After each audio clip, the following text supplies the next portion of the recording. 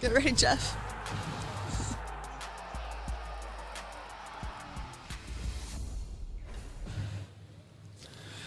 And welcome everybody inside the Myrtle Beach Sports Center complex for the 2023 ACL Pro Teams Draft alongside Michelle Thompson. I'm Jeff McCarriger. The long anticipated moment just about here. The crowd is filled in behind. Hello everybody. Happy New Year. Yeah, good crowd here in Myrtle Beach, South Carolina. I feel like we've been talking about this draft, Michelle, for a long time, and we are just moments away from hearing from Stacey Moore, the commissioner, and finally getting that first pick. I know. I kind of forgot about Christmas, just looking forward to the draft. Right. Not going to lie. Right. Well, so obviously those of you who are watching know about this format, but just in case for those who don't, a little bit of a change this year, Michelle, and I think a welcome change. Last year we had 16 teams, just kind of random teams, random names. This year, 16 teams, 16 cities. So now regionally, we'll have some rivalries now, and it'll be really interesting to see how the picks go, but it's really going to be a nice welcome change, I think, to the teams' play. I agree. I absolutely love the idea of having the region part of this. I mean, it's going to help get fans in the stands. They're going to rep the jerseys. I mean, I'm here for it. Oh, yeah. We've got gear. We've got all kinds of great swag that we'll talk about later as well. So 16 teams, 16 cities. Each team already has 3 players that have been pre-filled. So we'll have 13 rounds, 13 players for each team. So let's get the ceremony started with the opening remarks of the 2023 draft. Let's send it over to the podium and the commissioner of the ACL, Stacey Moore. Welcome, everyone, to the 2023 ACL Pro Teams Draft. Happy New Year. Thank you so much for joining us early this morning on New Year's Day. We're going to have a long day. We're going to have a blast. What about this setup? Give a round of applause to everyone who helped put this together. This looks beautiful. From our merch team to our tech team to our production team to all of our staff. We probably got about 20 different people that help us put this together. So thank you so much. I'm so humbled to be able to stand here in front of these amazing LEDs and bring you this great teams draft. So without further ado, New England Woodchucks, you're on the clock.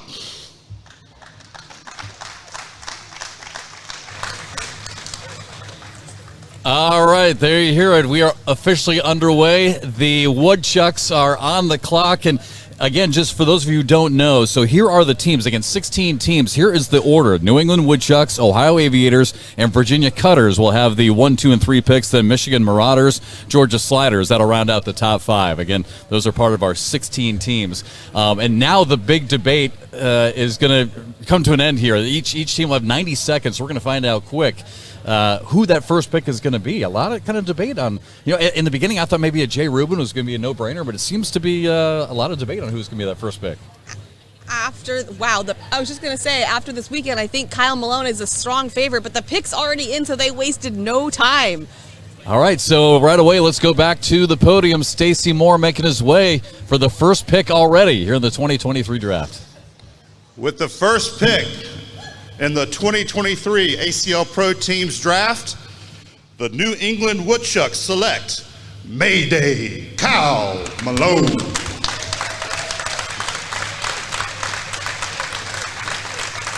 All right, I think you just said that, right? I think you just said Kyle Malone was one of the favorites, and sure enough, he goes first. It's not surprising at all. Just this weekend has been impressive, but even before that, in his regional area, everybody's talking about how well Kyle Malone is doing. Not at all surprising. There goes Kyle right now. I mean, not a shocker at all. Yeah, a crowd favorite, and you could see even getting a hat. I mean, this is big time now, this draft. They're getting a hat just Ohio like they do. Aviators, you're on the clock. All right, well, we're going to go to Anthony to find out a little bit more. Yeah, the first pick is in, so as expected, and Trey Ryder really calling it himself, saying Kyle Malone going to go out first. Kyle Malone, one of the hottest players right now in the league, really turning it on over the last couple of months. We should note, too, and we're going to kind of get a look at some of the captains here in the bottom left. Jimmy Humans is Kyle Malone's committed pro partner. So he's going out saying, hey, let me get my partner. We have good chemistry. We can make a good partnership and do some work here for the Woodchucks. What do you think, Jeff?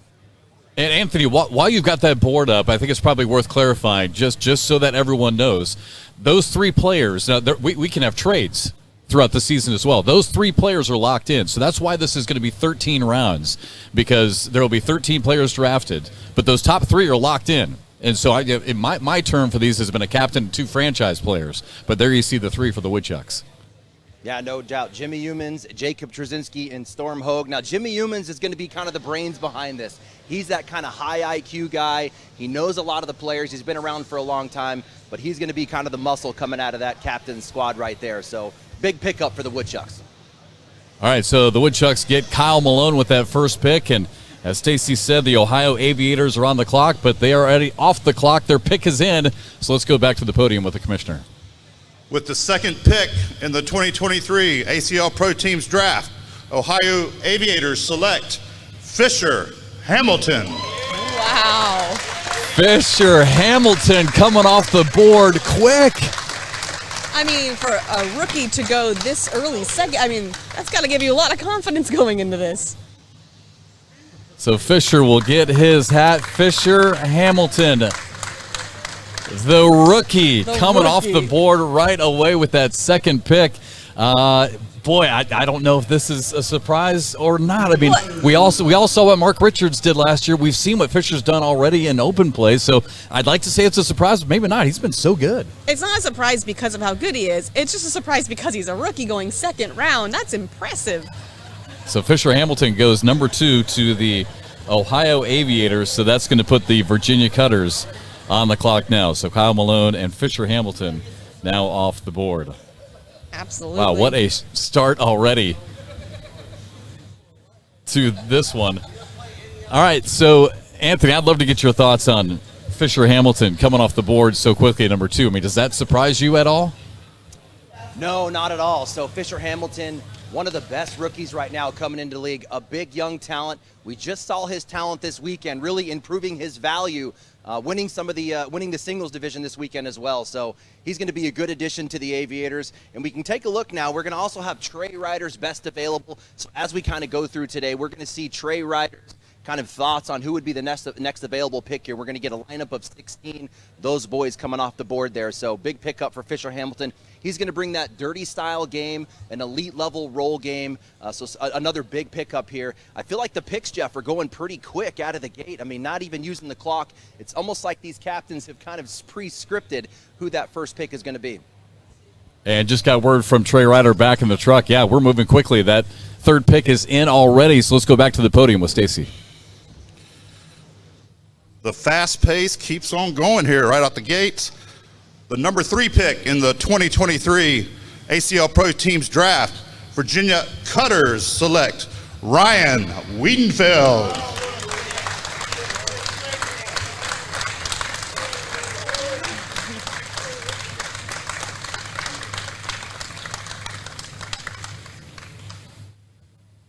All right, so Ryan gets his hat as well. Isn't it awesome that they have hats? I love it. Yeah, now I'm here for that. The for hat. each one of the players. Rookies back to back. Marauders. And the Michigan Marauders are now on the clock. So first 3 picks are in already. Any surprise on that one? I mean, like I said, not a surprise. He's a phenomenal player. It's just those rookies are going fast. I think we look at last season and how it was the year of the rookies, and I think we're just kind of piggybacking off that idea here. Right, yeah. Just to recap, too, while we've got just a minute, again, 90 seconds in between picks, but with 16 teams, for those who don't know, they have split it into 2 divisions. So we have the American division and the National division. Each one of those will also have 8 teams in each one of those divisions. The top 2 teams from each one of those divisions will actually go to the playoffs. So half of the 16 teams are going to make the playoffs this year as well. I just love this new format. I do too. You want to take it over to Anthony and see what he thinks about Ryan Wiedenfeld? All right, yeah. Anthony, let's get your thoughts on Ryan going to the Cutters.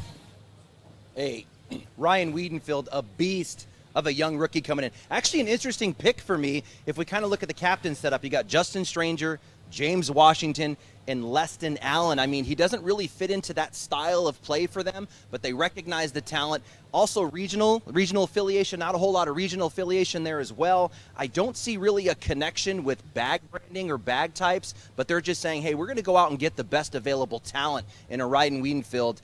Your world's champion from the advanced division coming in as a rookie. Another strong young pickup for the third pick here in the draft, Jeff.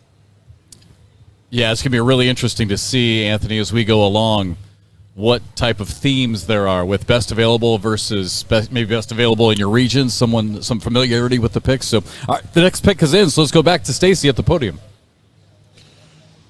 With the fourth pick in the 2023 ACL Pro Teams Draft, the Michigan Marauders select Jay Rubin.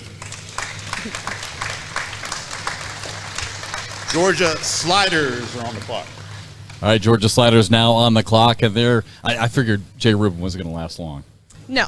Yeah, I mean, we were talking about him going first pick for a while, but Kyle Malone had the weekend and took that spot, but not surprising to see Jay Rubin go fourth at all. Yeah, Jay, obviously a player that everyone who's watching this broadcast knows about, so Jay Rubin right away comes off the board. So, again, we were talking about these divisions, the 16 teams. There will be 13 rounds again today here in our draft coverage, 13 players, additional players, on top of the 3 already that have been pre-filled. By the way, I'm not sure, we'll have shots of this later on, but there's actually a war room with war tables and all the captains are back there. I mean, this is really, we had kind of a taste of this last year in Rock Hill, but this really has like a big-time feel to it. It looks so cool. We can only see a little portion of it from where we're sitting, but even the little bit I could see, it just makes it so official, right? They're here, they're talking to each other, they're making these picks happen, apparently very quickly, but it's really cool to see. And look at them all with all the technology and all of they're all on the phones already. Taking it serious. They're on their computers. Yeah, this is, and we saw this a little bit last year, but this year has taken it to a whole different level. We have a nice audience too. I mean, we got both. We got everyone at the tables taking this serious. We got the audience here to watch it. I'm loving it. Absolutely. All right, so the top 4 picks are in. We'll have number 5 coming up, the Georgia Sliders. Again, for those who don't know, Arizona has a team, Kentucky, Florida, California, Colorado, Las Vegas, the High Rollers, Texas, Pennsylvania, Chicago, Missouri, and Carolina. Those are the remaining 16 teams. All right, the pick is in. Let's go back to the commish with the Georgia Sliders pick. With the 5th pick in the 2023 ACL Pro Teams Draft, the Georgia Sliders select Ryan Smith.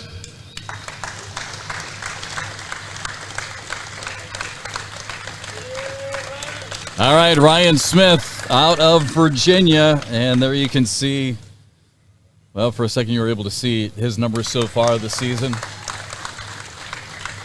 Take a look at them again. Ryan Smith now comes off the board at number 5. Did you see Ryan Smith going that high?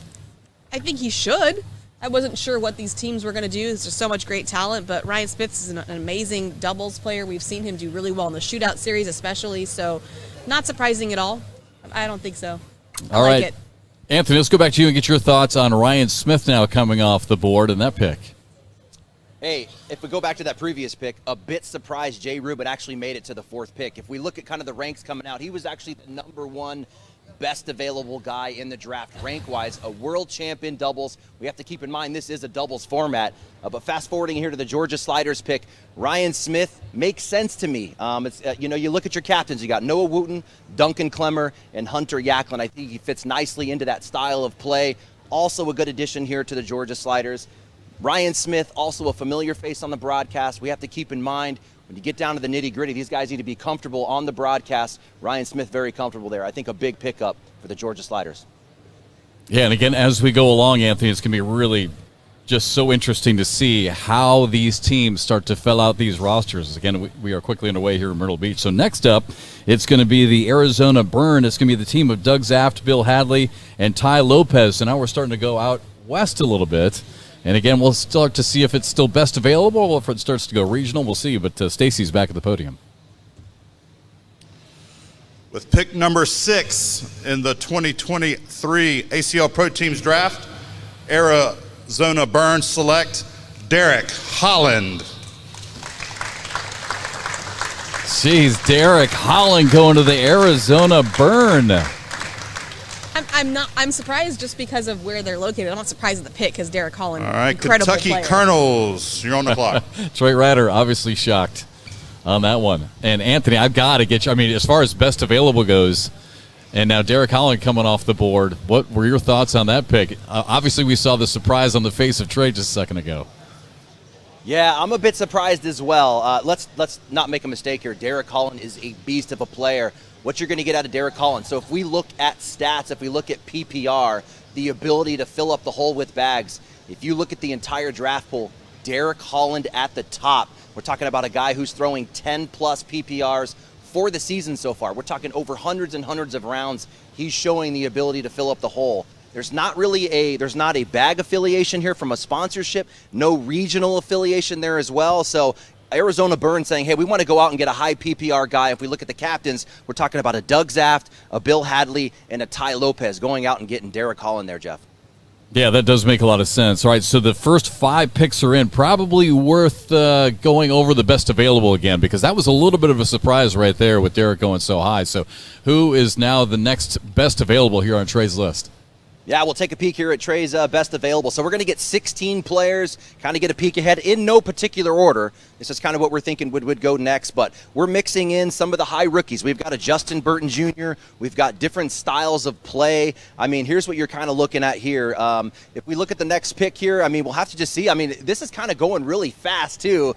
I think maybe as we get into Let's the hear it for the following GOAT, rounds, it Matt might slow down a Guy, little to bit. announce the number 7 pick. All right, we're on to our next pick. It's the Kentucky Colonels I and got called Matt to the Guy. principal's office.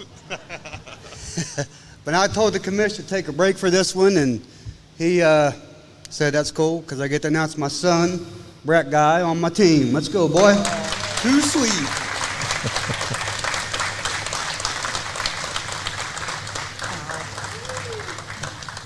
All right, and this one probably not much of a surprise. Obviously, Matt Guy, the captain of this team, and taking his son right away first round, so no question whatsoever that Brett Guy's on this team. I do love this about cornhole, though, is you see a lot of these families coming together, father sons playing together, brothers playing together. I think it's unique in that way. Absolutely. So, and a nice touch there for Stacy to let Matt make the announcement and getting his son Brett Guy. So again, Anthony, we were just talking that pick came in quickly. We were looking at best available, but let's first take a look at the Colonels. And again, their team. We talked about Matt Guy, and now taking his son. I mean, obviously, no surprise. I'm assuming to you. Yeah, and why this isn't a surprise, obviously we have the relationship, we have the affiliation. Brett Guy is a beast. Again, we have to keep in mind we're talking about a doubles format, round limited. Brett Guy has shown over and over again the ability to succeed in that, a shootout champion, back-to-back years in doubles, so a big pickup for them. We have to also think you have some of the other players like a Jimmy McGuffin out there as well, but the Colonels deciding to go with a Brett Guy, again, a big pickup because he's demonstrated that capability in this format in the past. So again, Brett Guy going to the Kentucky Colonels with his dad, Matt Guy, Damon Dennis, and Jim Glasscock as well. So next up will be the Florida Freeze, Alex Rawls, Cheyenne Bubenheim, and Cody Johnson. They're going to be on the clock for this next pick. Also worth noting, and this one is a little tricky to talk through, but as far as draft order, again, each team had 3 pre-filled players. So what they did was they took the combined rankings of those 3 pre-filled players, and they basically went in reverse order just to try and make it fair. They tried, when they put this together, everyone behind the scenes, I think, did a really good job of trying to make those 3 players even. And then if there was any discrepancy whatsoever, that's how we get this draft order, going in opposite order of the rankings. Yeah, absolutely. I think did a great job at that. The picks are coming in fast, although 90 seconds, not a long time. So, I mean, I like it first round. I think they really did their homework and made sure they're ready, but let's go ahead and find out who it is. Yeah, I feel like a lot of people really took this seriously. So again, the Florida Freeze on the clock and now off the clock. Here's the commissioner. With the 8th pick in the 2023 ACL Pro Teams Draft, the Florida Freeze select Chris Kingsbury.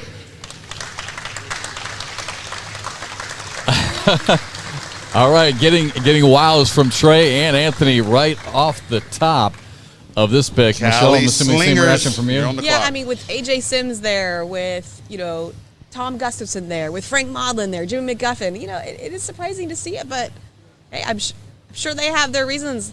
Let's go ahead and take it to Anthony and see what he says.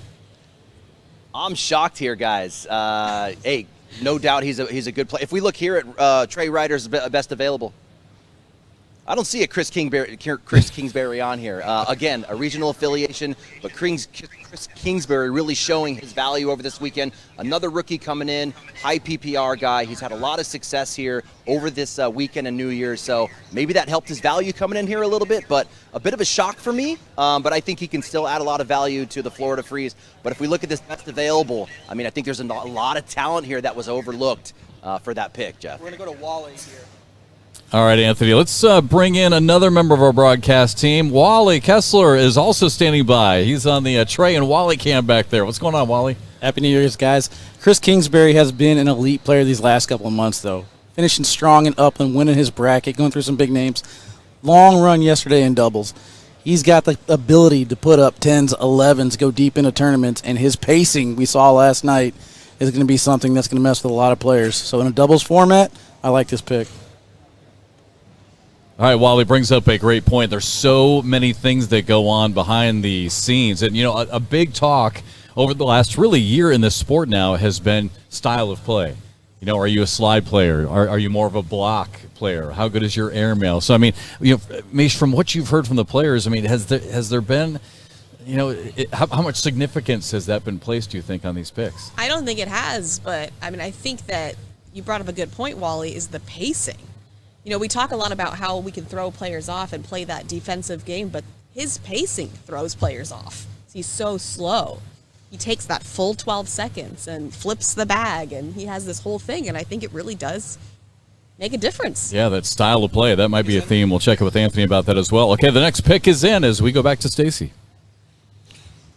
With the number 9 pick in the 2023 ACL Pro Teams Draft, Cali Slingers select Alec Ryan.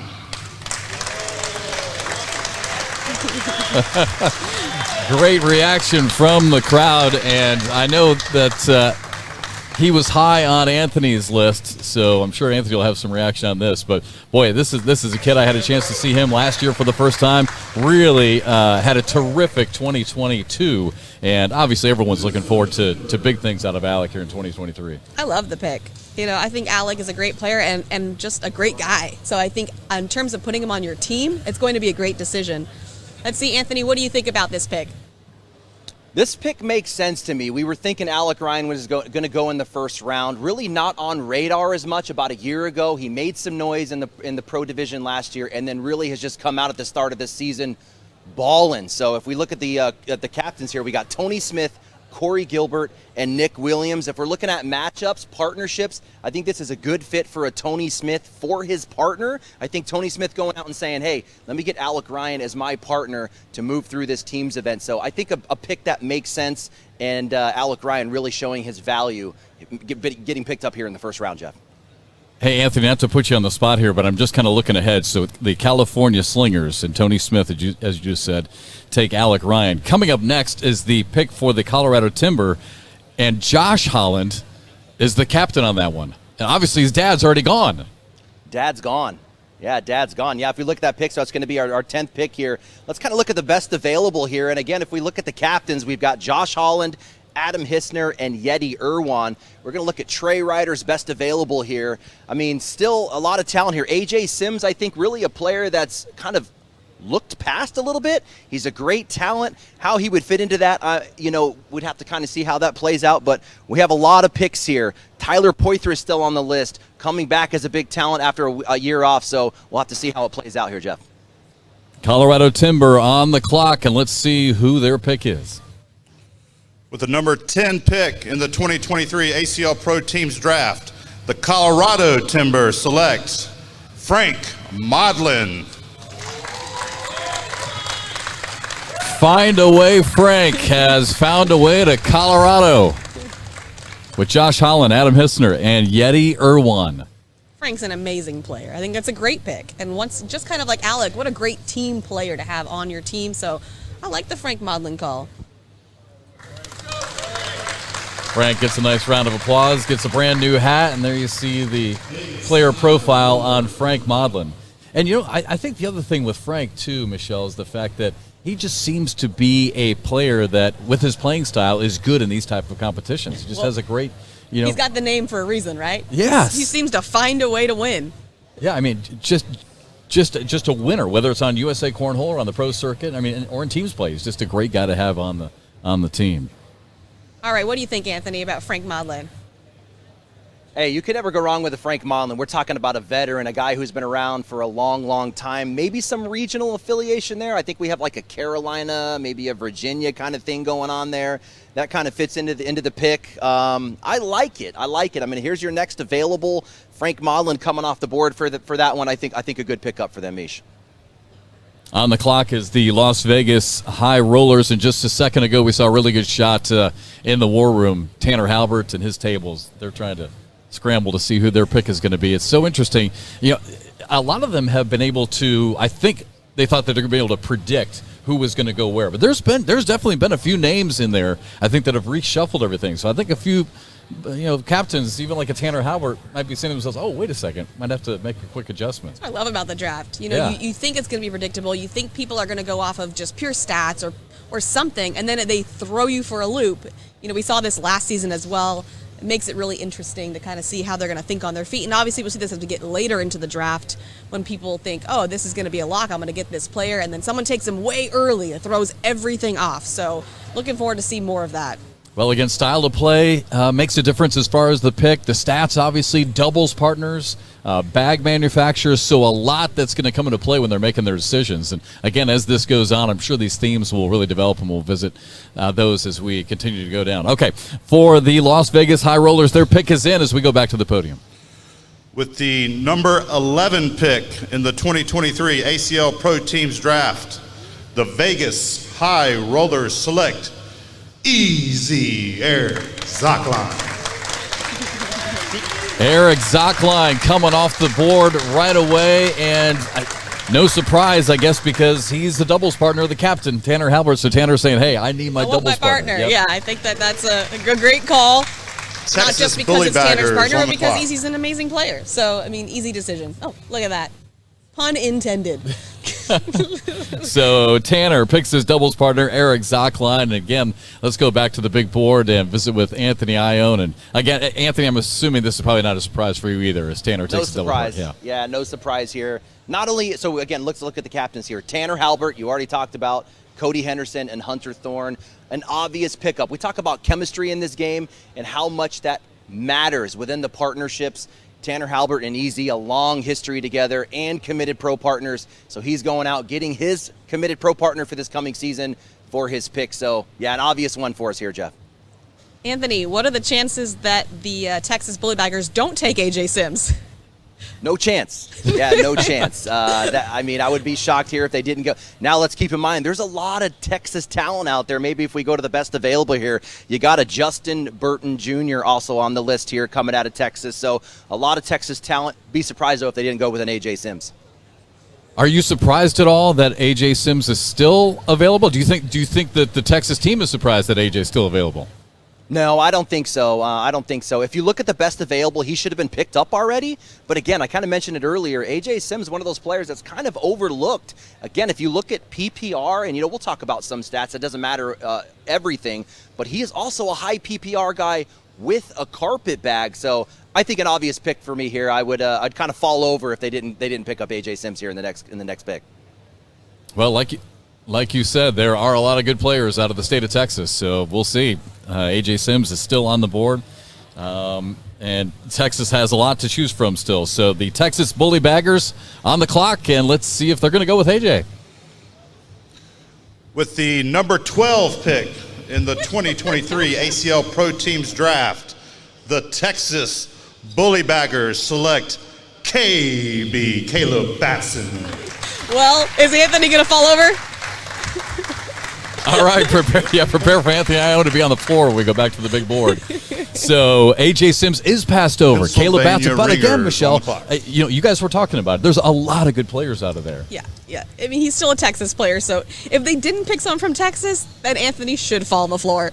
Yeah, we knew they weren't going to go to Florida, right, and get a player out of the Sunshine State. So there you see the player profile on Caleb Batson. Great young player. I'm not even sure. He's maybe 16 now. He's been a young player now for the last couple of years on the circuit, and we've enjoyed watching him play. All right, Anthony. So A.J. Sims still out there, but we can't really say this is a surprise, right, with Caleb Batson. He's an outstanding player, high level.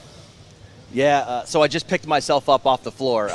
No, so here's the one connection here. Your main captain, Eddie Grindersleeve, for the Texas Bullybaggers, his committed pro partner, Caleb Batson. So he went out and got his partner there. Again, I think A.J. Sims, kind of an undervalued player. Now, Caleb Batson, a beast in himself, a great young player there. I don't hate it, but I think A.J. Sims deserved that first pick for the Texas Bully Baggers in that first round, Jeff. Hey, Anthony, is doubles partnership going to be number one, you think, going forward? Just the captains wanting to make sure they try and pick up their doubles partner here in the first round if they can do it? Yeah, I think in the first rounds that's going to matter, and we've talked to a lot of the pros on that. What matters? Is it sponsorships? Is it styles? Is it chemistry with committed pro partners? I think we're seeing as some of these picks going on, Tanner picking EZ, Grindersleeve grabbing Batson. We're seeing players or captains going out and getting their partners. So they're valuing that a lot, I think, Jeff. Yeah, this is going to be really interesting to see how these themes develop again as we go on. The pick in already. And on the clock, the Pennsylvania Ringers and Devin Harbaugh. He's the captain of this team. With the 13th pick in the 2023 ACL Pro Teams Draft, the Pennsylvania Ringers select Justin Burton Jr. The rookies. Oh, wow. I just got big eyes from Michelle. I'm just impressed to see all these rookies go so early. We just talked about A.J. Sims. There's so many great players. We got James Baldwin, Tom Gustafson, Jimmy McGuffin. I mean, once again, Justin Britt Jr., amazing player, but kind of overlooking some of these veterans. The I Chicagoland would love Spinners to are on the can we clock. go to Trey Ryder? Trey, are you on camera? Are you too busy? Because I feel like we spent 2022 talking about the year of the rookie, right? And it was. And Mark Richards obviously was the king of the rookies winning that world championship last year. But, I mean, are we about ready to see that again? Trey, I don't know if you want to jump in if you've got time. I know you're busy running all the buttons back there. But, I mean, is there any way, Bud, that this could be even a bigger year for the rookies than what you and I talked about last year? Man, I don't think so. But off the boards, I think what I'm seeing in a trend right now is there's a lot of players Fisher available. Went number 2. Right. There's a lot of players that are available. Aside from maybe Fisher Hamilton, there's players available that they're saying, okay, this person I know hasn't won a pro national before, right? But if they and since they haven't won a pro national, right, I don't necessarily want to waste my first pick on them. I would rather go with someone that I don't know if they would win a pro national, right? It's almost like kind of diving in and saying, I'm kind of taking a risk. I think there's a lot of risk taken in this first round. Now, don't get me wrong. A lot of these players are great players, and there's some people in the later part of this round that I think are absolutely getting some steals here by some big names. Well, and what about broadcast court experience? Even if they haven't won a national, they've been under the bright lights. Yeah, I mean that's a huge that's a huge thing. And speaking of which, that's a good segue because Chicago's on the clock next. Their captain, Mark Richards. So I mean he kind of defies that logic though because there is something to that. You need to have that experience under the lights on the national stage on ESPN or CBS, whatever we're on. Unless you're Mark Richards. And unless you're Mark Richards, he just jumped on it, no problems last year. So again, Mark Richards, the captain of the Chicagoland Spinners, and their pick is in. With the 14th pick in the 2023 ACL Pro Teams Draft, the Chicagoland Spinners select Tyler Poitras. Can't really call him a rookie. No, not at all. And I cannot wait to get everyone's opinion on this. I'm so excited to watch Tyler play. Because if I recall, Trey, sorry, I hate to go to you again, Trey, because I know you're busy back there, but I believe you and I might have called his last match when we thought he was going to retire. If you hadn't had a chance to check out Tyler's interview, yeah, make sure you check it out on our I would ACL say page. that Tyler is someone that I think is a pretty sure bet. I don't think he's shown any kind of drop-off, any type of rust, which is the thing that I was worried about, at least coming into this season, was any type of rust. But he's continuously right there at the end of brackets. He's shown he can play on the big stage. To me, he kind of checks all the boxes. I think he's a surefire first-round pick. I think the people that are most upset in this building are the Carolina Coasters table behind us because they were just a couple picks away from being able to get him, and I know they were 100% circling Tyler Poitras on their board. All right, Anthony, I'd like to get your comments on this as well, because Tyler Poitras, I mean, you play the game at a very high level. When you take some time off, sometimes, that can hurt you a little bit. And, we thought Tyler maybe was going to be done for good, then decides to come back to the game. We love seeing him back. He's a high-level player. Is that going to affect him at all this year? I mean, is this a risk at all or no?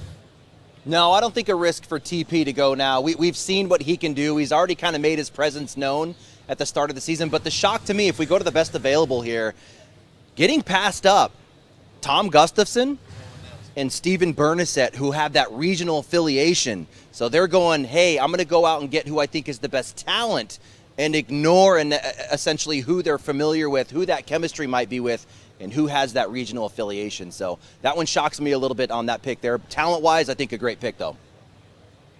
All right, Michelle, just 2 teams left here to wrap up the first round. We got the Missouri Mays next with Ryan Windsor, the team captain, and then the Carolina Coasters with Jamie Graham. And actually, it looks like the next pick is in already as the commissioner is making his way to the podium. Welcome to the So podium, right away, Ryan Windsor to make the and selection for the Missouri Mays with the number 15 pick. My first round draft pick is my new roommate, Mr. Steven Bernasette. You say roommate? I was going to say, I don't think the pick is shocking. I think what's shocking is that we're finding out that they live together. Breaking news. So Steven Bernasette, right on cue. Anthony was just talking about him. So Ryan Windsor, Isidro Herrera, John Fuentes, and now Steven Bernasette, who gets the hat, and he is officially a member of the Missouri Mays.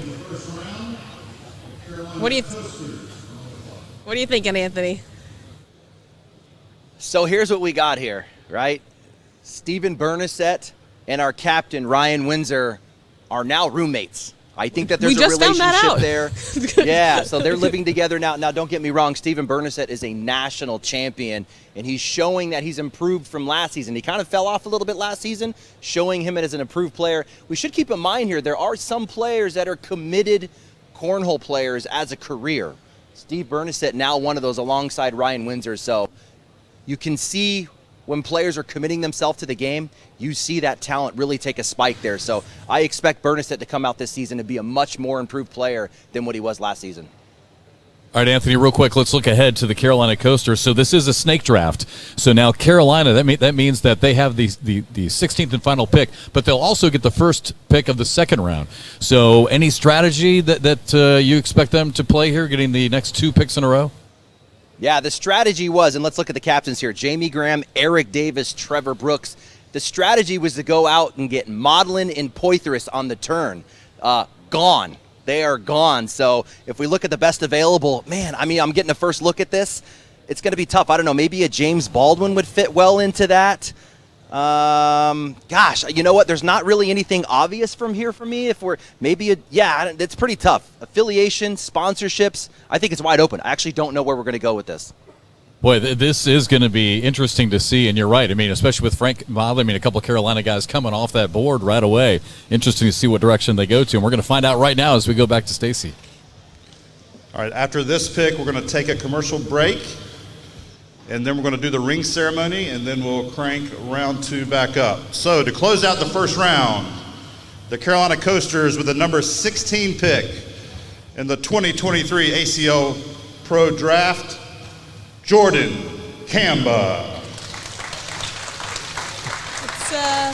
Jordan Kamba. This is going to be another great story to watch. As Jordan back in the league after his suspension, he's going to pick up the hat for the Carolina Coasters, the final pick of the first round.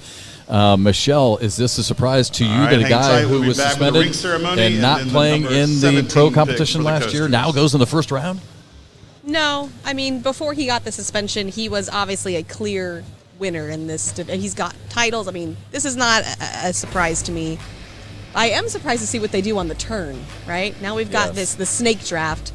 So I can't wait to find out what happens next. All right, so Jordan Kamba rounds out the first round. That final pick going to the Carolina Coasters. Again, we'll take a break. When we come back, Carolina on the clock. First pick in the second round. So more 2023 live draft coverage here in the ACL coming up right after this.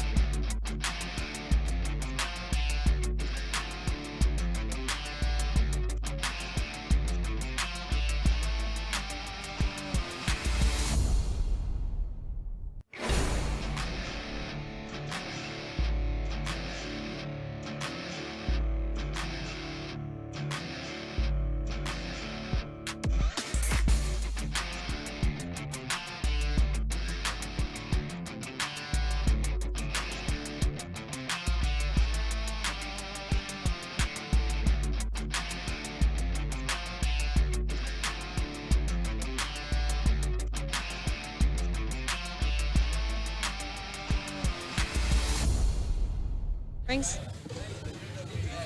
Stacy, what are these for? All right, welcome back, everyone. For what? We are going to do a ring ceremony. For nationals and shootouts? We're live. Oh, hi, everybody. Welcome back to Myrtle Beach. Jeff's having a side conversation with the commissioner. It's fine. Got it. You get We a sneak are, peek. yeah, Sneak we're gonna peek in the back. Yeah, we're gonna have a ring ceremony coming up. So just talking with Stacy on what the rings are for: national competitions, shootout championships. Oh, all So, sorts of fun stuff. I think the rings are ready. Commissioner is ready. So let's go to Stacy. All right, welcome to our 2022 ring ceremony. If I could get Mark Richards and Philip Lopez out first.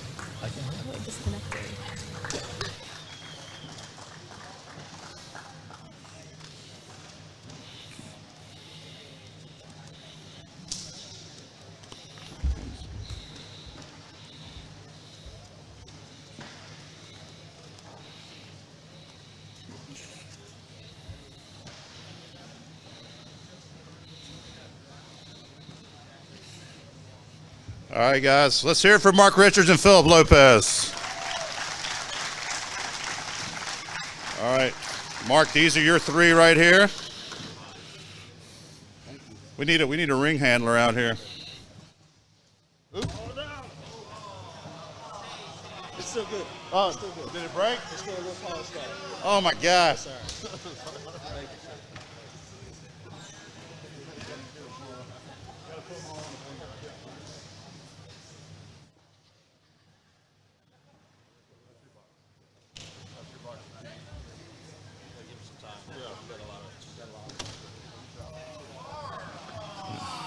See, it's not just me. It's not just me. Everyone does it.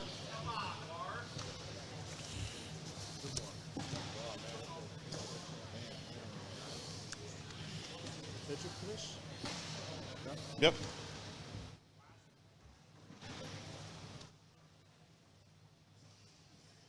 Yep, thank you.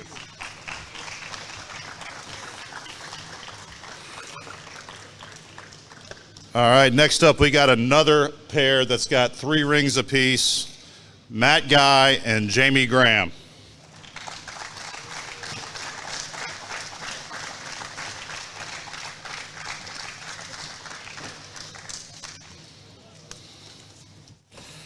All right.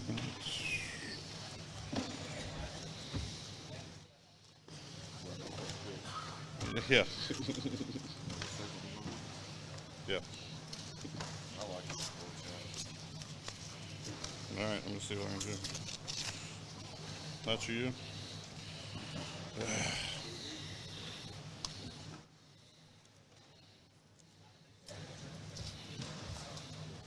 They should have done this for me. All right, see if you can get those. That's what I was just thinking. I think that's, make sure that's you. Put them all 3 on? Yeah, put them all 3 on. I don't know if that's me.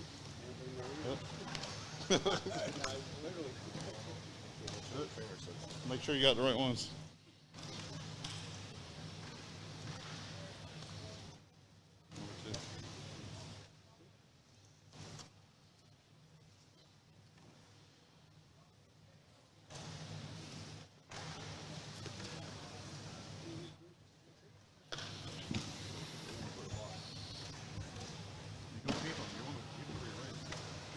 We'll do a picture of that real quick.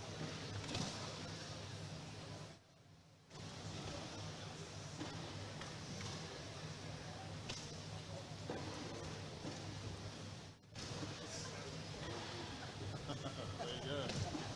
All right.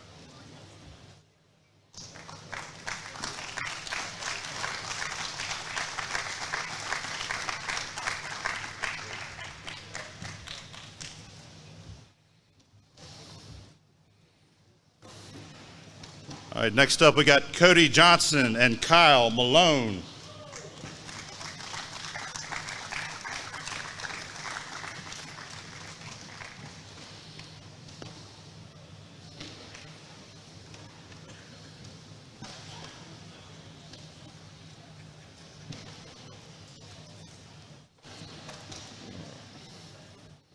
That's yours, Kyle.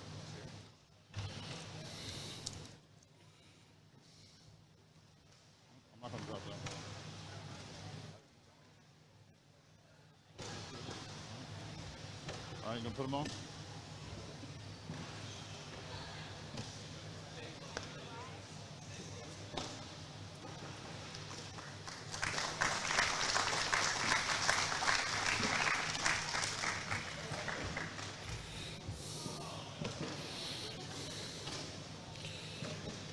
Is Matthew Creek Killer in the building? I didn't think so. Just checking. I know Jay Rubin's not in the building, so that leaves us with Jordan Power.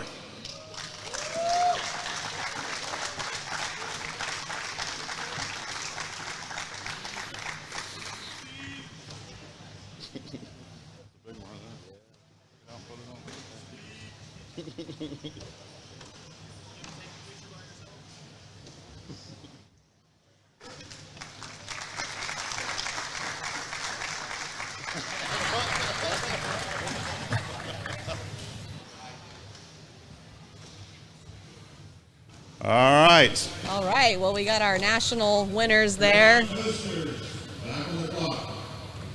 And we're in that second round now, Jeff. That snake draft, so the coasters are back on the clock. Yeah, and again, with it being the snake draft, Carolina had the 16th pick in the first round. They're going to get the first pick here in the second round.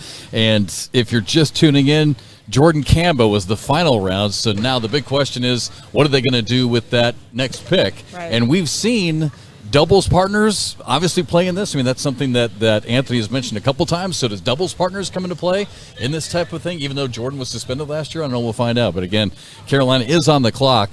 And I'm assuming, I mean, they've had the whole commercial break and the ring ceremony, so I'm assuming that they probably know by now who they've got. But while we've got just a minute before we hear from Stacy again, the rings. A lot of people apparently were reaching out, wanting to know what that was about. Obviously, it was the national championship rings from the Nationals. There was also, I believe, a pro shootout championship ring that was also going to be handed out to one of the players. But the rings look good. I mean, I like how Jordan held it out like, "May the force be with you." Yeah, that was a. Yeah, and how about Mark Richards? I mean, Mark Richards just getting some hardware, right? I mean, just what a year for Mark Richards. They're like, here's some boxes of rings. Enjoy. Right. All right, Anthony, as we continue here, again, we're waiting for Carolina's first pick in the second round.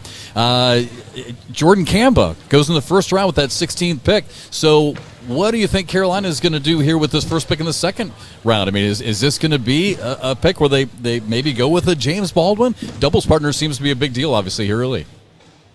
Yeah, so I think what's cool about this pick on the turn is you have the ability to pick partnerships. You get those back-to-backs through the whole thing. We were talking about them, picking up a Maudlin and a Poitras, which were familiar partners before. I mean, it would make sense to go out and find a partner to pick up on that turn and kind of keep that chemistry as you move throughout the draft. So we'll have to see if that's a theme that they keep going. That one kind of makes sense to me. Yeah, and again, I thought it was really interesting, Anthony, that you said, I mean, tough picks maybe, and maybe Jamie Graham having to do a little bit of shuffling because a guy like Frank Maudlin, a guy that maybe he wanted right away, off the board. Yeah, no doubt. And we have to keep in mind, too, that their region is stacked with talent. Yeah. So they really have a big pool to choose from if they want to keep that regional affiliation. So we'll have to see where we go here. All right, we will find out right now. We move on to the second round here in the 2023 draft. Let's go back to the podium with the commissioner. Will not be doing a ring ceremony after the first round, I'll just say that. But to kick off the second round, the Carolina Coasters in the 2023 ACL Pro Teams Draft take James Baldwin with the number 17 pick. All right, Michelle, I mean, that's exactly what we were just talking about. Right. Doubles partners, obviously early the theme, so even though Jordan was technically suspended from ACL League play, national play last year, these two with a ton of history together. Absolutely. I think it's a great pick. I think that, like we were talking about, Poitras and Maudlin made them kind of have to think about what they're going to do here, but I like the pick. I think it's smart. So again, Jordan Kamba, the 16th pick in the first round of Carolina, and now their first pick the second round, James Baldwin. So Anthony, I mean, pretty much exactly what we were just talking about. Doubles partners, obviously a big theme here early. Yeah, and not just doubles partners. We're talking about, if we rewind 2 years ago, this was the number 2 team in the world. So world champions. These guys have won a bunch of tournaments together. Again, familiar with the stage, familiar with the lights and the pressure. An obvious pickup, I think. So kind of going with that theme of partnerships on the turn. We'll have to keep an eye on that and see if that's what continues as we move through further rounds. All right, so again, Carolina with the first pick in the second round, and now we go back to Stacy. The next pick is in already, so here's the commission again.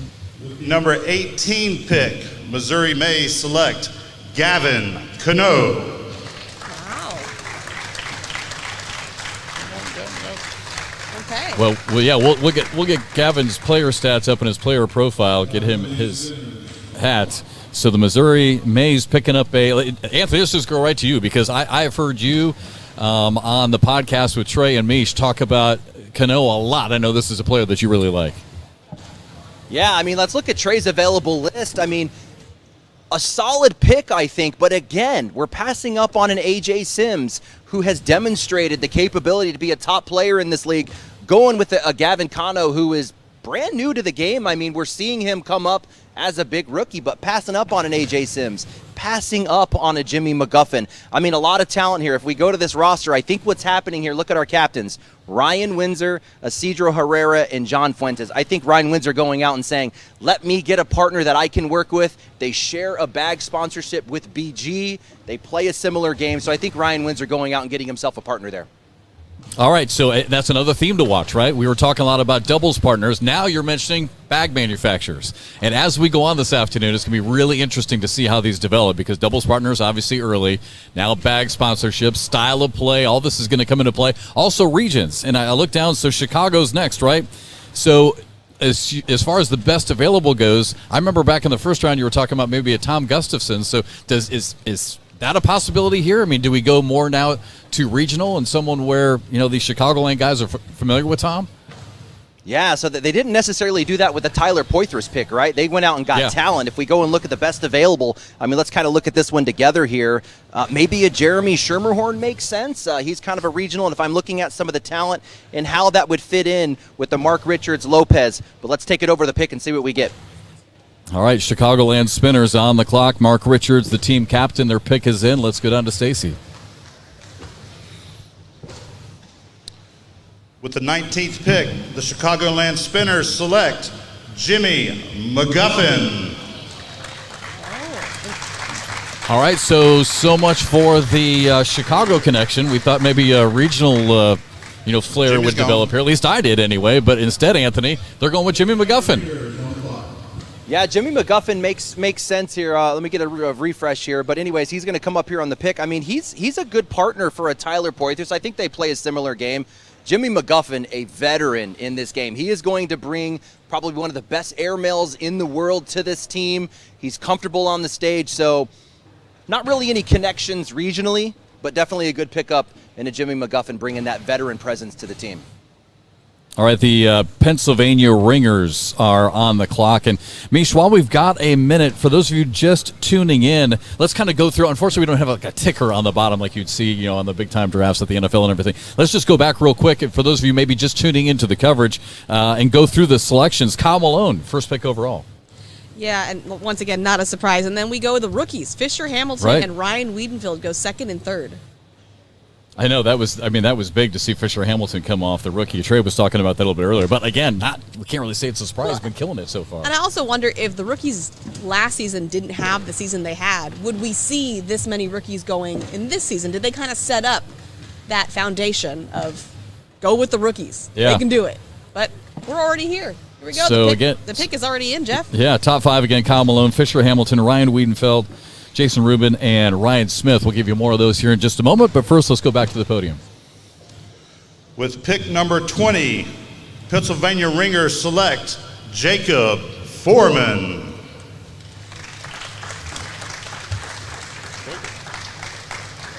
Jacob Foreman, another really good player, and again, not a regional flair at all because you get Jacob Foreman, small town in Oklahoma.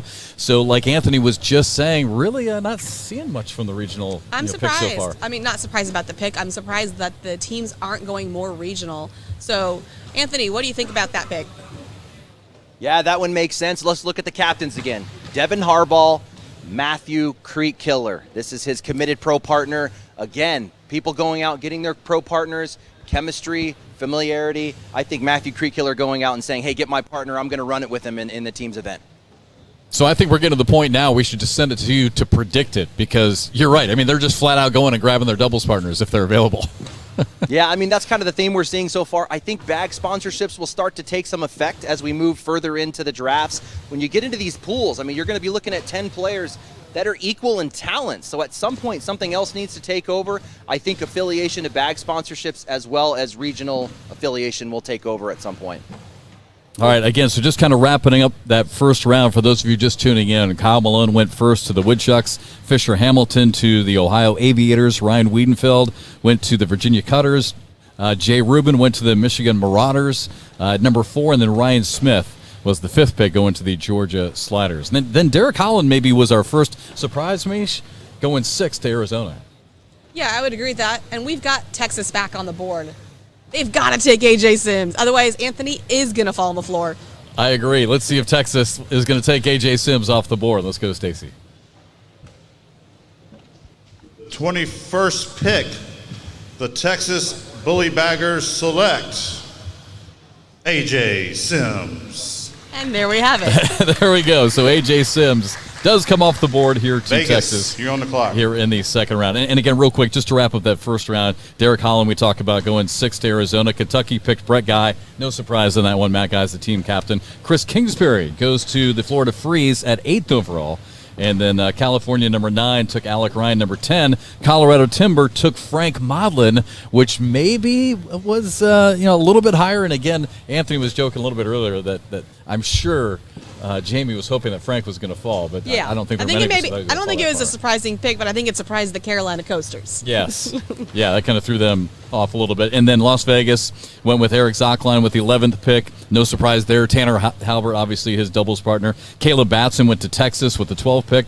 13th pick was Justin Burton Jr., Pennsylvania, with that 13th pick. And then 14th, Chicago took Tyler Poitras. And then Missouri, the Missouri Mays with the 15th pick took Stephen Bernasette. And wrapping up that first round, Carolina took Jordan Kamba. So that is your first round action in case you were just tuning in. And then, of course, with the first pick in the second round, Carolina then went with James Baldwin, just kind of staying with that doubles theme so far.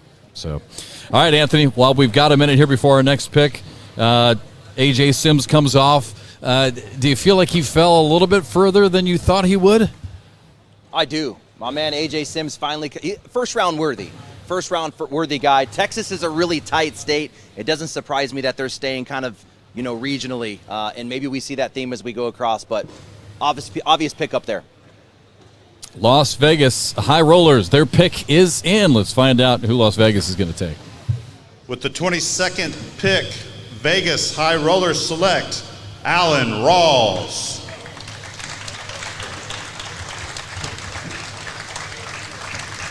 All right, Alan Rawls goes to Las Vegas. And, Anthony, let's get your thoughts on Alan Rawls going to Las Vegas, the connection here, and then let's also visit the best available as well. Here's my thoughts are, Alan Rawls, his value has increased significantly this weekend at least. Now, he's been picking it up over the past couple months, but everybody's seeing Alan Rawls. He's put his name kind of on the list there. But here's the affiliation. Our captain, Tanner Halbert, regional. We got a Florida captain, a Florida pick in Alan Rawls. Now, they are a part of the High Rollers, but there is a regional affiliation there. And Alan Rawls, a bit surprised for me that he was going in the second round. I think you could have kind of maybe waited on him just a little bit longer, maybe a third round, fourth round pick. But I think this weekend kind of showed himself and added his value and why he's coming here at the second pick. All right, Anthony, sorry to keep you on the spot there and keep you on the big board, but what about best available? And best available, so we've got Colorado Timber going next. Again, Josh Hall and Adam Hissner, Yeti Irwan are going to be making this pick. We've got a Derek King out there who has shown that he is one of the best doubles players in the world. Again, I think an undervalued guy, but doubles-wise, we have to keep in mind this is a doubles format. I think he would be a pretty strong pickup. You got a Tom Gustafson out there who's been on the stage, on the big stage, a top 10 doubles team before. So doubles-wise, I think those are some pretty good picks up that they might look at here. Yeah, it's interesting to see some of those names pop up. I think I'm seeing there Jeremy Schermerhorn, his name pop up as well. So it'll be interesting to see what names start to fill up next. All right, the next pick is in. Let's go back to the podium. Colorado Timber select Vincent Frisch. One of our Cali boys. I was going to say, Mish, I'll let you take this one away. This is another player I've heard you guys talk a lot about on the podcast. He's Cali a PDC player, Slingers. but I think that's just because of age. He's an amazing player, one of the best players, I think, in the California area, and we're specifically in the Northern California area. I love the pickup. Yeah, and again, that's a great thing with this year's draft, right? PDC players are available as well. So when you're talking best available and a captain's opinion on who the best available is, they're not just limited to the pro players this year. Absolutely. So Vincent Frisch goes to the Colorado Timber. And Anthony, I've heard you mention Vincent's name as well. So are you surprised at all with this? I mean, it seems like you guys have been pretty high on this kid. Yeah, I am a bit surprised. I mean, let's look at the captains here. Josh Holland, Adam Hissner, Yeti Irwan. I don't really see how Vincent Frisch fits into that yet. If you told me he had to partner up with one of these captains, my eye is coming to an Adam Hissner just because they play the same game, but no regional affiliation. Maybe there's a hidden bag sponsorship there that I don't know about. That could be it. But if we look at the best available, I see a lot of veterans here, a lot of doubles success. Interesting pick for me for a Vincent Frisch for that team specifically. I could see him fitting into another team, but that one kind of surprises me a little bit, Jeff.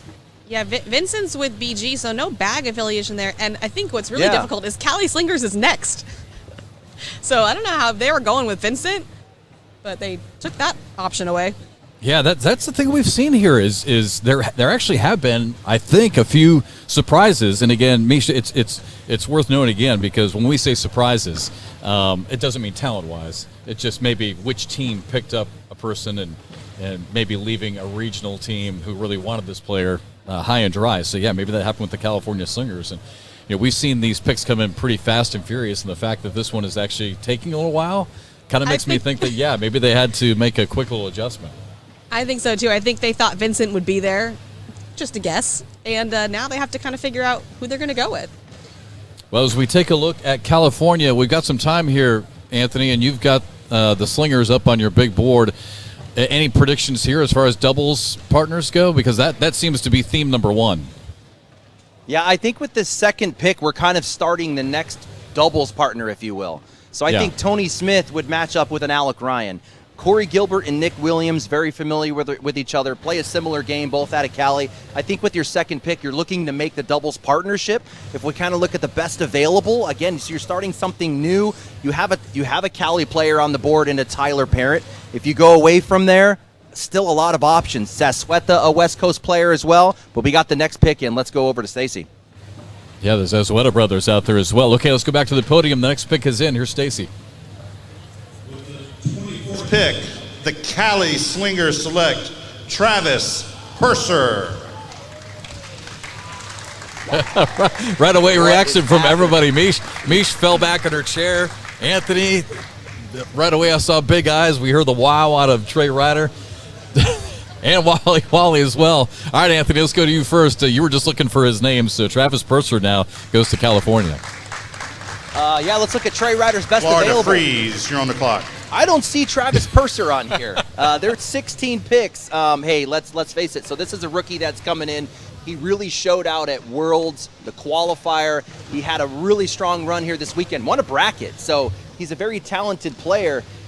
Again, how he fits into that, I think we're picking the next doubles partner team, so you're starting kind of something new here. Interesting pick. I guess we'll have to ask him later why they went there. Again, maybe a hidden relationship or sponsorship, but surprise pick for me and Travis Purser.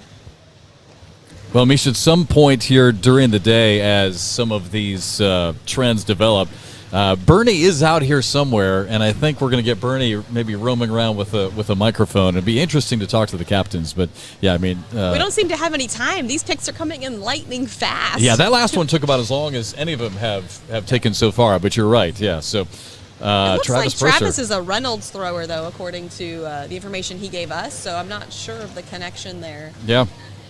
So Florida Freeze, they are on the clock. Their pick is in. Another quick pick, and again, let's go back to Stacy. With the 25th pick, the Florida Freeze select Jeremy Frazier.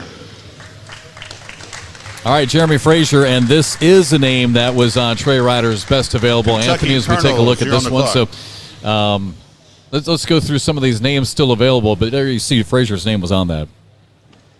Yeah, Frazier was available. My eye was drawn towards a Mike Ferreira, also out of Florida, who's graduated from college, now focusing on cornhole quite a bit more. He was already a beast. I think he'll be more of a beast there. I don't see the connection with Frazier. I think he's a solid pickup too, but it's kind of getting a little bit interesting. I didn't see Frazier actually being second round pick. I saw him more third round, maybe fourth round, but he has kind of picked up his game recently, and he's a solid player as well. So I don't know. What do you guys think? Well, Mish brought up the points just a moment ago about bag manufacturers. He's an ultra player. Wally, does that make any sense to you? Is it an ultra connection maybe? Makes a lot of sense. The other connection that we're missing out on is Cheyenne Renner had Jeremy Frazier on her team last year when the Woodchucks took down the championship. So she might be trying to pick people that she's familiar with, keep that chemistry going, and repeat that title.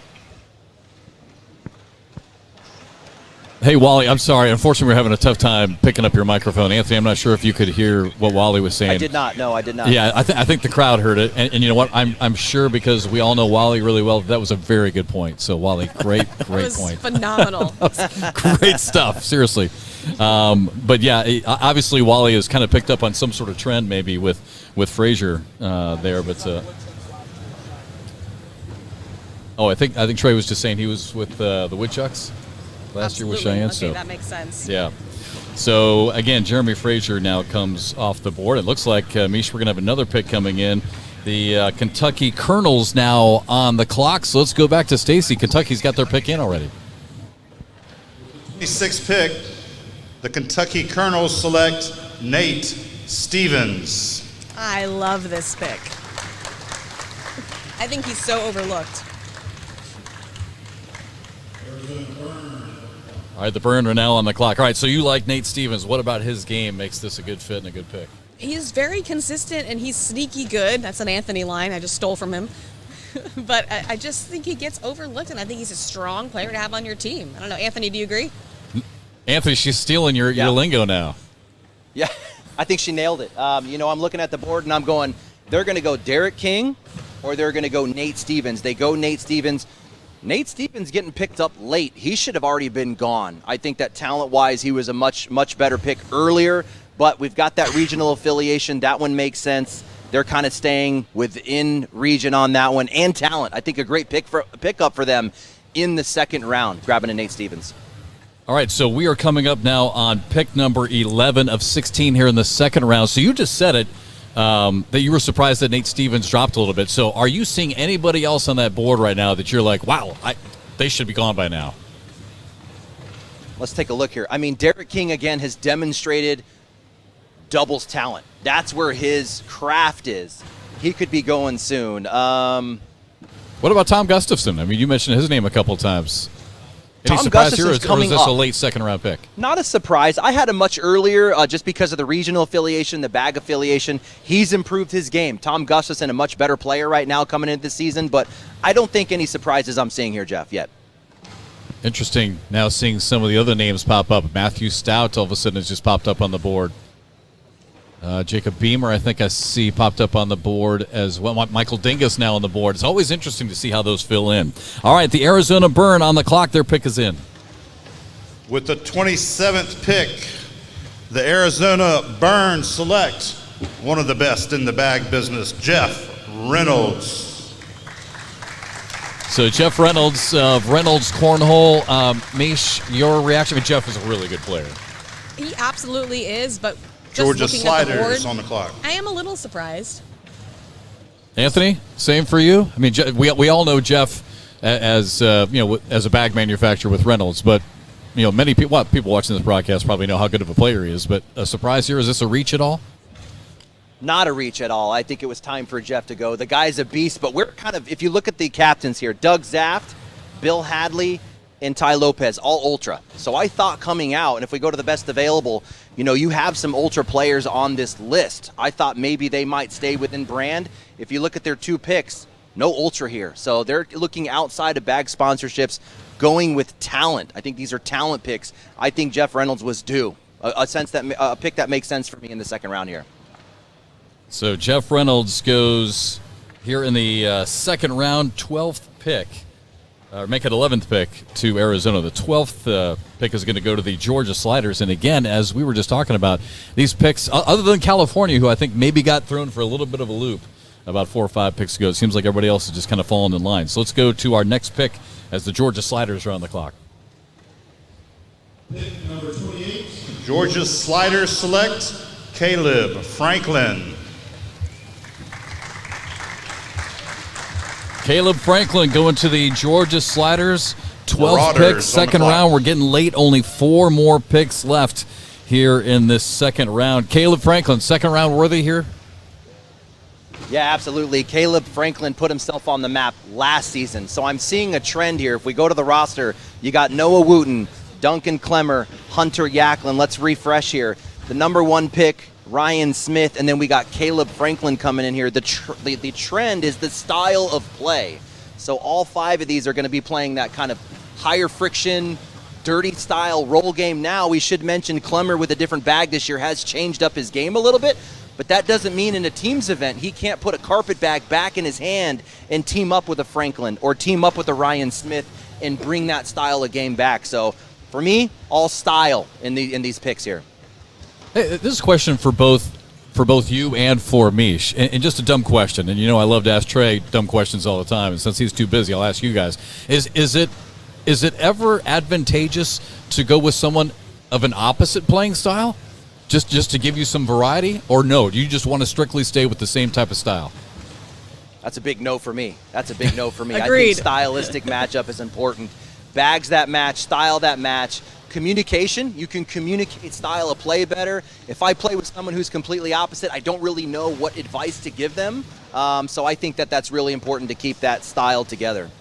Yeah, and let me rephrase that a little bit. Misha, I'll throw it to you now for this one. I mean, I just mean, I think more on a large scale as far as a team goes. If the top 3-4 players on your team are more that dirty style player, is it worth it to round it out? I mean, do you want to try and find somebody with more of a slide game just to make your team versatile? I see what you're saying, and I do think that makes a lot of sense, so that you have a variety of style on your team. Yeah, because just in case for matchups and things like that. Yeah, that'll be a question we can ask one of the captains later on. Okay, the next pick is in. Let's go back to Stacy. With the 29th pick, the Michigan Marauders select Mike Ferreira.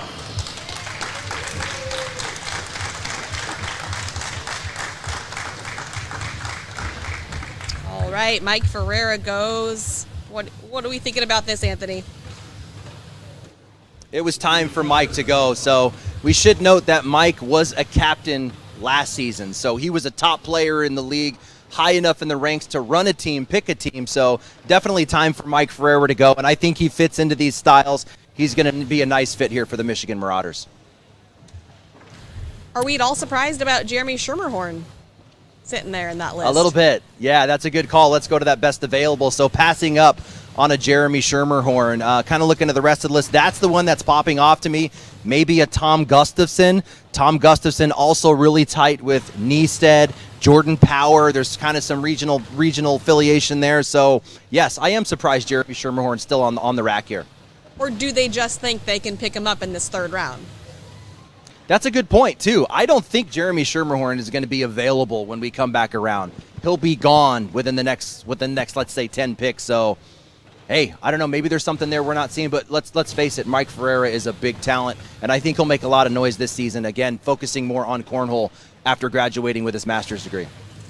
Yeah, wow. Still starting to see some really good names there populate on that Trey Ryder's best available behind you. Okay, only, 3 picks left here in the second round, and it's the Virginia Cutters. Their pick is in. Let's go to Stacy. The Virginia Cutters go to Logan Chamberlain. All right, Logan Chamberlain going to the Virginia Cutters with the 14th pick here in the second round. Just 2 picks left. So, again, Anthony, let's go back to you and look at the big board as far as best available here as we get to our final 2 picks here in the second round and where Logan Chamberlain fits into that picture. Yeah, so no Logan Chamberlain on Trey Ryder's list, right? But here's what's happening, and it's tough, right? As the picks kind of go through, it really shuffles the deck. Anything can happen. What's working out here? They go out and they grab 2 of the top young carpetbaggers in the world here. Ryan Wiedenfield and Logan Chamberlain. To me, if I look at the captains, Justin Stranger, James Washington, Leston Allen, none of those guys really fit with these two players. I think they just picked partners. I think Ryan Wiedenfield and Logan Chamberlain will actually run the team's event together. They'll be a solid team coming into this one. Both guys won their bracket at Worlds in the Advanced Division, coming in as potential Rookie of the Year candidates. So these guys fit to me as a doubles team moving through the event. Logan Chamberlain, BG cornhole as well. Not sure if you're seeing any type of connection with BG. BG bags seems like so Definitely. prevalent in the game here in the last year and a half. Definitely. Yeah, definitely. You have the bag affiliation between these two, not necessarily the captains, but I think that was a stylistic pick. Yeah, I think they picked him for Ryan. It's obviously not hopping on the captain and co-captain side. Right, exactly. All right, next pick is in. We are winding down this second round draft coverage with the 15th pick now here in the second round. So let's go back to the podium. With the 31st pick, the Ohio Aviators select Ty Cobb. Tyler Cobb, the first Cobb to go. First of 3 available, or is it like 4 or 5 now? Last I knew it was 3. Maybe I lost count. There's a lot of Cobbs out there. There's a lot of Cobbs running around here.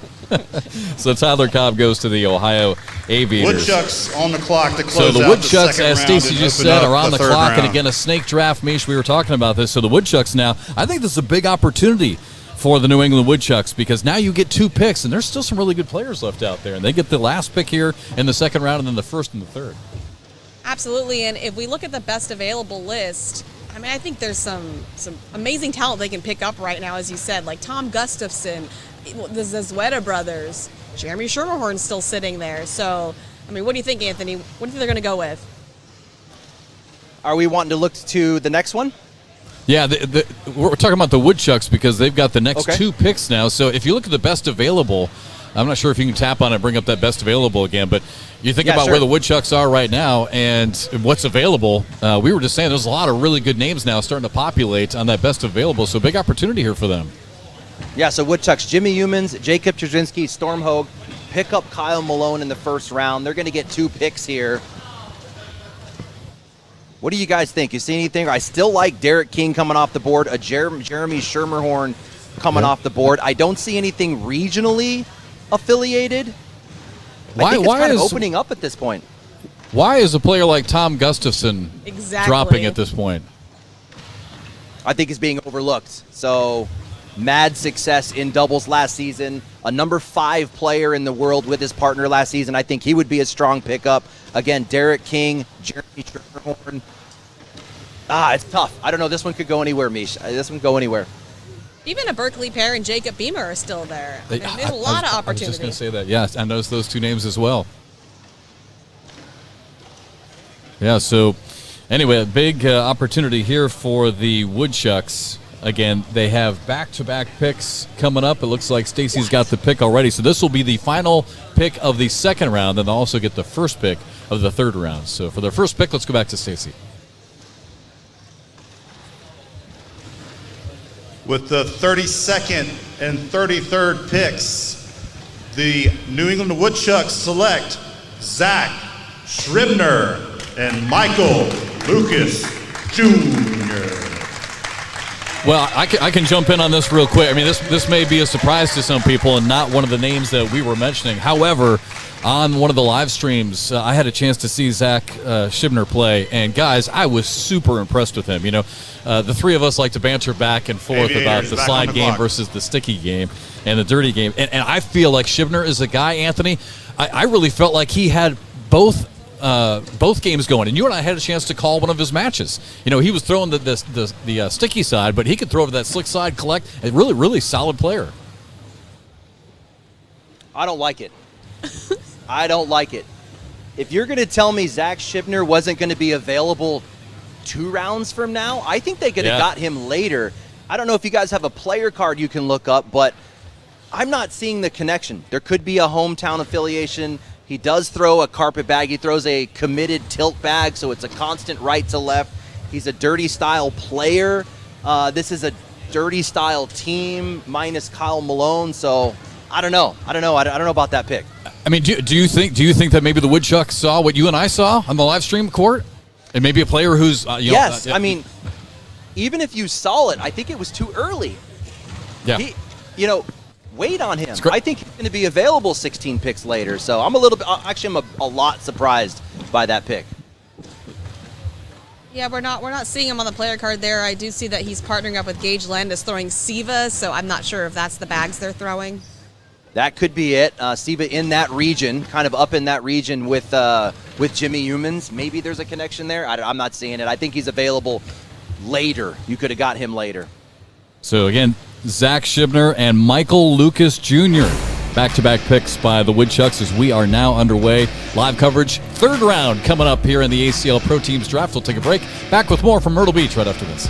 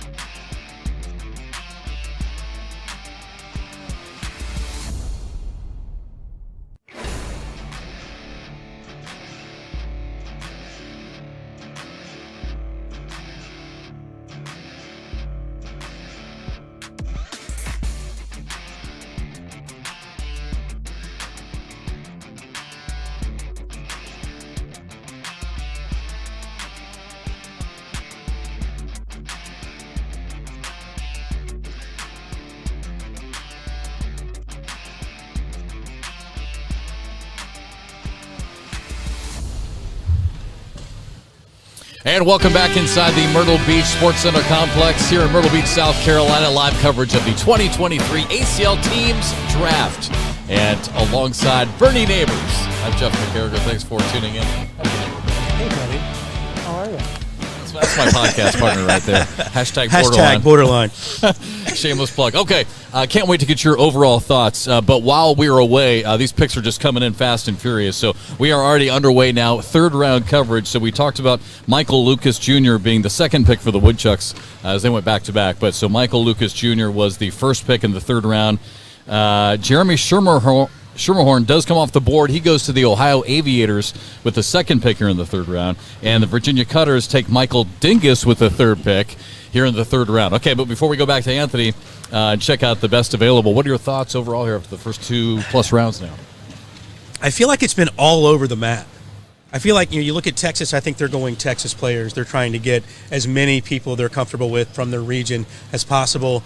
Some other teams, it looks like, maybe recency bias. A Travis Purser, for example, who I think is an amazing player. Yes. But he had a huge weekend, right? And it's like, oh, man, I just saw this guy this weekend. If he's that guy all the time, we got a chance to win. And then I think there's some friendship stuff going on. I mean, I know there's some bag manufacturer stuff going on as well, but I think it's that kind of comfortability factor that people have with each other. And I think that's some of what's taking place as well. And there you see a great shot just behind, actually in front of us, but behind the main stage of the war room that's back there. And yeah. A lot of phone calls. You see all the computers. I mean, it's awesome back there, right? Yeah, it's crazy. Even better than last year.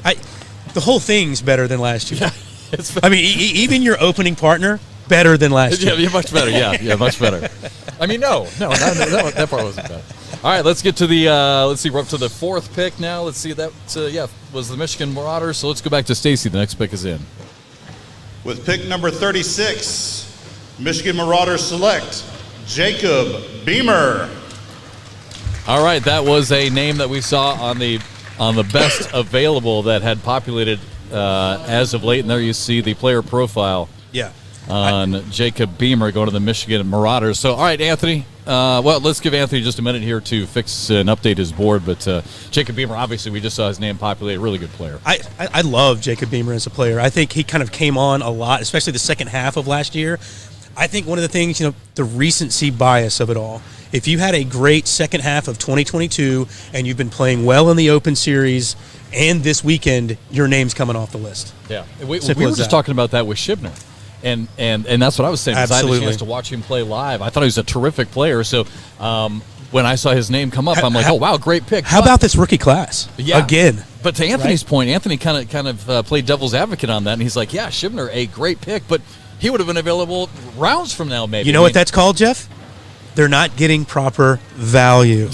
All right, there we go. We get the first value term. Okay. All right, Anthony. I think the board is all updated. So Jacob Beamer, we saw his name pop up. He goes to Michigan. What are your thoughts now? Yeah, I kind of wanted to back up a minute because this is what made it interesting. On the turn, the Woodchucks go Shibner, Michael Lucas Jr. What they could have done, if you were going to get Michael Lucas Jr. at 3, if I go ahead to the next 2 picks, why didn't you grab Michael Dingus? That is a natural partnership. Go Dingus Jr., Lucas Jr. instead of Shibner. Interesting pick for them, but we got the next pick in. Let's go over to Stacy. With the 37th pick, the Georgia Sliders select Cameron Belvin. And our first female player taken off the board, Cameron Belvin. I have to tell you, I'm completely shocked when I look at who the captain of this team is, and Cameron Belvin comes off the board. Yeah, I mean, why would Noah take her? I'm completely shocked. What is he thinking, Anthony? I mean, is there some sort of relationship there? I mean, I don't get that's it. insane. Completely shocked. Hey, he's thinking, I'm not trying to sleep on the couch tonight. So he went out and got his lady there. I think a good pickup for them. But if we go back 1 pick, just to the previous one, Jacob Beamer, way, way late in the draft. Again, if we look at talent from last season, he was first-round worthy as a rank coming in this season. So that's significant. The captain's saying, and we're not valuing Jacob Beamer as much. A 3rd-round pick as a first-round talent. Interesting choice there. But, yeah, if we go forward to the Georgia Sliders, let's see if this updates for us. Cameron Belvin coming in at the 3rd pick. Definitely one of those not trying to be in the doghouse picks. But, hey, Cameron Belvin, a big talent. From a female perspective, I might have seen maybe a Cassidy go first. If we look at Sarah Cassidy, she's been the number 2 female in the world for multiple seasons. But Cameron Belvin really coming up as one of the top female players in the world. So a good pick, I think, for them. Yeah, so Cameron Belvin breaking the ice there, and we're going to get a chance, I'm assuming, coming up here pretty soon to talk about a lot of the female players, some of them playing incredibly high-level cornhole right now here at the start of the 2022/2023 season. So the Arizona Burn now on the clock. Looks like their pick is in, so we'll hear from Stacy here in just a moment. And then probably good time to revisit the best available now as we are starting to get pretty far here into the 3rd round. Pretty good names left. Oh, yeah, still some power names left. All right, Arizona Burn are on the clock, and Stacy is back at the podium. With the 38th pick, the Arizona Burn select Moses Zazweta. All right, we were just starting to, I think, late 2nd round, Bernie, talk about some of the West Coast players, and sure enough, here we go. I actually love this pick. I really do. Moses is a great player. Perfect sense in Arizona. Obviously, that's a regional selection. Round formatted, I think we saw a lot of what Moses Zazweta could do last year when we had him in shootouts. I think also, I wonder if the captains are starting to think in terms of that. I think they maybe should think that way. I think Ryan Smith earlier in the draft was kind of a round formatted pick. He's dangerous in round formatted tournaments. So is Moses Zazweta. Yeah, great point. Okay, Anthony, let's get your thoughts on that. I'd love to visit the best available, too. Seems like these picks are coming in so fast. But Tom Gustafson still has not been taken. I mean, there's some names, I think, that are pretty shocking that haven't been taken yet. Yeah, so if we kind of look at the picks for the Arizona Burn, Derek Holland, no regional or bag affiliation. Jeff Reynolds, another one kind of out there, but now we're starting to kind of get into a pick that makes sense. Moses Asueta, also out of Arizona, regional affiliation, shares a bag sponsorship. The question is, if we go to the best available, where is he? Peter Asueta, his brother, if he's available, coming back around, I see Arizona going out and getting Peter Asueta. These two boys together, Moses and Peter, are going to be a tough partnership to deal with. I Absolutely. do not see Tom Gustafson on there. Is that a hint of what's to come? We'll find out. Oh, my goodness. The Kentucky Colonels on the clock. Tom's been dropping for a while. Is that going to change? We'll see. With the 39th pick, the Kentucky Colonels go with Tom Gustafson. All right, so Tom Gustafson now off the list, goes all the way to the third round with that 7th pick, All right, Florida goes to Freaks, you're the on the clock. Kentucky Colonels. And all right, Anthony, I see you've got it up right now, so let's go to Trey Ryder's best available. Gustafson now comes off. In your mock draft with you and Trey, where did you guys have Gustafson at? This is about right. I actually had him much earlier, again, because of regional affiliation and bag sponsorships. There was a captain set up where he's in that team. I thought he would have went earlier, but we should mention, if we go to this one, Kentucky player in Dennis, Yep. Kentucky player in Glasscock, Kentucky, not Kentucky. But who's on the best available? Derek King's still up there out of Kentucky, so they're starting to move outside of a regional pick and going with saying, hey, I think Gustafson is more talented in this than Derek King. So I think that says a lot. Derek King starting to find himself fall down the list, but talent-wise, as a doubles format, he should be going off the board already. All right, Bernie, we'll get you to jump here and get some comments as well. We're also starting to see some female names populate on that best available as well. But first, let's go to the Florida Freeze, as they've been on the clock. With the 40th pick, Florida Freeze snatch up Cameron Presley. All right, Cameron Presley going to the Florida Freeze. And Bernie, I know you were kind of itching to get in as you were looking at the best available board. It's not so much that. I think the thing about Tom Gustafson looking at the Kentucky pick is I think they feel like they can maybe mix and kind of throw him with a few different types of people. I think they're feeling that maybe they can get, I can put him here, I can put him there. Maybe he can fill spaces as a pick. And I think maybe second round would have been good for Tom Gustafson, but I like that pick a lot. Cameron Presley, top end Cameron Presley, very high level. But there is a bottom end to Cameron Presley. So I guess they're hoping with a third round selection that they're getting that A game more than they're getting that B or C game. Right, for sure. Well, interesting to know, coming up next, California Slingers. So they will have the 9th pick here in the third round. And as we look at the best available, Anthony, I'm starting to see some West Coast players pop up. So, are we going to get true best available? Or are we going to start to maybe see some regional picks being made here? Really good West Coast players' names popping up. Yeah, let's take a look at that. So California Slingers, they get Alec Ryan, who's not California, Travis Purser, who's not California. So to me, that's telling me that that's not really as important. They're kind of going for what they think is talent. If we look at the best available, again, your coaches, Tony Smith, Corey Gilbert, Nick Williams. If we go to the best available, let's take a look at this together.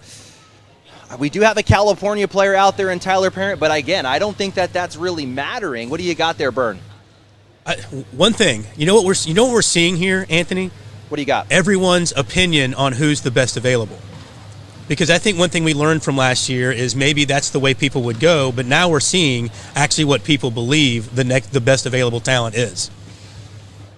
All right, the pick is in. Let's see who California takes here with their third round pick. With the 41st pick, the Cali Slingers go with Peter Asueta Jr. All right, so Anthony, that's exactly what I was talking about. At some point, and we knew we were going to see this, right? Yeah. Obviously, the theme early was doubles partners, and now is that and then we saw style of play that kind of mattered for a while. Now, as we get into the third round, are we going to start to see some regional picks? Maybe so with Peter going. Yeah, I mean, as I was looking closer here, we had Adrian Brunson here, who's also a big player. Yep. We have to keep in mind, I'm not sure Tony Smith is in the mix right now in these picks. So this might all be Corey Gilbert and Nick Williams. So we have to think that way. How would they pick? So if I refresh that, Asueta off the board. So we talked about him being available on the turn. Not available to team up with his brother. He's gone. But we want to send this one over to Mish. Yeah, with more on the California team, let's go over to the War Room. And Mish is standing by with the West Coast table and the Slingers over there.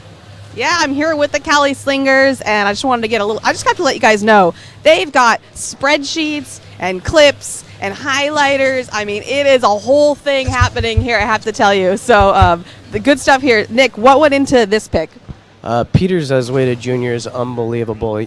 This is a 10-round format, and this is a guy that can get hot and go bag for bag with anybody and just not miss. He can throw 20 bags in a row at any given time. He could have easily been a first-round pick. We're lucky to have him here. Absolutely. And Corey, or light skin, as we like to call you, is this like super stressful? Is it what you thought it would be? Give us your thoughts.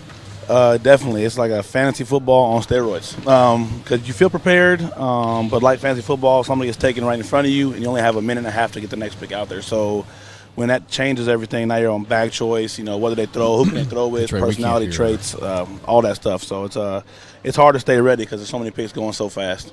It is. 90 seconds goes fast. Are you thinking all about regionality when you're making these picks? Right now, I think we're thinking best available. It seems like that's what all the other teams are doing as well. But definitely regionality favors each team because it's who you see all the time, right? So you know who you can count on and have relationships with. But I think it's going to come into play more in the later rounds. I think right now not as much, but I think it's going to start happening really soon. The theme we're seeing is a lot of people picking doubles partners. Are you at all thinking about getting people's doubles partners they're already committed to? Not so much, just because it's so spread out. It's gonna be hard to get somebody back to back. Players are too good, and 16 picks between you, or for our case, 23 picks, they're gonna be gone. So it's too hard to get doubles partners.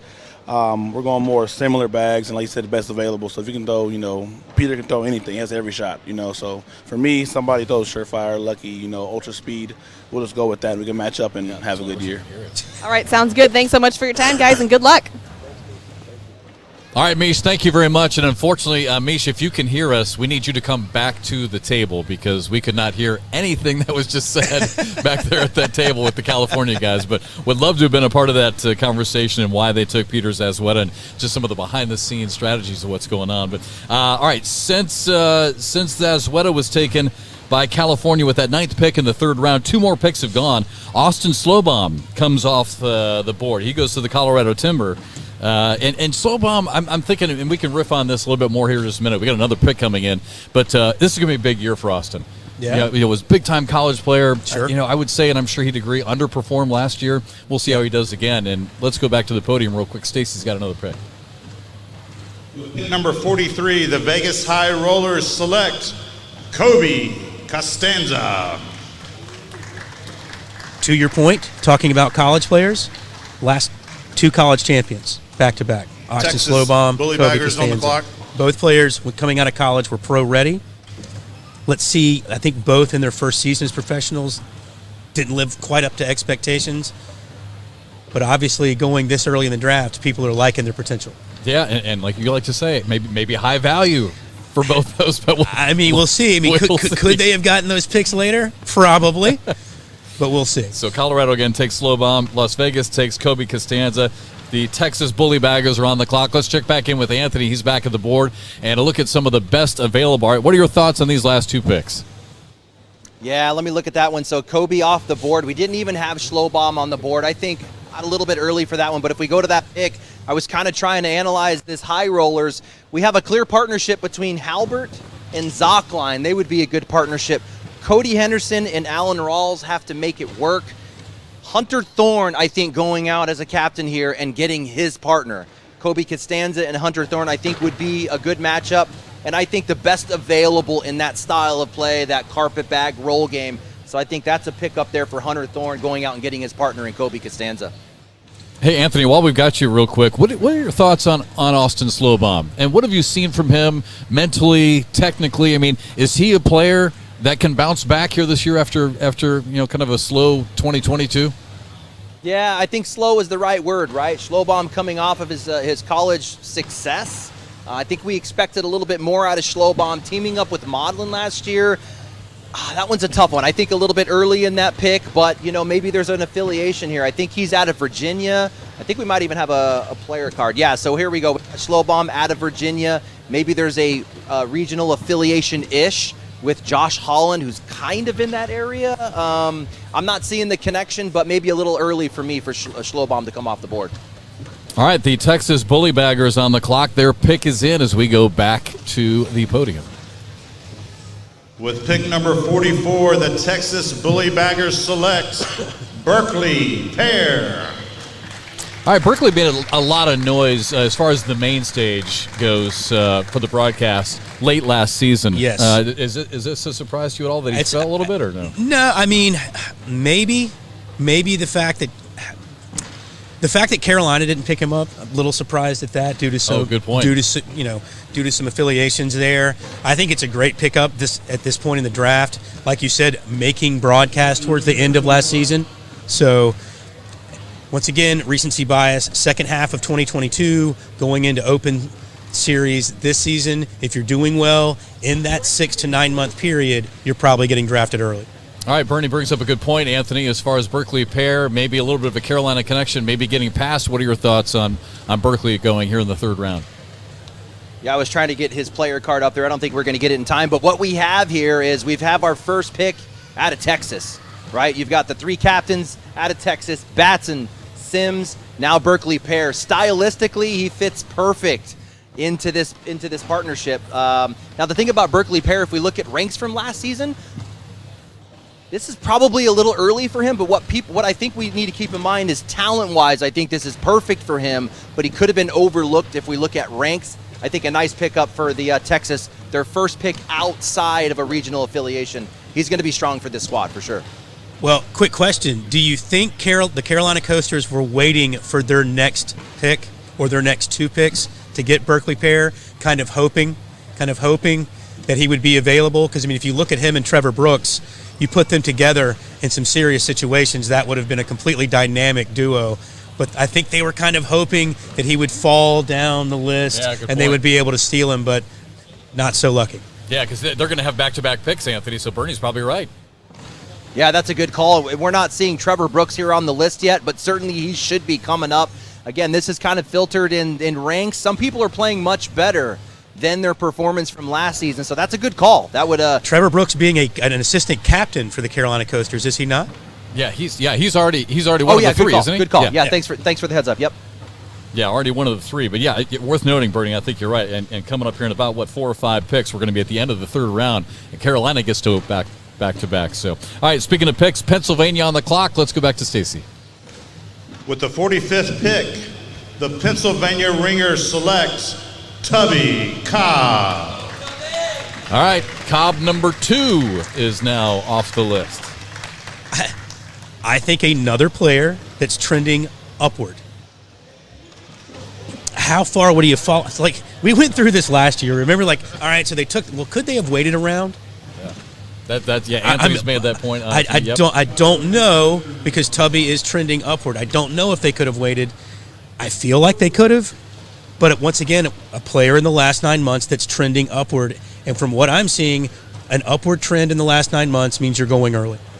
Well, this is great. All the technology we have behind the scenes this season. Now we can bring up each individual team, and Anthony, you've done a great job of being able to see some trends. So, to Bernie's point, with Tubby now coming off here in the third round, and looking at Pennsylvania's team, did you see any relationship develop in that one?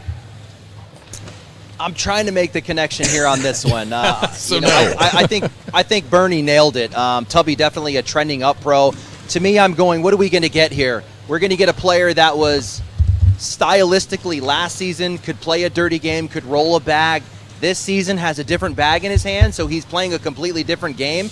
If you're going to tell me I'm going to go out and get a young roll bagger and I go to this first available, why wouldn't I go grab an Adrian Brunson, a state champion, also a highly anticipated player, and might be the first PDC player to come off the board if we go there.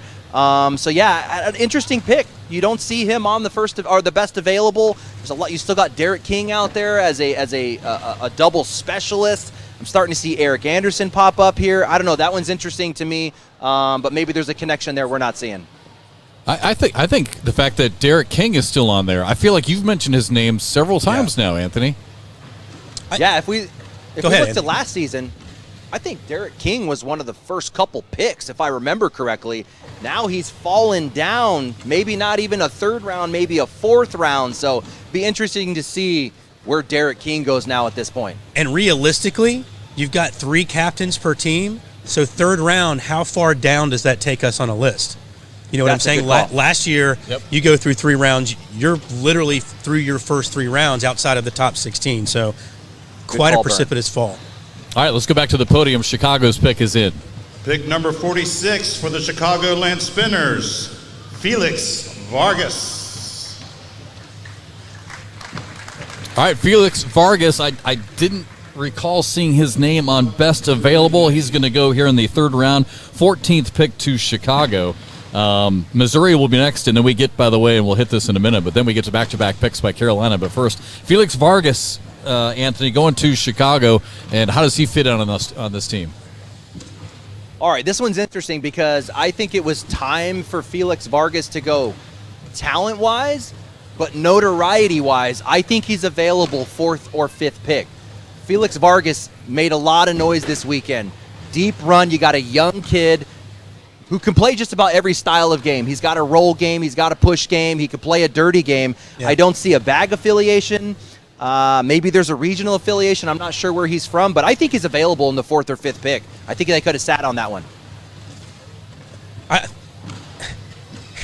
I hate. What do you got, that Vern? I hate that I keep having to say this word, but I don't know if the captains are thinking it through about value when they look through the rounds that they're selecting. Can I get this player later, then take one of the best available that I can fit and fill in different situations, and then I get that guy that I wanted, whether it's a friend, whether it's a bag manufacturer, whether it's whatever, and I can get them to possibly next round, possibly 2 rounds later. I'm not sure they're thinking that through. Yeah, hold that thought because we kind of touched on that earlier when Mish was up here with us, so we'll visit that again. Okay, Missouri, their pick is in as we go back to Stacy. With pick number 47, the Missouri Mays select Ethan Walker.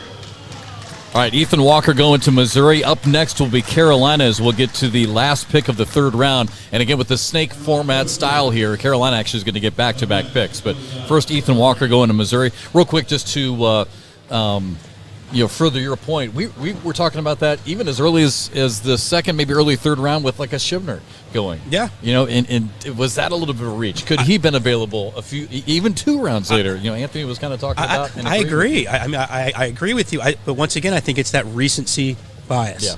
I just saw that guy throw this weekend, and he was lights out. That's what I expect to see. I'm going to go ahead and take him. And I think that's what we saw with Shivner. I just wonder.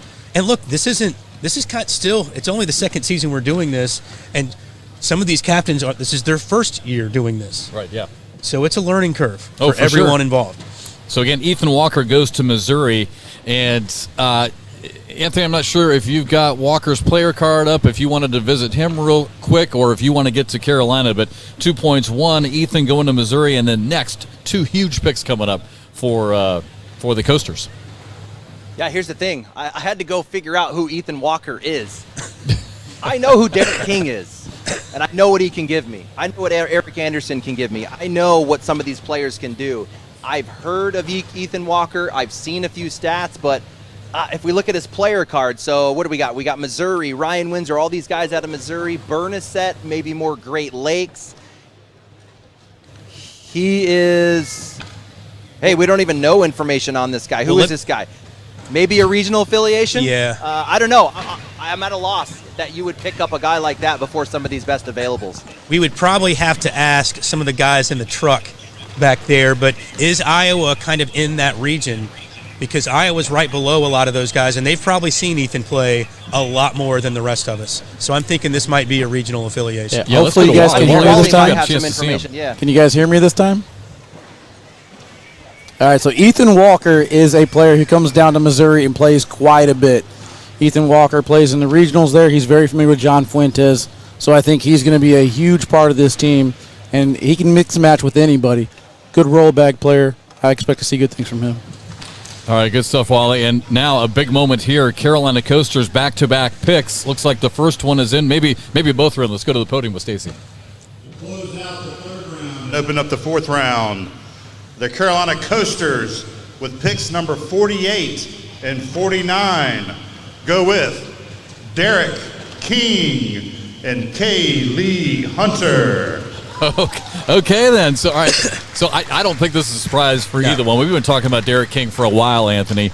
And then Kaylee Hunter, Carolina Coasters, Jamie Graham. Once again, shocking pick. Yeah. Shocking. Again, yeah, that's no surprise here on these two as Kaylee now comes to the podium and gets her Carolina Coasters hat. We're going to take a break, and we will have more thoughts on these two picks. Missouri Plus, Mays. still many more to come as we now begin fourth-round coverage of the 2023 ACL Pro Teams Draft here from Myrtle Beach. Quick break and back with more right after this.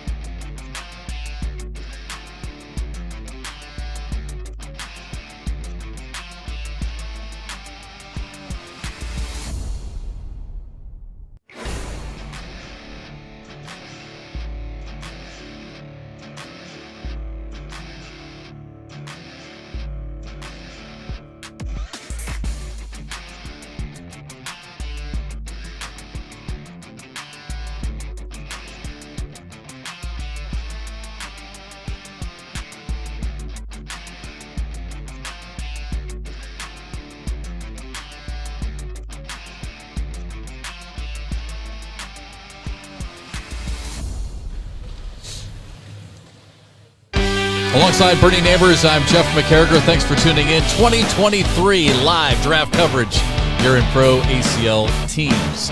And our thanks to everyone behind the scenes, to Wally, to Trey. Huge shout out, by the way, on a serious note, to Trey Ryder.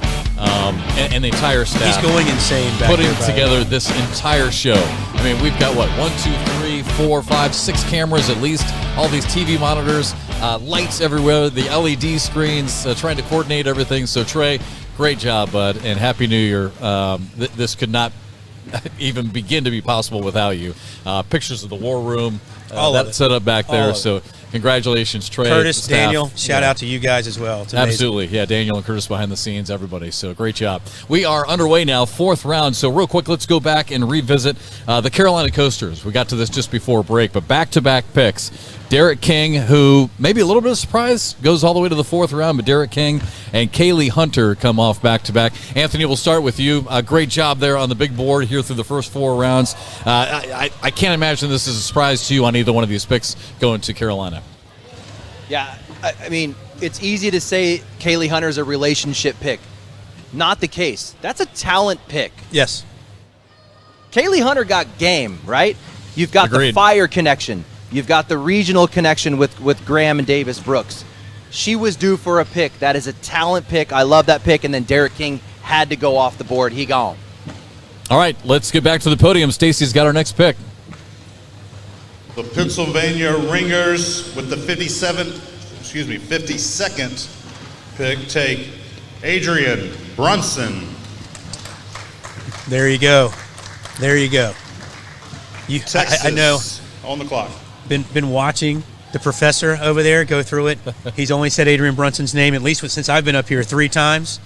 So I'm figuring he's kind of liking this pick. Okay, real quick, before we get to Anthony, let's recap again here in the 4th round. Yes. The Coasters, we talked about Kaylee Hunter. That was the first pick here in the 4th round. After that, Jalen Jones went to the Missouri Mays.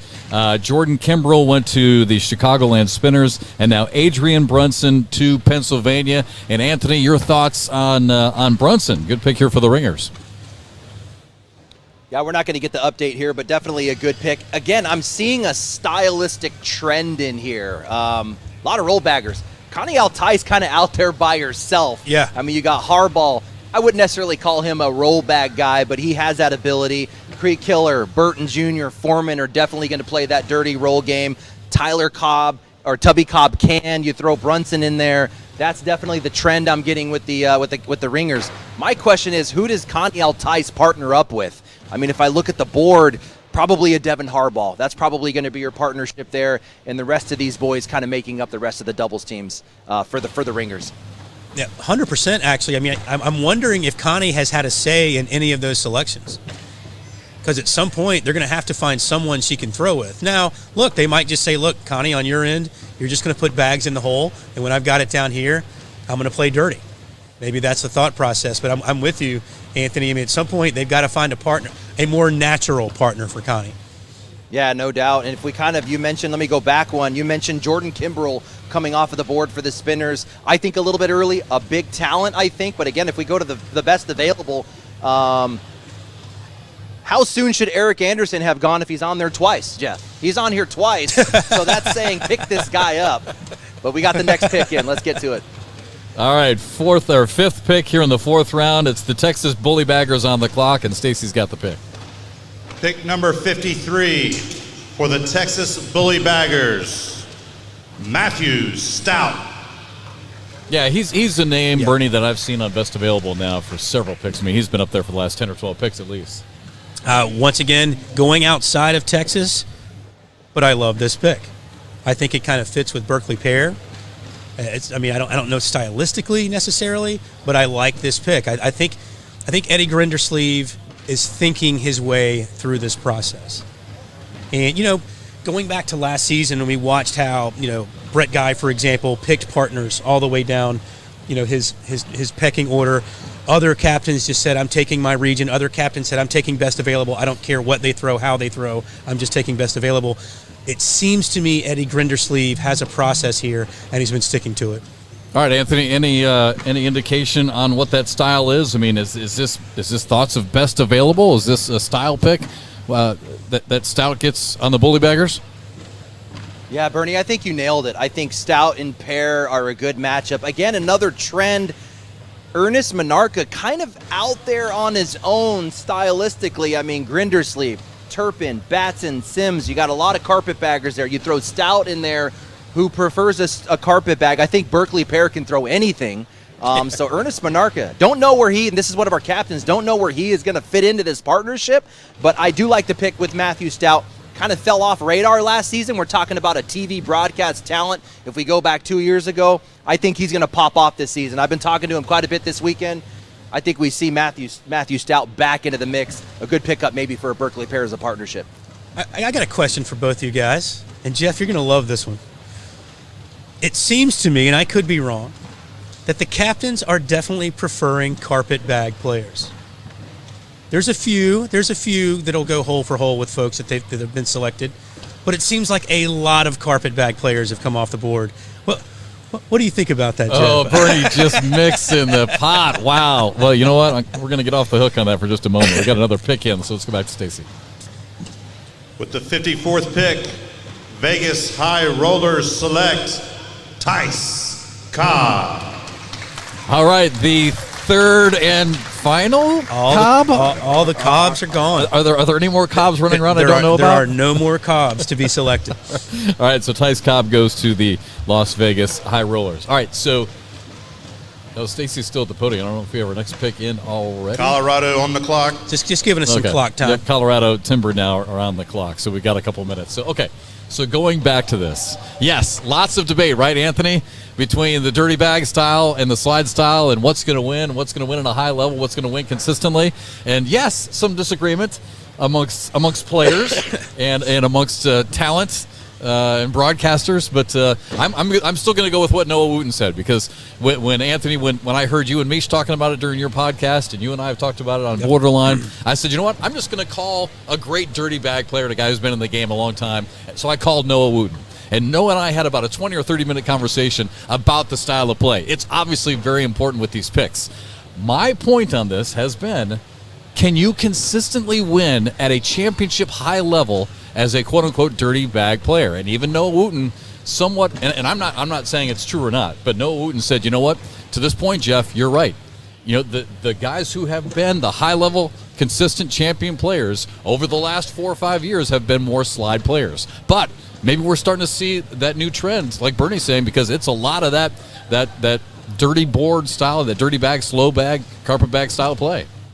Yeah, we got to keep in mind this is round-limited format, so the ability to manufacture points, the ability to score safely with laundry on the board. Let's look at a guy like Matt Guy, has not won a single shootout yet, the highest PPR in the world, but he's not necessarily winning with that strategy. So I think the value of the carpetbagger is there. I think this is the year of the carpetbagger, and I think that the captains are valuing that in their picks. Yeah, I mean, exactly what you're saying, Anthony, the ability to manufacture points. However,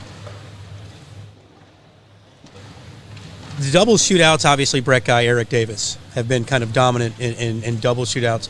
Who have won the singles shootouts? Ryan Smith. Adam Hisner. Yep. Adam Hisner and Josh Holland. Mm-hmm. Not the dirtiest of players. Adam can play that game if necessary, but he's not going to roll. He's not going to do certain things. Josh Holland isn't rolling. Josh Holland is going to fill it up. So, I mean, I think round limited is getting forgotten a little bit here. Yeah. I think they're kind of I mean, like, you know, give me a person that's going to put every bag in the hole if we're only going to play to 10, 12 rounds. Yeah, Anthony, I don't know if you had any more thoughts on that or not, but yeah, I mean, the fact that it is round limited, obviously. I think it changes things. Yeah. And I'm wondering, once again, if they're thinking through that, if that's on their mind, or it's just like, hey, I like the way this guy or girl plays, so I'm selecting them. Yeah. Just curious. More thoughts on that here in just a moment. First, let's go with our another pick. Stacy's back at the podium. Pick number 55, Colorado Timber select EA Eric Anderson. All right, Eric Anderson, we've seen his name best available Swingers for a on the while, clock. so Eric Anderson now off the board as he goes 4th round, 7th pick to the Colorado Timber. And before we get to our next pick, we just saw Tice Cobb go to Las Vegas, the 3rd and final Cobb brother, and Michelle Mish standing by with Mama Cobb. That's right. I got Mama Cobb right here. We are in the 4th round, and all 3 of your boys have gone. I mean, how does that feel as a mom? It feels great. I was kind of worried, you know, because I don't want, like, one to go in the 2nd round and the other be like the 8th round, but I'm glad they all went 1, 2, 3, 4. So You mentioned it would be nice if they were all on the same team, but I mean, it still has to feel pretty good to see them go this early. What's going to be the celebration like in the Cobb House? It'll be nice. At least, they don't have one up on each other, really. I mean, they can't pick on the other because they do that sometimes.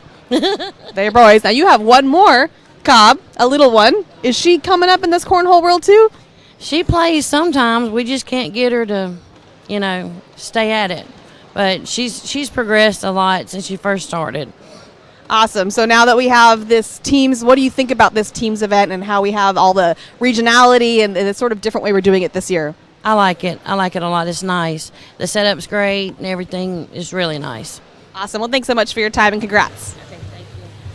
All right, I knew there was another Cobb running around somewhere. Maybe we'll get a fourth. I don't know. All right, just wrapping up that thought, guys, and then we'll move on. I think Anthony, I think you are right. This is probably going to be the year of the dirty bag player, if that's what we want to say.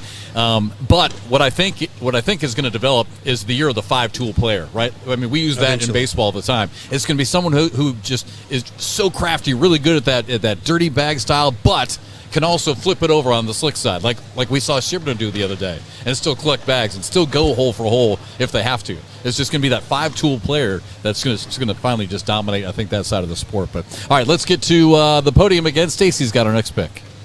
Pick number 56 for the Cali Slingers, Bracy Blanton. Bracy Blanton to the California Freeze on the Slingers here with the 8th pick in the 4th round. So, all right, Anthony, let's reset now on all of this because we're now just about, midway through the 4th round. And, again, Bracy going to the California Slingers. So what can you tell us about the Slingers here and there, where Blanton fits in that team? Well, let's pull up the player card here. We don't know who this guy is. Look, we don't have a picture of him. I'm just kidding. So, really, nationally, not very well known. Now, I know him just based on stats. I haven't seen him play, but he's coming in as a highly anticipated rookie or new player to the league. That one kind of surprises me. I mean, look at the first available. You're going with him with some of these ladies, these powerhouse ladies on the board as well. I think it's time for a Cassidy to go. Samantha Finley significantly improved this year, filling up the hole. I think she's a good pick. You have some Cali players that were on the board. You got a Tyler Parent. You got a Brevin Valdivia. Overlooking those picks, they could have actually been a partnership pick. I think if you go out and get Valdivia now, Tyler Parent is available back on the turn. You could have kind of picked up that partnership. So another surprise pick for me, but he could be one of those sleeper picks that I think was available another round or two later as well. Yeah, great point. Hold that thought. Let's get to the next pick as the Florida Freeze are on the clock. With pick number 57, the Fast and Furious Florida Freeze select Blaine Rozier. All right, Rozier going to the Florida Freeze. And Anthony, let's take a look at the Freeze and their draft so far. Actually, no, keep it right there. You got on the best available. So let's go back to the best available real quick. Yeah, and just wrap up this thought. The fact that you brought up Tyler Parent and Brevin Valdivia, I was just going to mention, where are these guys at? I mean, how is this surprising? I mean, for me, I get it.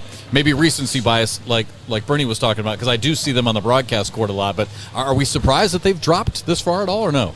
Not too much. I can barely hear you, but I think you were talking about Tyler Parent and Brevin Valdivia. Yeah. I'm not surprised. I think it's about time for them to go. I thought Cali would have at least picked up one of these players, but we have to keep in mind people are looking a lot to talent as a versus that regional affiliation. So I don't know. What are your thoughts on that, Bernie? Looking at a Bracy Blanton, for example, in that pick, just how he qualified to become a professional. If you can go through that gauntlet of the qualifier, and that's how you end up becoming selected as an ACL Pro, that shows an immense amount of talent. But once again, could they have gotten him 2, maybe even 3 rounds later? We'll see. Yeah, to Anthony's point as well. Okay, the Kentucky Colonels are on the clock, and it looks like Stacy is standing by with the captain, Matt Guy.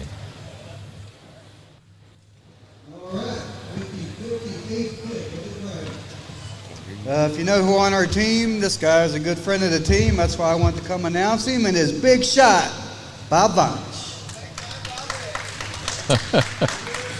That is not much of a surprise with the Kentucky Colonels right there. Arizona. That is going old school cornhole right there. Yep. That's what that is. So Big Time Bob, BTB, Bob Vonch is now off the board as he goes to the Kentucky Colonels, 10th pick in the 4th round.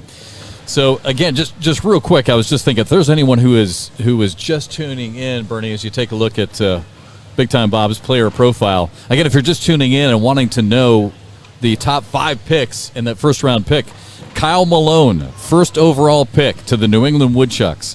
Fisher Hamilton, a rookie, came off the board right away. Went to the Ohio Aviators at the second pick overall.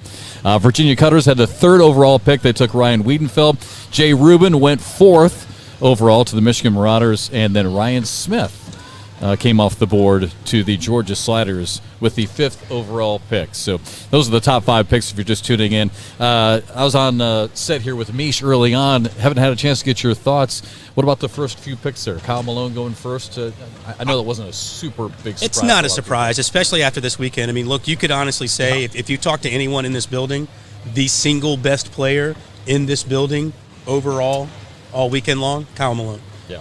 And once again, it's recency bias. People saw the way he was just going through really, really immense level talent and just cutting them up. Yeah. Carving them up. I think he had one, maybe 2 kind of tight games, but other than that was just dicing through people, playing at a supremely high level. His game, another uptrend. So not really a shock now. What I think Jay Rubin overall may have been maybe what we thought we would have seen go number 1. Perhaps, but after this weekend, I think it was a no-brainer for Kyle Malone. The only negative this weekend was how bad did we want to see Kyle and Jamie play each other? Exactly. Well, now we got to wait until Arizona. Yeah, I wanted to see them play right there after they both won the 100%. Yeah. Next pick is in. Let's go back to Stacy. What?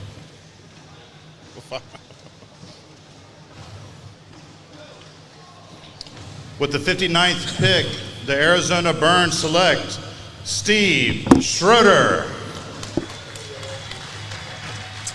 Steve Schroeder will come down to the podium. I think Stacy was delaying there for just a second, trying to see if Steve was in the building to come down and get his hat. How cool is it, by the way, that they're giving away hats? Right? To these guys? Isn't it? Do we get That's like big time. Do we get a selection of hats? Well, we're not going to get picked. So. Yeah, that's too bad.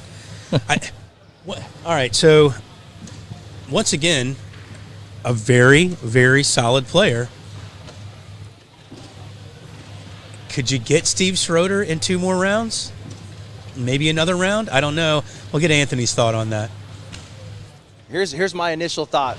The old guys are getting some love here. All right. Let's go to. Let me pull up. Here's why these guys are so successful. I've got Big Time Bob Vonch out here. This is why he got picked. I'm going to circle this number right here. A 9.7 PPR on the season so far. We're talking about 500 plus rounds of play. Big Time Bob Vonch fills up the hole. What does Steve Schroeder do? He fills up the hole. So here's where you're coming in and picking up some baggers that don't necessarily play a dirty game in this round limited format, but these boys can fill up the hole. They're going to be a high PPR addition to your team. And Anthony, you and Mish and I touched on that back, and what about the second round? We were kind of talking about that early on. There was a lot of dirty bag, carpet baggers that were taking other carpet bag, slow bag throwers. But we were wondering if at some point maybe it was going to be worth it to maybe get a little bit of variation in style of play, just so that you could have that. So maybe we're starting to see that. Maybe that's the actual value. Maybe that's this year's value is slide players. Let's take some of the dirty players off first, some of the young guns that we think the potential is so high that we get them late. But you know one thing? I'm going to throw this out here real quick before we go to the next pick. Think about one of the most important matches in last year's team competition was between Selmeyer and Ryder. Not very high picks. And those two guys going against each other in that competition, some of the most important bags thrown through the entire competition. So you can still Selmeyer hit the biggest shot shot you of can the still entire, get an immense amount of value left on that board. All right, next pick is in for the Georgia Sliders, so let's go back to the podium. Pick number 60 for the Georgia Sliders, Bella Suprinant. All right, let's bring this up right now, Bernie, and then we'll get to Anthony's thoughts as well. But Sarah Cassidy is a name that is still out there, playing very well still available. And I know Anthony's probably going to be surprised she hasn't gone yet. But what are your thoughts here on this crop of female players now? We'll start. Well, with Captain Noah Wooten and Bella, part of the Brat Pack, if you will. She's a formal member of that group, so that's not necessarily a surprise for me with that selection. But to your point, I'm still of the mindset. I think some of this comes down to how comfortable people are with some of these folks just on a personal level. Yeah. I mean, we can talk about stylistically, we can talk about bag manufacturers, but do you want to spend time with this person? And I think that comes into play with some of these captain's picks. All right, Anthony, what are your thoughts here? Now we're going to start to see. We saw Cameron Belvin come off the board already. So what are your thoughts on some of the female players now? I'm assuming we're going to start seeing more names because you get someone like you were saying, a Sarah Cassidy who's been playing really well so far this year.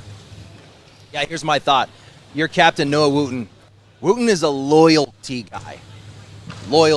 He is making picks on a team that I think he can pull the best out of his team. And Isabella Soprenit, Contraband, Cameron Belvin, Caleb Franklin. I think he has the leadership skills and the captain skills to pull the best out of a loyal team. And I think Isabella fit in perfectly into that, and really a good pick fitting into how stylistically this team is matching up. I think spot on, right? He did it last year with Contraband, Contraband did it that same way last season. I think you see, Noah Wooten being exactly like you say. He's going to pick his folks, right? He's going to put his team together because they know they're all comfortable playing together, and he's willing to bet that their talent. Look, you get to this level, the talent differential isn't like this. Right. Facts. It's more like this, right? And so if you can get comfortable with the people you're playing with, that might be what separates you past that little minuscule difference. Anthony, if we can go to the best available, let's take a look at, while we're talking about some of these female players, let's see what names are starting to populate. I saw Samantha Finley pop up, I think, about 5-10 picks ago. Yeah, she's been up there from a minute. From the ladies' perspective, Cassidy, Finley, we're just seeing Kevin Allen pop up. We got another high PPR guy in Chucky Love. He could fit into that stylistically. Dave Sutton has shown a lot of history of being successful in partnerships. I expect him to go soon. He's kind of like, to me, the next guy that should go off of this list. All right, speaking of next players to go, the next pick is in. Michigan is on the clock. Let's go down to Stacy. Pick number 61 for the Michigan Marauders, Chucky Love. Wow. Chucky Love, you just mentioned his name, There you Anthony, go. so let's go right back to you. Literally, you just Cutters mentioned on his the name. clock. He just popped up recently on Trey Ryder's Best Available, so he's off the board now going to Michigan. Yeah, so that's what we're going to get, a high PPR guy. I believe he's out of Ohio, so maybe regional-ish. He's kind of up there. How he fits into this team, I think that's just a talent pick. I think that's a best available pick. They're looking at that list and going, hey, let's go get a high PPR guy. If you sorted the entire draft pool by PPR, all of a sudden Chucky Love jumps all the way to the top of this list. So that's a PPR pick in my opinion. Throw in the slick side of his bag solely, he's going to fill the hole up. Sorry, Jeff. I think that's an excellent point. At some point, are we going to see captain or captains start going, you know what? Let's just start going PPR picks. This is what we're setting up. We want people that can put bags in holes, period. So let's start going down the PPR list. I wonder if that's exactly what happened right there. Well, we are going to take a break. The next pick is in. We'll come back after this break and catch up on more picks. So a quick break here from Myrtle Beach and back with more as we continue wrapping up fourth round coverage here of the 2023 ACL Pro Teams Draft with Bernie. I'm Jeff. Back with more right after this.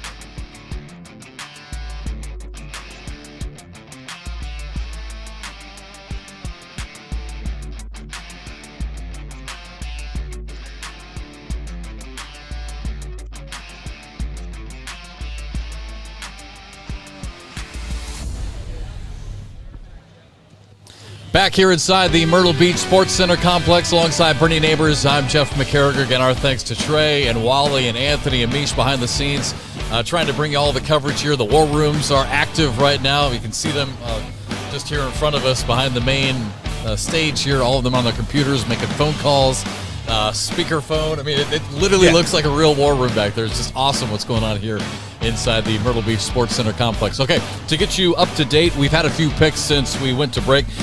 Timothy Pitcher went after Chucky Love. So Timothy Pitcher goes to the Virginia Cutters with the 14th pick in the 4th round. After Timothy Pitcher, Ashton Spees goes to Ohio with that 15th pick. And then we get to, again, that snake format. So the Woodchucks wrapping up the 4th round, getting the final pick of the 4th round, the first pick of the 5th round. So a big moment here for the Woodchucks. They go Caleb Avery, Bernie, and then Brent Smith. So, again, these picks are coming in quick. They get 90 seconds in between picks, but a lot of them not even taking 90 seconds. But the Woodchucks with back-to-back picks here and a crucial point here in the end of the 4th round going to the 5th round. Yeah, if I can rewind just a little bit, going back to the Timothy Pitcher pick, I think that's one of those kind of regional selections. Yeah.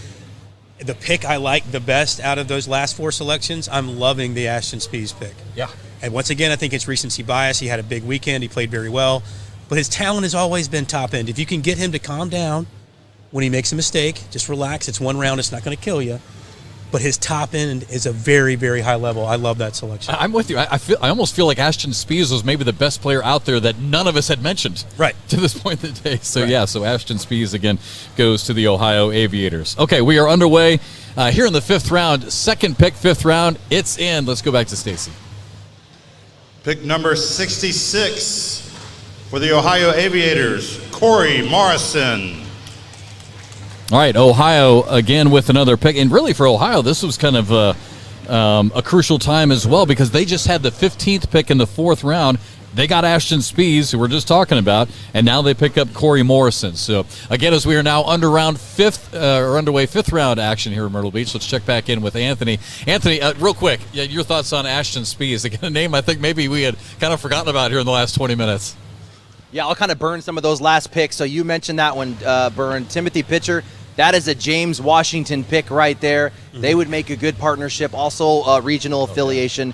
Then we just got Ashton Spees, Corey Morrison going off. I will say, if I go to the best available, Corey Morrison going off. Why is Dave Sutton still up here? Right? Oh, yeah. Why are some of these ladies, Cassidy, Finley, Streaker not on here, but throwing fire right now? I expect some of these ladies to be going off the board. If we kind of go to that next pick here, Caleb Avery also was in that pick lineup that we was going. He's an OG bagger, a rookie this year, and has really impressed me this weekend. Got a good look at him on multiple games. This guy's got mad game here, but I expect some of these ladies to start going off the board here real quick, boys. Hey, and Anthony, I've got another one that I'm really shocked about as well, looking at the Woodchucks picks with the last pick in the 4th round, first pick in the 5th. So I want to get your thoughts on that in just a moment. But first, another pick in here for Stacey Moore. The commissioner is back on the podium.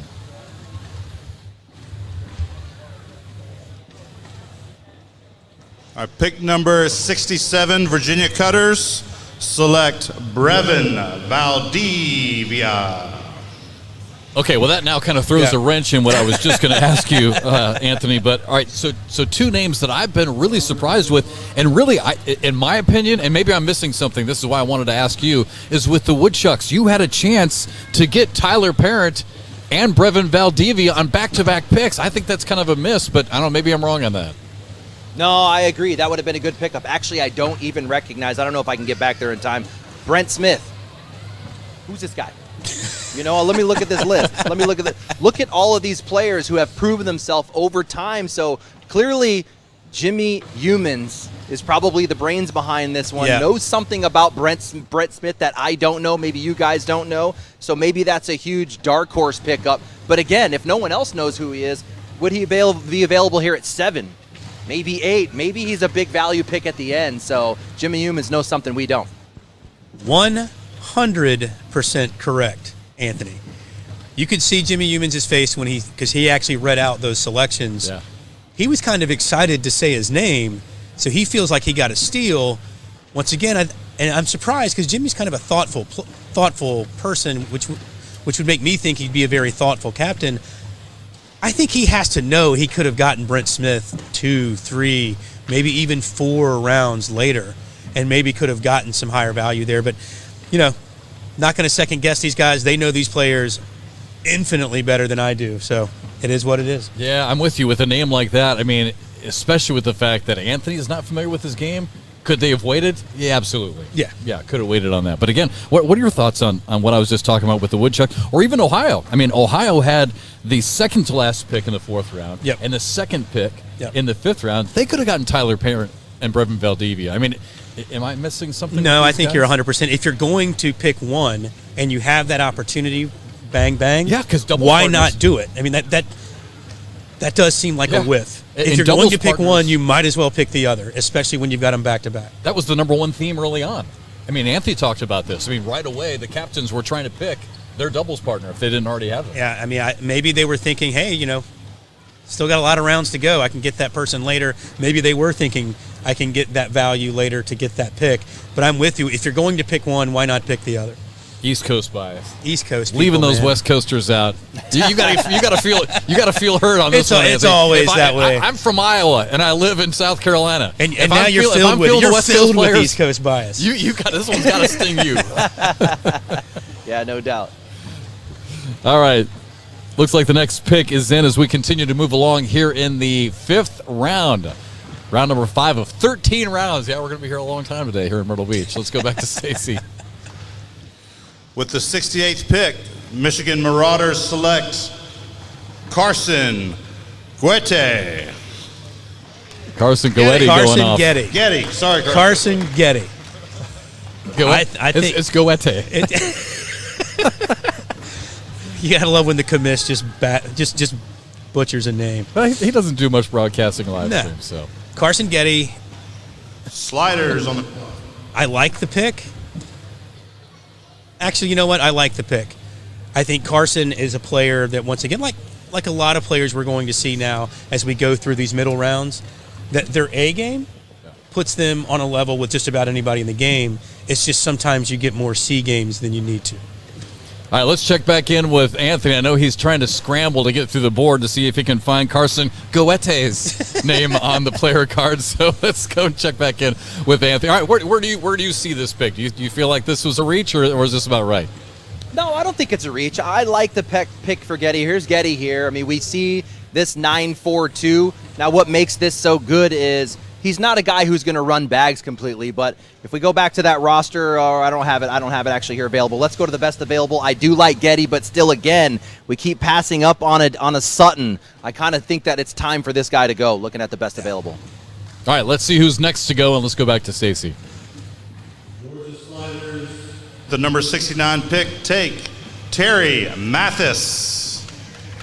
All right, Terry Mathis now comes off the board, and Anthony, let's keep it. I was just going to say, let's keep it right there on the best available and see if we can revisit some of the names that are out there as Terry Mathis goes to Georgia. What are some names that are really sticking out? Well, Dave Sutton, you just mentioned him. He's still there. I mean, is he not the most underrated pro of all time? He continues to be a pro season after season.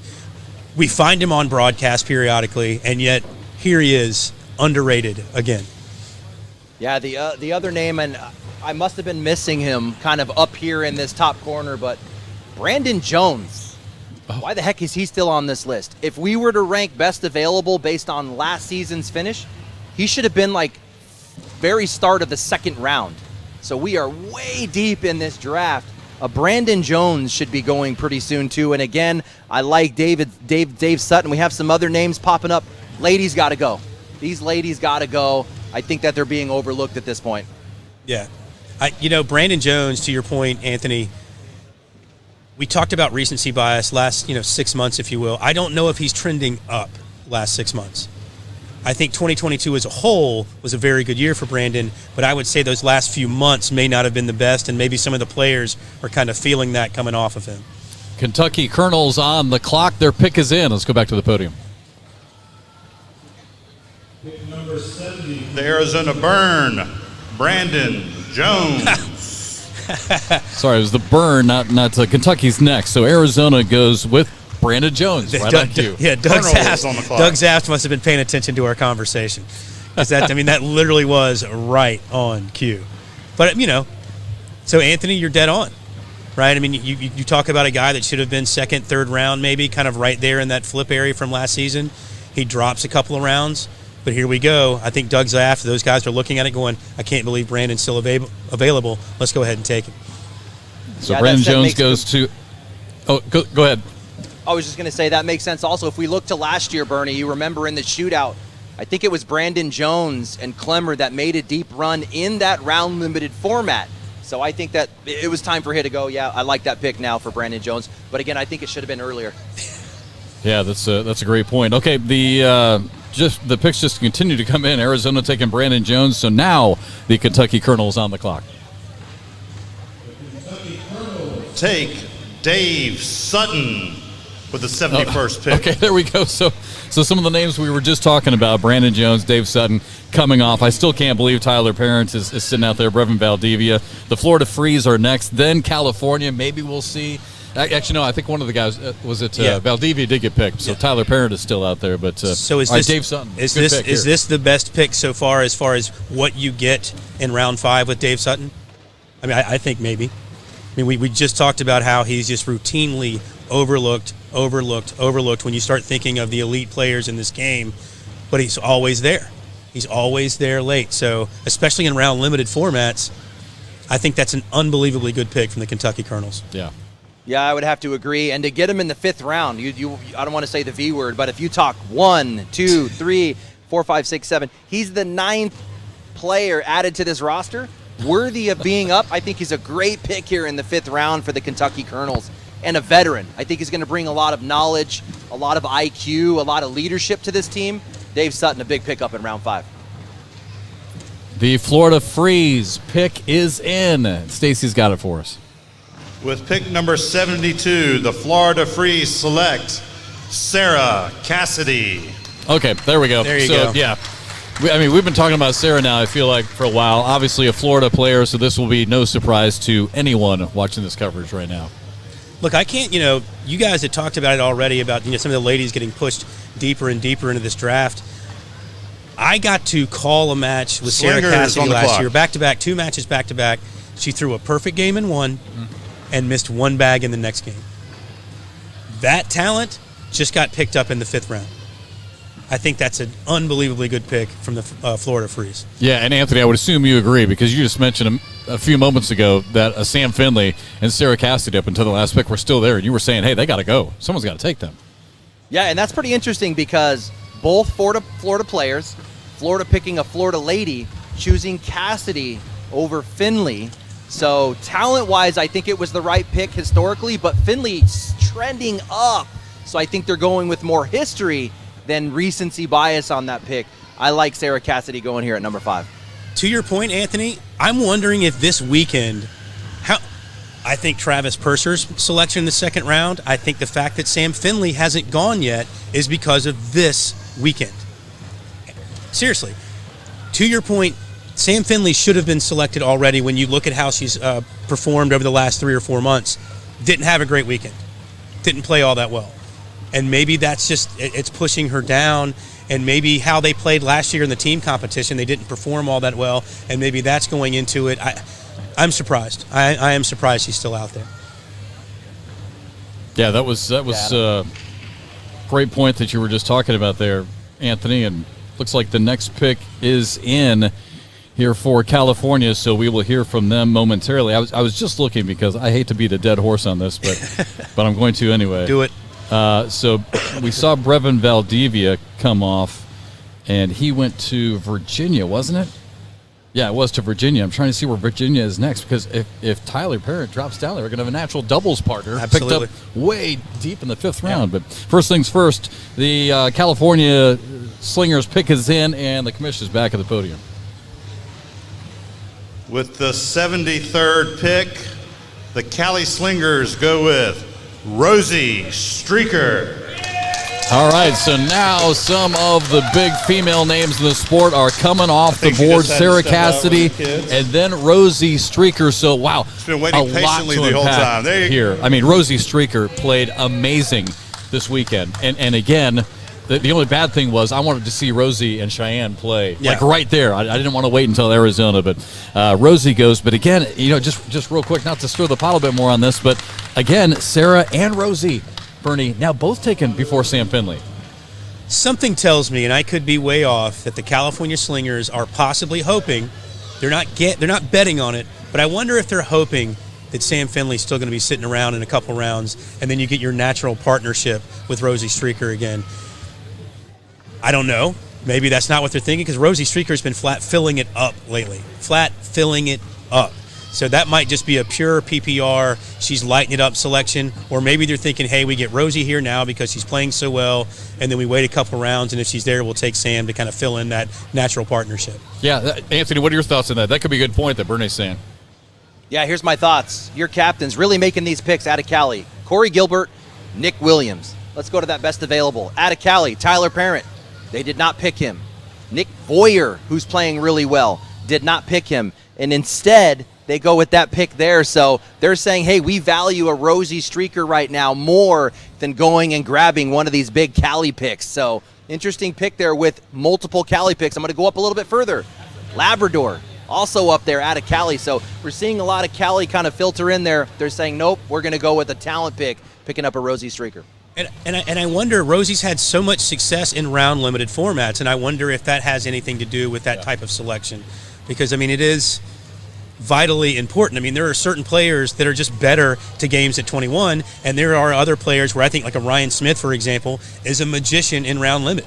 So I wonder if that had anything to do as far as play in that pick. Well, I love the point that you brought up, and maybe this is a strategy thing. And I'm telling you, the California war table back there, I mean, they are crunching all this stuff. And I think you could be onto something. Did they take Rosie now, maybe reach a little bit, and then hope that Sam's going to be there just to get that natural doubles partnership? We'll find out. All right, the next pick is in for the Colorado Timber.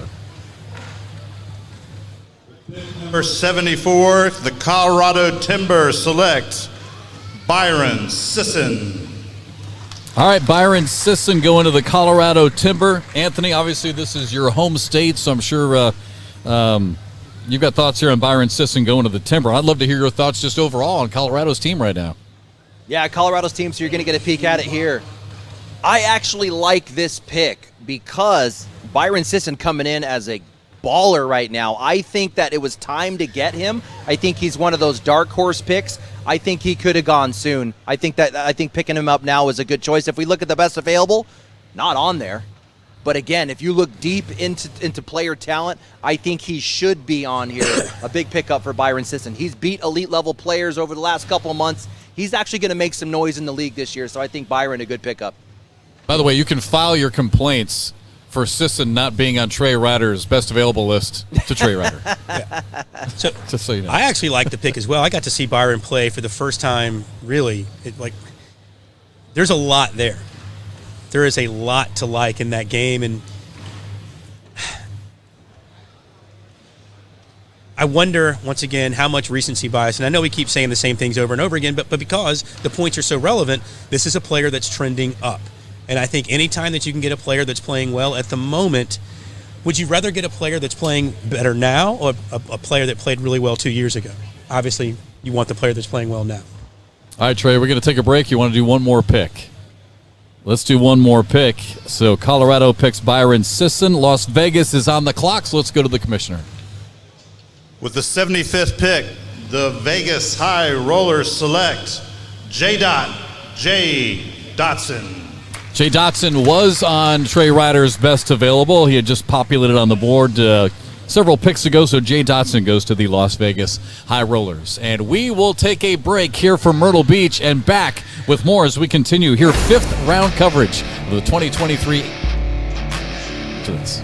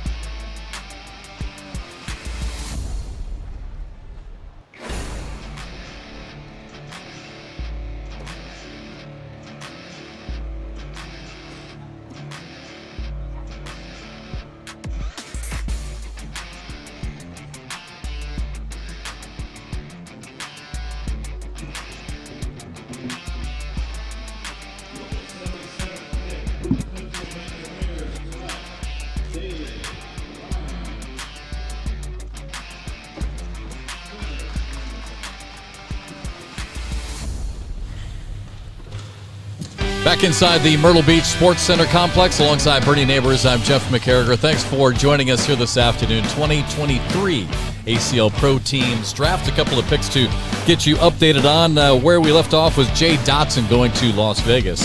And starting to wind down fifth round action here. Texas Bullybaggers take Cameron Kingfisher.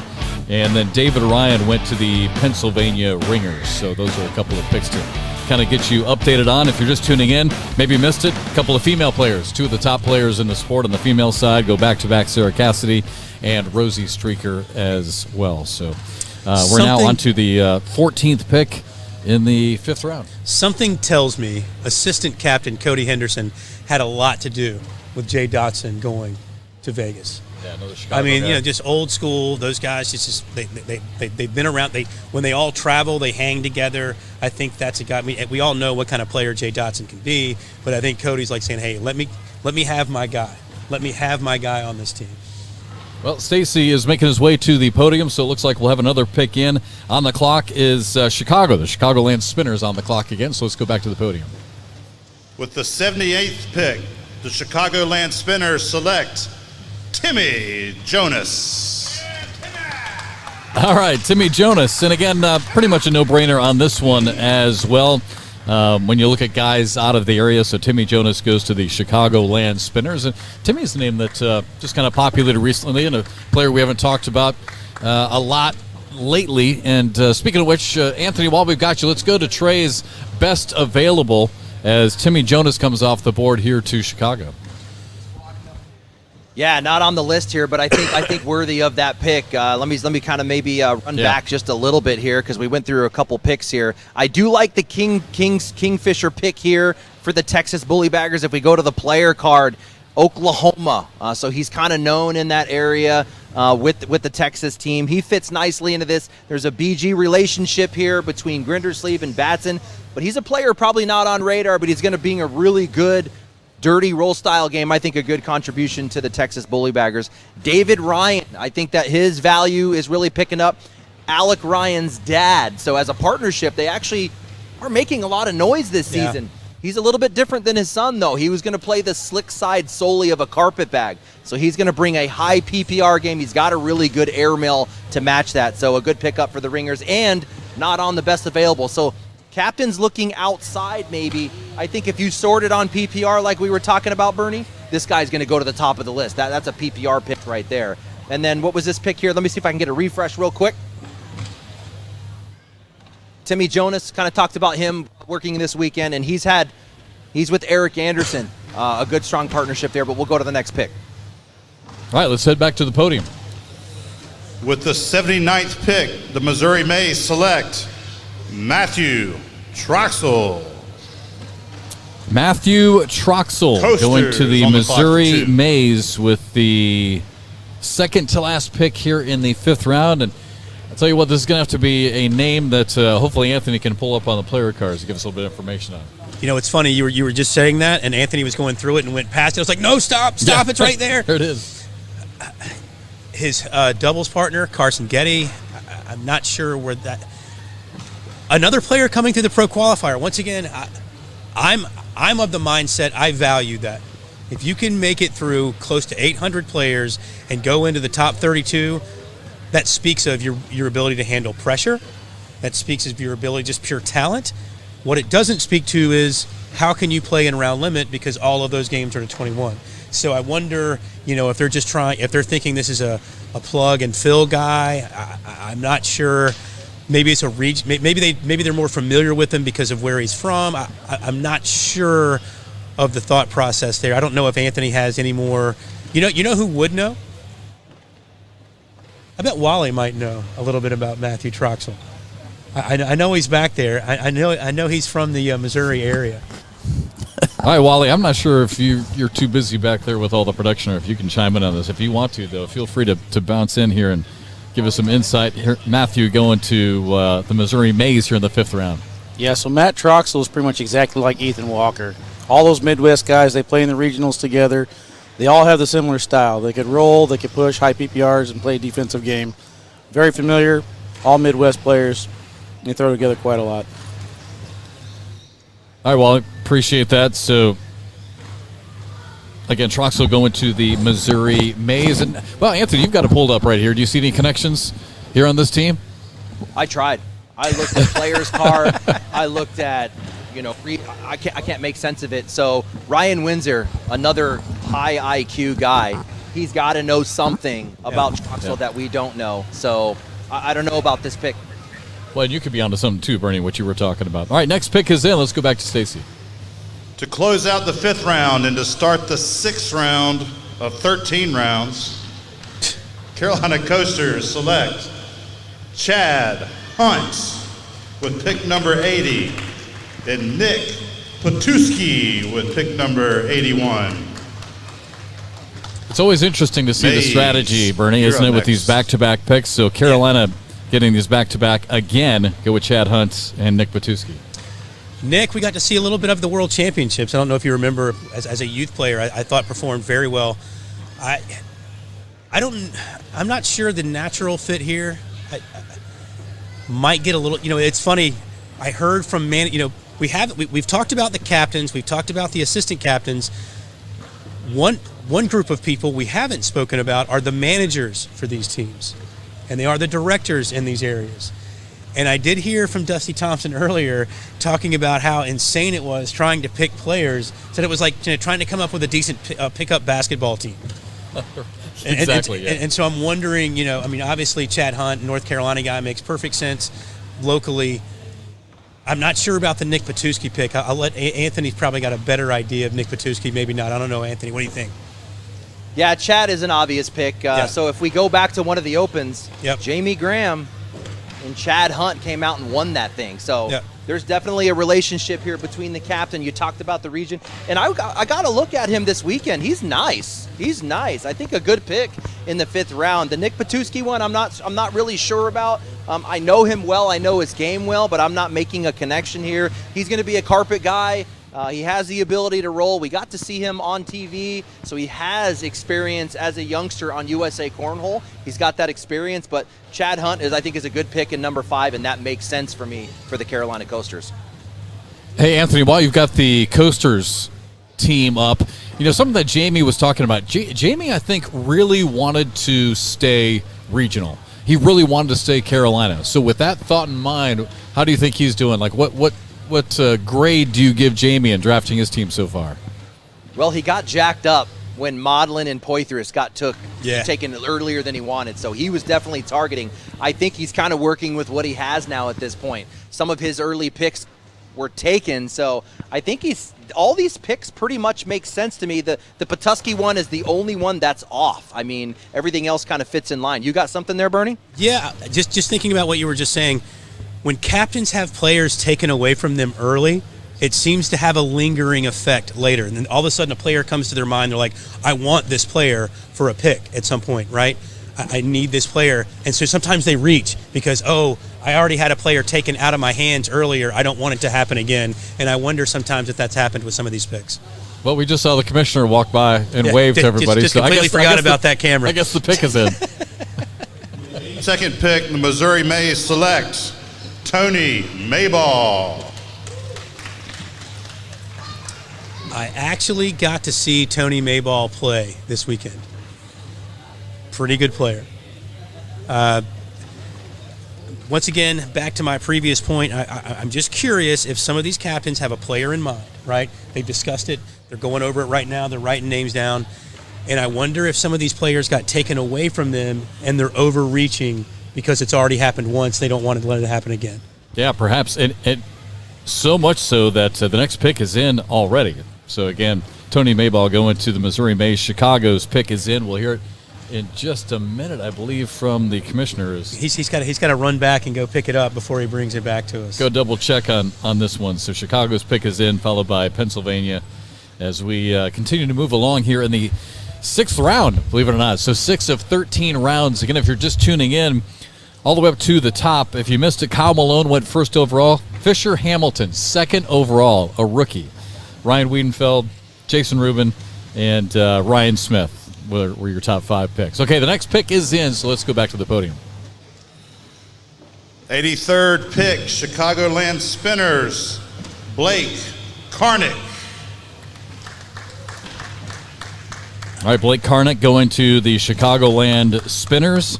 And quickly, I was just looking down. I was keeping my eye on this. Brevin Valdivia came off, about 10 picks ago. Tyler Parent is still on that list, Anthony. I'm surprised that Tyler's still up there, but Virginia picked up Valdivia, and Virginia is still about 8 picks away. But if Tyler Parent lasts that long, you're going to get a natural doubles partner.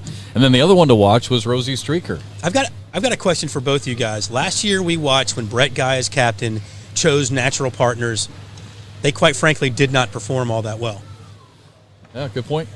Are some of these captains getting away from that and saying, hey, wait a minute, I know a person that can play with that guy or girl, and if I put them together, watch what they can do. I mean, I'm wondering if that's some of the process here. All right, Tyler Parent, again, his name is still out there. Let's go back to Anthony and take a look at Trey Ryder's best available.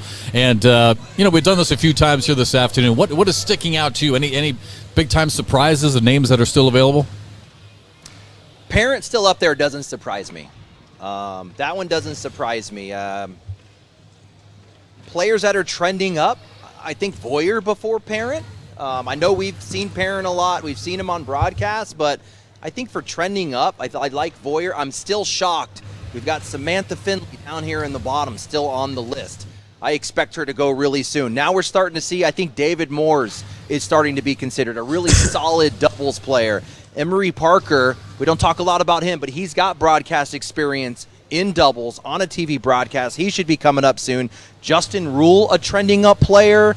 Those are the ones kind of standing out to me right now. Tom Walter, a high PPR guy. It's kind of starting to get wild, like you could go any way. Well, don't you feel like we're getting to a point where all the players you can just kind of describe as steady? They're just steady. Hold that thought. Next pick is in. Let's see, we had Blake Carnick go. And to Chicagoland, let's get the next pick with Stacy. With pick number 84, the Pennsylvania Ringers select Gage Landis. All right, Gage Landis going to Pennsylvania. All right, sorry to cut you off, but Stacy. No. I just, you're not, at this point, and I think Anthony would agree with me, I don't think you're really going to get a selection where you're like, oh my God, I can't believe, that's one of the best players in the world. I can't believe they're still there. I mean, they're all some of the best players in the world. I should rephrase that. But you're going to get steady players. You're going to get high upside with lower low side. And you're going to get a little bit mixed bag. Some weekends they look great, like world beaters, and then other weekends they're like 2 and done, right? So, yeah. I think you get kind of a mixed bag at this point. Quite frankly, if we take this draft as a whole, in my opinion, I think it's been all over the place. I really do. Yeah, I guess my question right now, and Anthony, I can send this question over your way. Gage Landis. To Bernie's point to the draft kind of being all over the place, is Gage Landis top 80 player in the world right now? I was going to try and get to his player card. I don't think I'm going to get there. He's a strong player. That's another, young, dirty style player. He's beat some of the best in the game. Top 80? It's starting to open up. I think that the meat of the draft is gone. I think now we're going to start seeing kind of things all over the board. Obviously, the Ringers see something that works for them in their team. Again, we have this dirty theme going through here. Dave Ryan and Connie Altice, I would probably match them up. You put Altice and David Ryan together, they're going to be nasty. The rest of this is really just this really dirty style game. So Pennsylvania Ringers, for me, is going to be a fun team to watch. I think you're going to get a lot of laundry on the board, a lot of rolls and airmails and pushes. I think it's going to really dirty up on the board for this team. And real quick, and I don't mean any disrespect to Gage Landis, but really over Samantha Finley? Sam is still out there.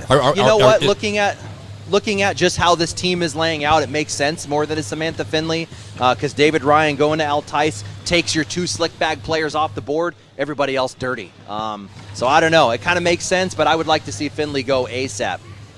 So I was going to say, so where does Sam go in your eyes? Is anyone else surprised? I'm surprised because she's also someone that has experience in round limited formats. Yes. And once again, some of this is getting forgotten because some of the names we've called, some of the names we've spoken about, unbelievably good players that we've never seen do well in round limits. Or just never seen. Well, you see them all around. I know. But you're right. You don't see them on broadcast. And it is different, I guess, sometimes looking from a broadcast perspective with a Sam Finley or someone like that, you see in a women's tournament when you've got 32 women compared to 256 total pros. That Stacy Moore, by the way, loving the camera, just trying to find any way to get on it.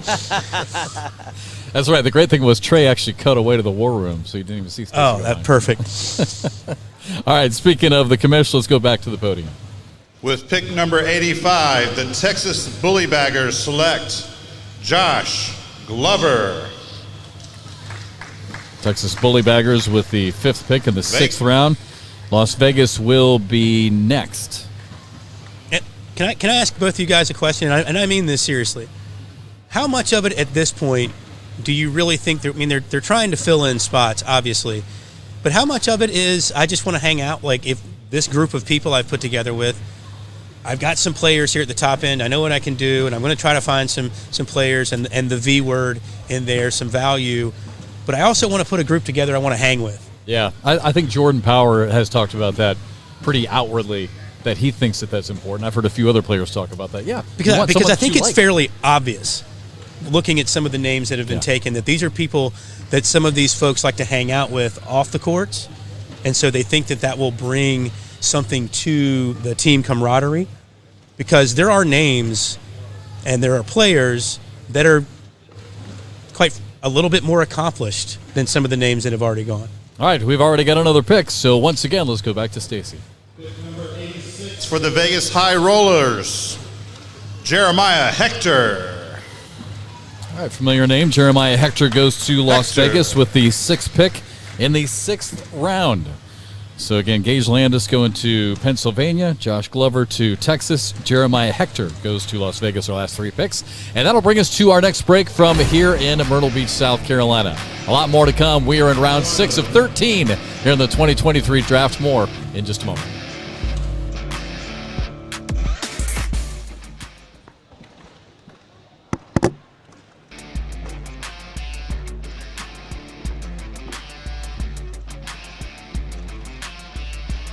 We might want to check microphone batteries. If I'm reading this correctly, it's on the LL.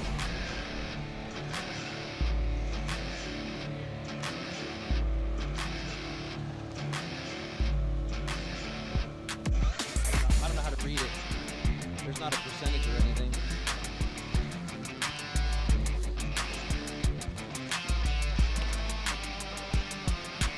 Oh, you're low.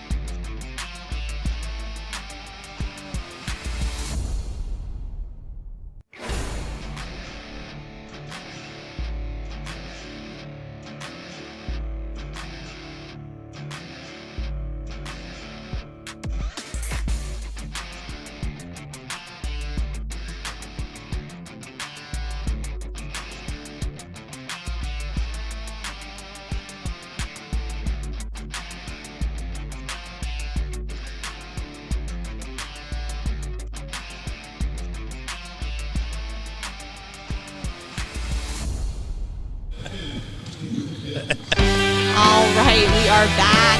I took a little break here, and now we're going to give Jeff a break, Bernie. Yeah, time for Jeff to get some food.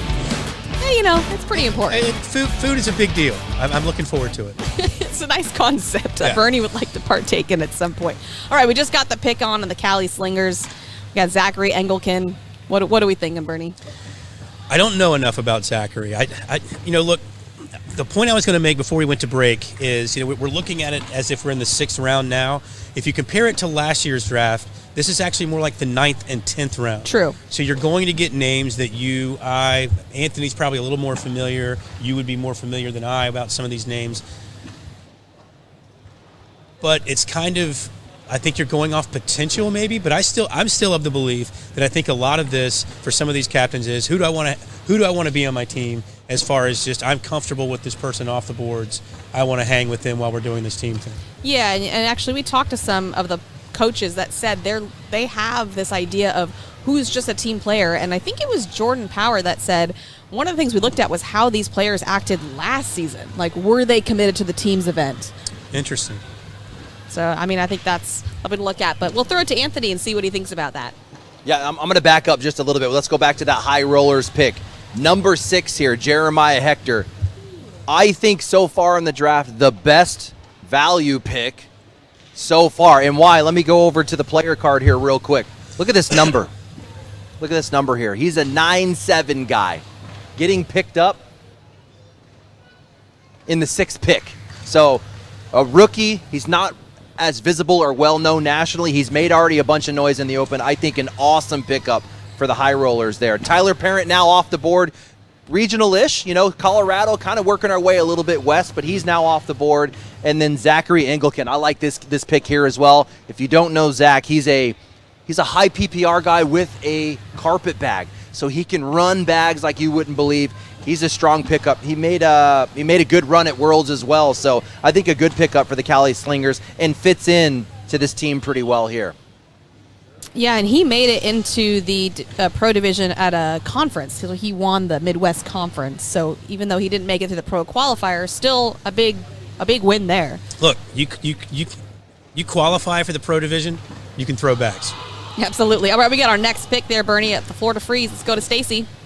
With pick number 89, the Florida Freeze select Steve Duricki.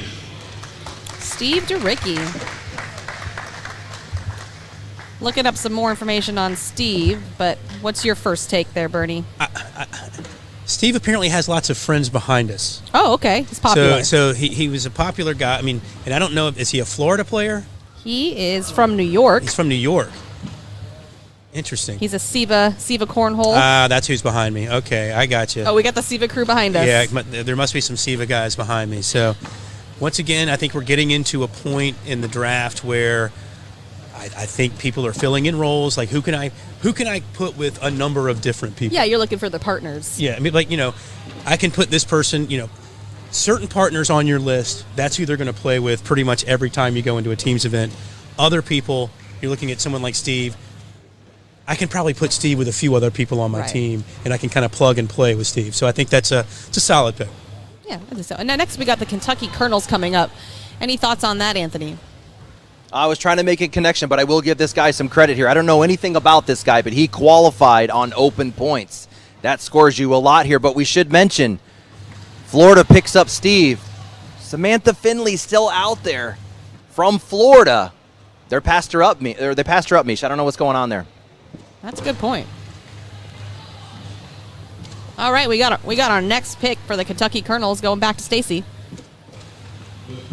Number 90, the Kentucky Colonels select Samantha Finley. And there it is. Well, there you go.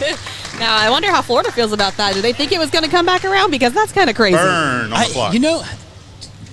Seriously, this happened with Dave Sutton as well earlier in the draft. I think some people just kind of get forgotten about.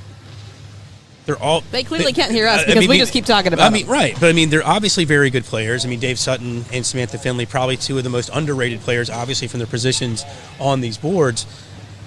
I think sometimes when people start going through their heads about people like players and games and stylistically, they just kind of forget about some people. Right. And I wonder if someone said, oh, yeah, Sam's really good. and she's very good and has a lot of play in round limit format. Yeah, and I mean that's quite a ways for her to fall. I'm shocked to see her go this late in the draft. Well, hopefully she can use it as, just go get mad. Go get mad and win every match you're in, Sam. Yeah, make everyone pay Yeah. for that. All right, Anthony, we finally got Sam. Yeah, Kentucky Colonels are going, thank you very much.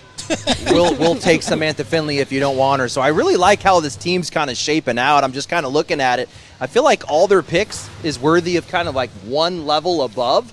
So I feel like the Colonels are getting everybody just one level later. So I don't know. I kind of like how this team is shaking out so far, just kind of at first glance stepping back here. All right, well, our next pick for Arizona Burn is here. With pick number 91, the Arizona Burn selects Brandon Davis. I like this pick. I wonder if the Carolina guys are upset. Yeah, You've got Eric Davis as a captain at Carolina. His brother's gone. Gone. And Did more he to that think he was point, gonna still be there? is he mad Sliders on that the his clock. brother Right. waited this long to Who's pick more him up? angry? Yeah, who is more Which angry direction? among the Davis brothers right now, Brandon or Eric? And did they think he was going to be available? This has been my biggest wonder about this entire day is are certain captains thinking, all right, I can get this guy here and I can get this guy or girl I know in 2 rounds, and all of a sudden they're gone, and then the next time they come around they reach Right. because they don't want this person Yeah, that's in their head. the fear comes in. Yeah. I don't know, Anthony. What are you thinking about Brandon Davis? I got a really strong opinion on this one. Why would you take Brandon Davis when Anthony Iona's available? Wow. You know what? I mean, what are you thinking? What are you They thinking, missed man? the boat on that. What is going on here? Missed opportunity is what we call that. Who did that to you? Is that a Wally? Did Wally do that? Well played. I don't know. It was Wally. Sliders selects Dean Norton. Dean Norton. All right. The audience liked that one. Got some claps behind us. I think you're like I made this comment earlier. I think you're getting to a lot of very steady players that once again I think you can kind of plug in with a number of different people on your team. This is another one that qualified through the open points, and And that's a big deal. as Anthony was saying earlier, that is a big deal. Coming out of Washington, throws lucky bags, so he's got that affiliation with that kind of bag, but not much else I know about Look at Wally's trying to find Dean's player card over Anthony. there. Anthony's frantically searching. Yeah.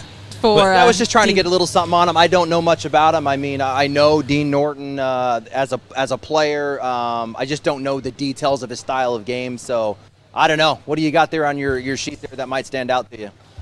I mean, I guess, like I said, for lucky bags, I'm going to make an assumption that that's he's not, obviously they're in a carpet bag, so maybe not a dirtier style, but he could be throwing a slower lucky bag, so it's really hard to say off of that bag choice. When I look at the captains there, that pick kind of surprises me with the cap. I don't know. That's an interesting selection. Well, if you to go me. back to who's available, Anthony, is there someone that stands out to you that would be an obvious choice for that team? Yeah, so our next pick going to be the Marauders, right? Do I have that right here? Is that going to be our next pick? If we were going to Yes. look at best available there. What do you guys think? I think it's time for David Moores to come off the list here. Justin Rule is a really good improved player out of Florida. I think that he's coming up soon. Voyer. I kind of like to see Voyer come off the list here. I don't know, Mish, you've got a lot on Voyer from out of Cali. What are your thoughts on Voyer still being on the list here? We'll get right to that, but we're going to get to the pick over here for Michigan first.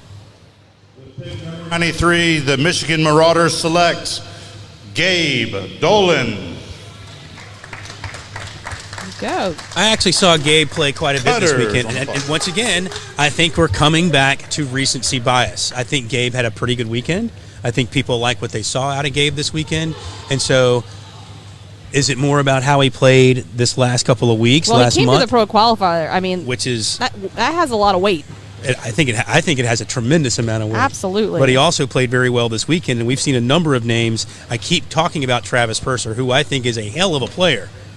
Second round level player. played like it this weekend. Sure. And I think there's a little bit of recency bias there, and possibly with Gabe Dolan as well. I don't know. What do you think, Anthony? I love the pick. Gabe Dolan is one of those first in, last out guys. Yep. He's going to be there when the lights go on. He's going to be there when the lights go off. He's a grinder. He's going to bring a good game here. I'm kind of looking at the rest of the team. I actually think he was probably 4th round worthy, so I think a good pickup for the Marauders here at number 6. Not on the best available. I think we're going to see a lot of that now because we're getting into, we talked about the talent is starting to get pretty similar. I mean, we're probably going to have 25, 30 guys that share talent. I think it's just going to come down to how they fit best into the existing roster for given teams. So I love Gabe Dolan at number 6. Yeah, and what kind of team player they are, I think, weighs into it. All right, our next pick is here. Let's go to the Virginia Cutters. With pick number 94, Virginia Cutters select Jonathan Segura. I think this pick just falls Aviators, right into what Joe Anthony was just saying.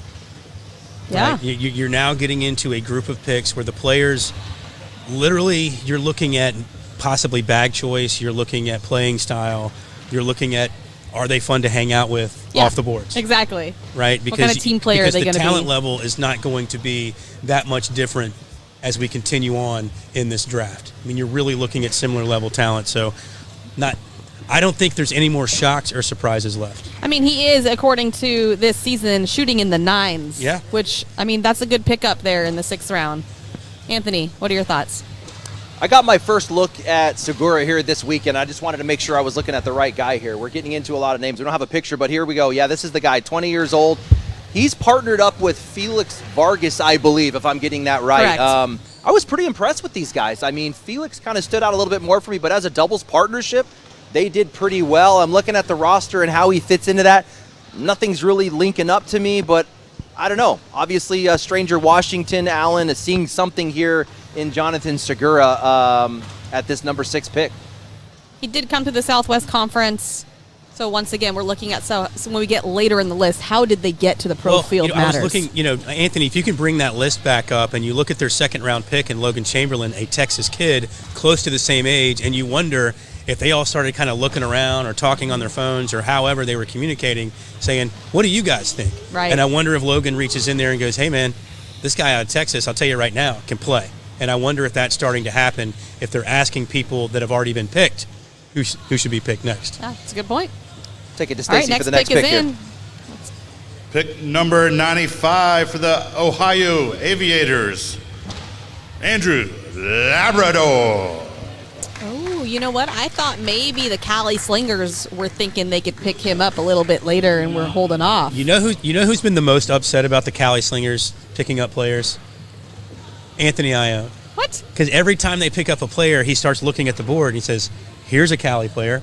Here's a Cali player. They're not going Here's a so Cali player. regional. Yeah, and they're not. And so, but you wonder, like to your point, are they saying, all right?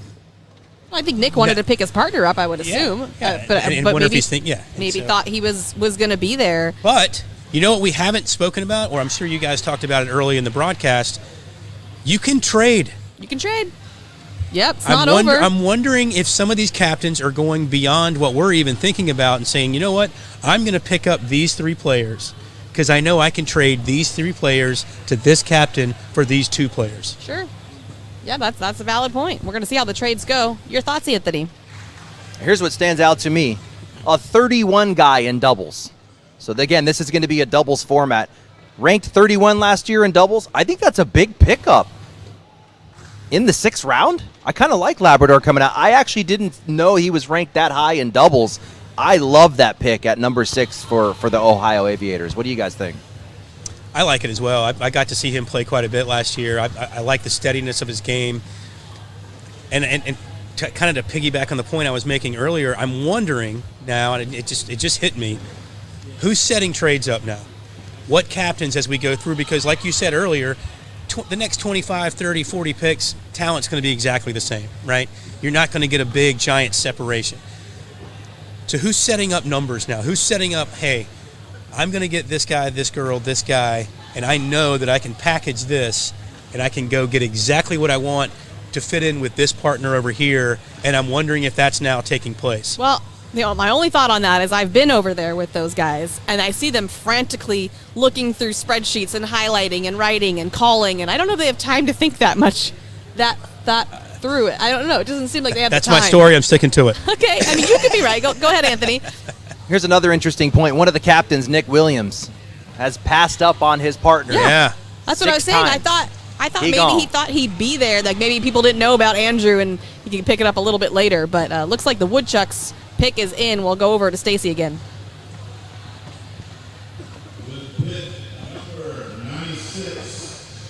The New England Woodchucks select Brennan Big Daddy Ballard. Hey, what about those PDC players out of Cali? And with pick number 97, the New England Woodchucks select Mike Hoffman. There you go. Now you can make your point about your Cali folks. Yeah, no, I mean, I'm loving the Aviators, you're on the PDC players out of Cali that are getting picked up. Coasters, trade Jordan Camo for Burley Baggers. By the way, I'm going to go ahead and jump in on this because I was just talking about this and I was told it wasn't possible they were thinking this way. I didn't say it wasn't We possible. have our first trade What a on stretch. the desk, Anthony. Stop playing. Our first trade has made its way to the desk. The Carolina Coasters trade Jordan Camba to the Texas Bully Baggers. No. So they traded Jordan Camba to the Texas Bully Baggers for Berkeley Pear. Wow. So Jordan Camba for Berkeley Pear, if we're reading this correctly. It wasn't written that way, but I believe that's what it was meant by that trade. I would interpret it that way as I well. knew the Coasters wanted Berkeley Pear, especially Trevor Brooks, sitting there as a vice captain, sitting there knowing the damage that they've done together.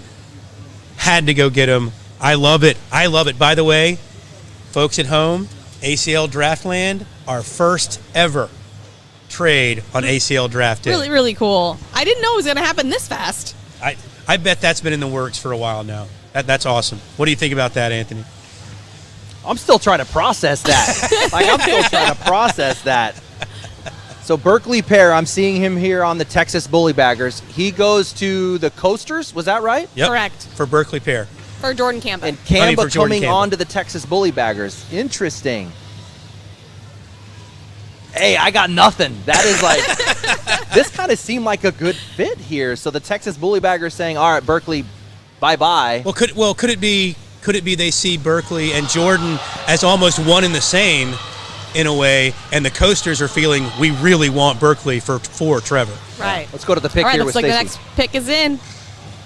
With pick number 98, the Ohio Aviators select Andrew Guy.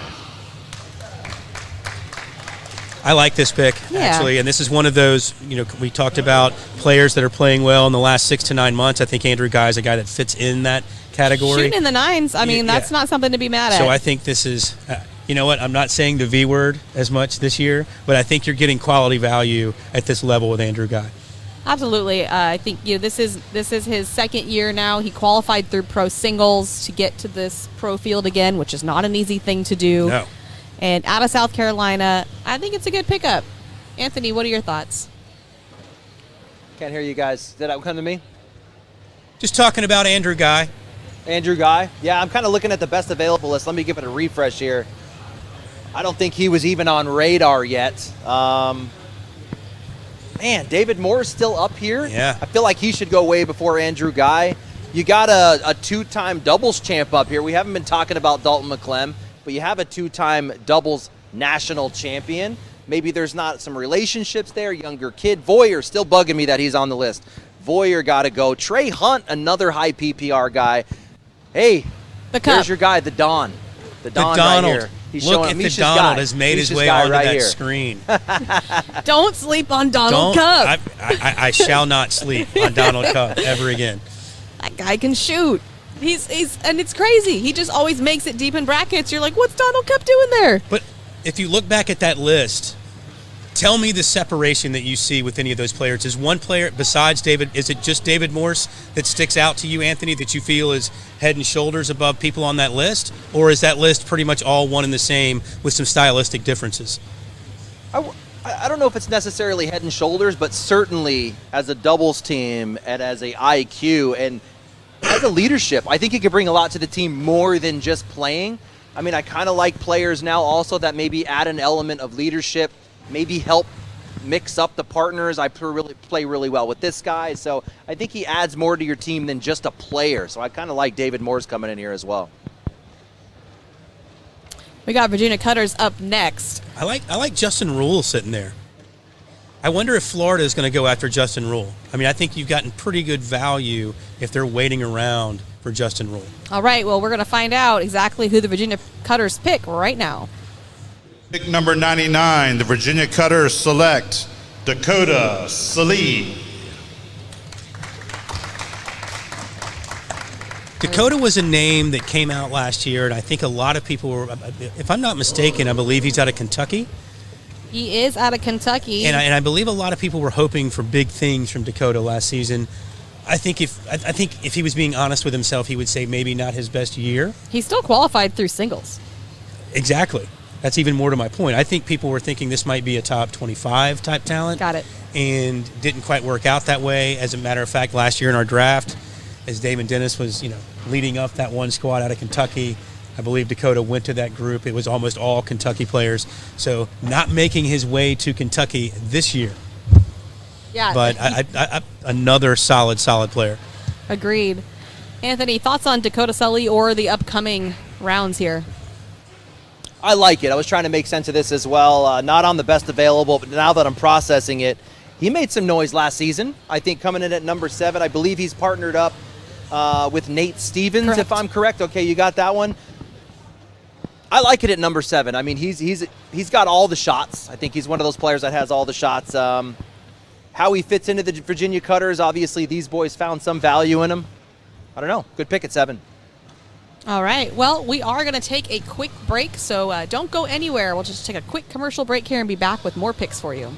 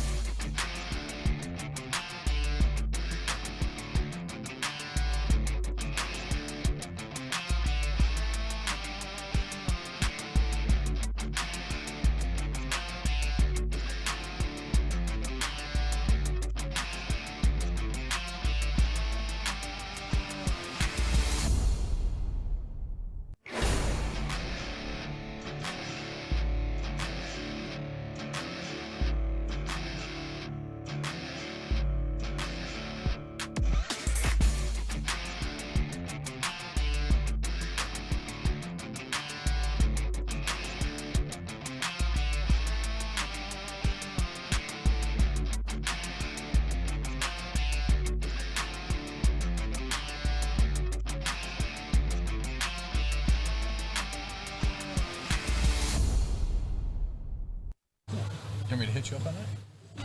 All right, welcome back, everyone. We had a few picks happen during the break. You want to take us through them, Jeff? Yeah, so where did we leave off? We left off on Dakota Sully. Yeah. Hey, welcome back. How was lunch? I was going to say, I just got back. It was good. It was good. It was good to talk to people and good to get back there in the war room. And I'm hoping that we can kind of rotate here in the next couple of rounds and get you back there at the tables talking to them, because it's really fascinating to have conversations back there with everybody and just the strategies. And especially when you start to get to these rounds, they're scrambling. Oh, yeah, no. I remember last year, some people gave us a hard time. How do you not know this person? Well, you know what? They don't know a lot of the people. Yeah, There's like 500 to choose from. All right, next pick is in. Let's go to Stacy. Pick number 103, the Kentucky Colonels select Justin Rule. All right, Justin Rule going to Kentucky. A couple that we might have missed here, Mish, on a serious note. Corey Ballard goes to Arizona. Bobby Hunt went to Georgia. And Jared Kufis went to the Michigan Marauders. Once again, it was cool to see the Kufis brother, come up and take his brother. I love this family thing that's happening. They're on the same team. That's pretty special. Yeah, it's pretty interesting, just kind of giving some overall thoughts here as we move along 7th round action. Samantha Finley finally goes. So, I mean, just in the few minutes that I was gone. And then Tyler Parent, I was thinking maybe he would last to get down to the Virginia Cutters so that they could have Tyler with Brevin Valdivia to get that. But Tyler finally did go. Dropped all the way to the 6th round, but he finally did go. I was going to see Brandon Davis go. He was sitting over here. He's been waiting. So when his name was announced, he was pretty excited. So he wasn't mad that his brother didn't take him previously? Now, that I didn't ask. Or was his brother mad that he got taken before he could get them? Right, yeah. That's a great point. I did not ask him that, but he seemed happy that... Yeah, I'm sure he was happy to be taken. Right. But curious to know how that's going to happen later on, in the evening when they're together. Right, yeah. So I can't wait to... Anthony's taking a break, but and so is Bernie, but... they brought up the point, and we'll talk about this more when they come back, and you and I can kind of riff on a little bit, but just like in the NFL draft and in other drafts, in the Major League Baseball draft as well, do you feel like this is where you can really win or lose? Yes, I think we are in those rounds. And we can only really speak to our sport and last season, right? That's all we really have to go off of. Yeah. And last season, it was these rounds that made the difference for the Woodchucks. Yeah, absolutely. I was just going to say it ended up being some names that maybe we didn't know a lot of at the time that were hugely important down the stretch. So just a little bit, just making amazing shots to take the win. Selmeyer, no big deal. You? Yeah. All right, let's go back to Stacy at the podium. With pick number 104, the Florida Freeze selects Ryan Hart. All right, so Ryan Hart goes to Florida. And again, just to recap, not sure if you and Bernie went through this, but again, for anyone just tuning in who maybe doesn't know, wasn't watching earlier, Kyle Malone did go number 1 overall. Fisher Hamilton, the rookie, went number 2 overall. Ryan Wiedenfeld 3rd. Jay Rubin 4th. And Ryan Smith went 5th overall. Derek Holland was probably the first surprise, I guess, of the morning/afternoon. Again, terrific talent. We all know that. But the fact that he went 6th overall to Arizona, I think one of our first surprises. Brett Guy went 7th. Chris Kingsbury went 8th overall. Alec Ryan went 9th overall. And Frank Modlin, 10th overall pick to the Colorado Timbers. So those were some of the top picks, just in case you missed it earlier today. Absolutely. Ryan Hart, he came through the Mid-South Conference to get into the pro field. So, not an easy thing to do. I think it's, like I was mentioning earlier, really important to look at how the pros got to where they are. And when you go through qualifiers or points or conferences, especially in areas where there's a lot of deep talent, it does show a lot. It says he's shooting around a 9, so nothing to be mad at there. And it looks like his bag choice is Ultra. Looks like out of Kentucky, so that's what we got on Ryan Hart. Well, and you mentioned that. Bernie mentioned it, about a round ago or so, and I think it's worth noting again. And you're absolutely right. I mean, I think there is value to that. The fact that you have to go through that gauntlet, right? I mean, you were there. I mean, you saw what they had to go Intense. through. Yeah, I mean, it's really difficult. So if you're a captain and you're looking at some of these players, I think absolutely that's a great point and probably something that they're looking at. How did they get to where we're at today? Yep. So we're on to the Cali Slingers next, kind of looking at what's left on best available according to Trey. No one's really standing out to me. Maybe a Mark Lopez, since he is out of the Cali area, is the only one that would kind of stand out of the pack. But other than that, there's not really anyone that's really jumping out on the page. But there's still some. I'm assuming this is updated, right? What we're looking at right here. I mean, there's still some very familiar names. Absolutely. I mean, Megan Maupin. I mean, she's a really good player. Dangerous Dan, Danny Seals is still out there. I think I saw Mark Lopez is still out there.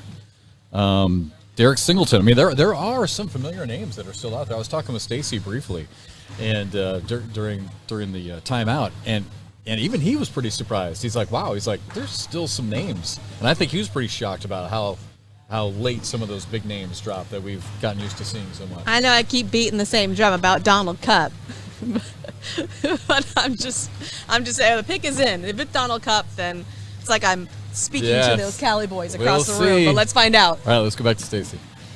With pick number 105, the Cali Slingers select Jay Corley. Oh, Jay Corley.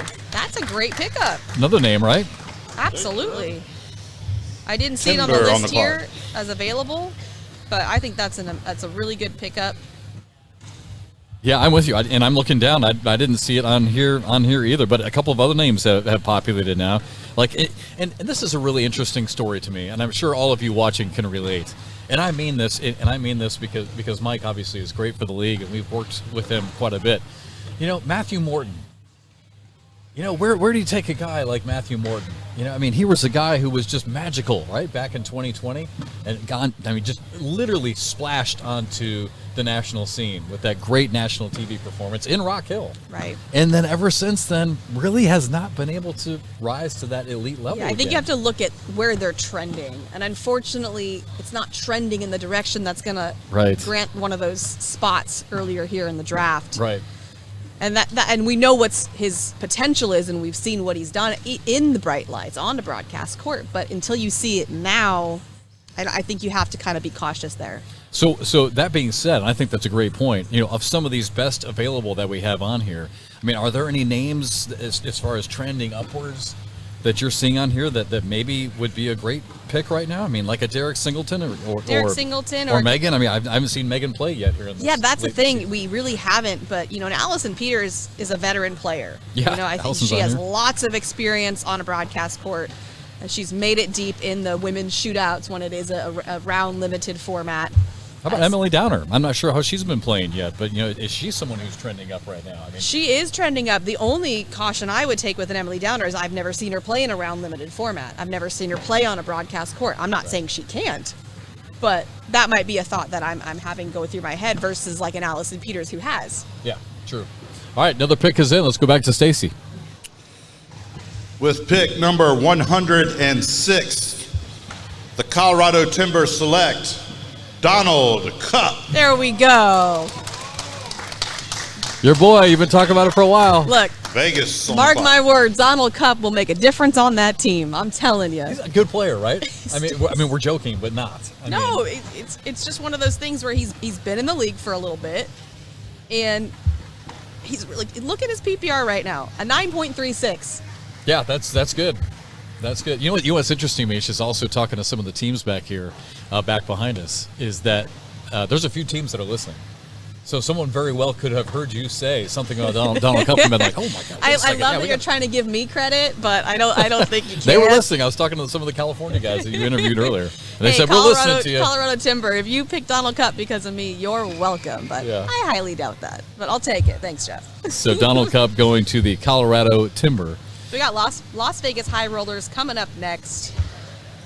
All right, what was Anthony saying before we went to our last break about trends? Anything now? He's really shocked to see Nate Boyer still on the list, and I can see why. It wouldn't surprise me to see Nate go in the next, pick or two. I think he's a strong player out of Cali.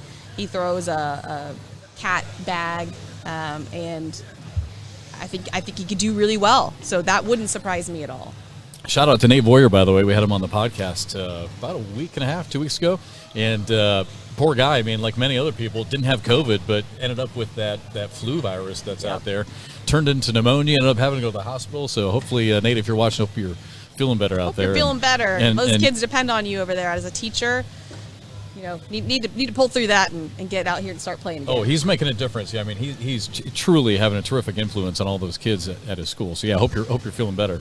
And I expect we'll probably see his name come off The other name that is still on the list that was a bit surprising is David Morse, another player that's been a veteran player.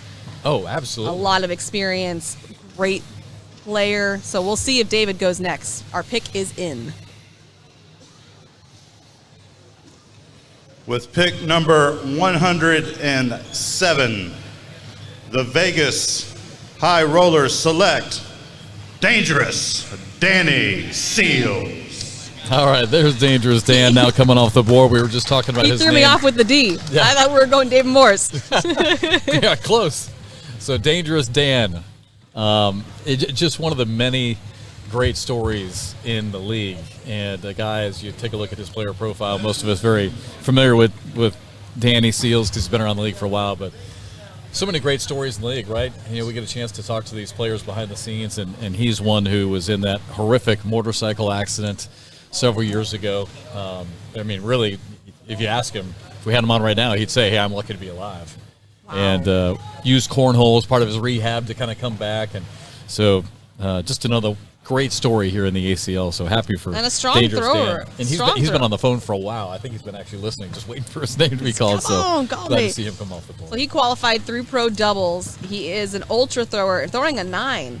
So strong pickup. We're here in the 7th round. Yeah, we're pick number 107. So he was pick number 11 of the 7th round. Yeah. So you're picking up someone 7th round, 9 PPR, has experience. I think it's a great pickup. Let's see as far as the best available goes now. Yeah, we got Texas on the clock. Yeah, I was going to look at this list here. There are so many good players out of Texas. I don't know how many top or elite players. You got Jaime Sanchez. There you've got. Let's see who else stands out on that list. Once again, David Morse still there. Why is he still there? I don't know. That was. You talked about trending players, and maybe there's something with his game right now that I haven't seen. But he's that type of player that really has that kind of engineer type of brain. He approaches this game a little bit differently than others, and I think he'd be a great addition to a team. Even if he didn't play, if you had him on the bench even for a game or a match, he would be strategizing with you. He'd be an asset in a lot of ways as well as on the court. Yeah, for sure. Big time intellectual strategy guy. Yes, exactly. So very analytical. He could help other teams. He could help out this team in a lot of ways. And so I love to see him go to a team next. And it could be the Texas Bully Baggers. We'll have to see. But definitely a good pickup there in the 7th round. And I think easily could have gone earlier. What do you see on the as far as best available here? Looking at it, what do you see on the female side? I'll beat the Allison Peters drum again because I just think it's surprising. You've also got Miranda Coy. A strong thrower, and since we are in Texas, you can't help but bring up Deborah Odom. Do they want their Texas female to come on the team and round out that Texas area? It wouldn't surprise me to see her go there. I think I even saw in the comments someone said the Texas Bully Baggers won't be complete unless Deborah Odom is on it. She's got to be, right? Yeah. So that wouldn't be surprising. And again, we saw Megan Maupin's name also pop up in that best available. So as well as Emily Downer. A lot of good females available. I feel like Texas is one of those areas that would have a bias towards the location. They have such a strong support system for their Texas players. So it wouldn't surprise me to see a Jaime or Deborah or something like that. Yeah, it looks like we will see their pick here very soon. So so the Texas Bully Baggers on the clock. Danny Seals again just went to Las Vegas, so he's off the board, and we'll find out. We'll find out here soon. Another person that is not on this list, but a female that we could mention is Nicole Pratt. She's a rookie, but just her showing this weekend, she went really far in her very first shootout. She was throwing really high numbers, really high PPR. So I know she's probably not on everyone's radar since she's a rookie this year, but she's putting the work in. So if anybody kind of has their eyes on someone to maybe a little bit lower on the list, she's someone I would look at. Right. All right, again, we are in round number 7. Apparently, Texas is taking it right to the 89-second mark to get their pick in. That's the first time we've gone that long on a pick. Yeah, just got word from Trey. They just got it in. Just snuck it in, so let's see who they pick. 8th pick, the Texas Bully Baggers select Zachary Stickney. Oh, we didn't even bring up Zachary Stickney. That's a great idea. And again, we mentioned we mentioned Deborah, and I'm sure that Texas is obviously they want to have her on the team, but they're thinking, okay, can we last another round? I'm sure let's they're take thinking Zachary that. and maybe we can get her in the next round because they want to get her on the team. So Yeah, the only reason why they would take, Deborah maybe a little bit early is just because they value her that much that they just want to make sure they don't miss out. But once again, there's trades. We saw the first trade happen already. So if you say, well, maybe we miss out on her, we'll just get her on a trade, then you might, make a different decision. In that's that true case. too. You could just let the roster play out, see what happens. Yeah. And then do that. Yeah. So I was saying I can't believe we had a trade already. I mean, that didn't take long. yeah. Well, Carolina Coasters wanted Berkeley Pear. Yeah. So I really, that's typical. I feel like in sports, like I think a lot of us were maybe wishing, hoping, thinking that there was going to be a big time trade with the top pick. Yeah. And it seems like in every sport we talk about that every year, and very few times that actually ever happened. So I actually thought we'd see a couple, maybe trying to steal some picks in the middle round. So Berkeley Pear was it the second round? I can't remember what. It was either late second or early third. Yeah, wasn't it? so I mean that's an early pick there to trade out there for Jordan Kamba, but I think interesting to see how badly they want a player. Yeah. But it looks like we had a little bit speedier around here. Let's get our next pick. Number 109 for the Pennsylvania Wingers, Trey Hunt. All right, Trey Hunt. Well, we're going to get in more information about that, but we're going to take a quick break. I'll be right back with you.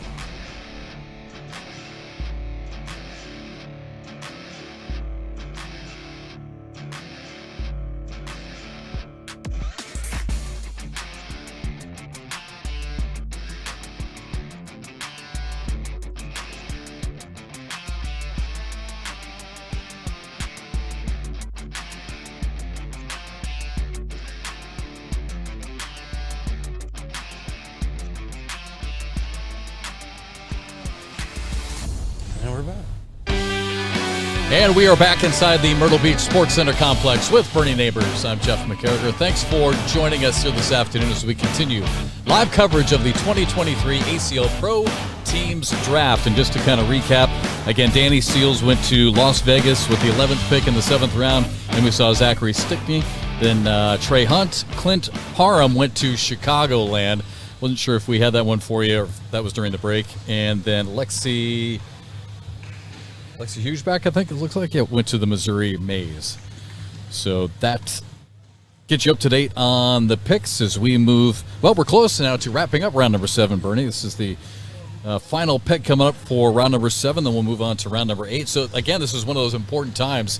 The Carolina Coasters actually have back-to-back picks. And, again, we were just talking, Misha and I were just talking, and Stacy said the same thing to me about 10 minutes ago that, there's still some names out there. I mean, that we're familiar with if you look at the most recent best available. And I wonder if that speaks more to the way the game's going, the youth movement, the last 2 rookie classes, for example.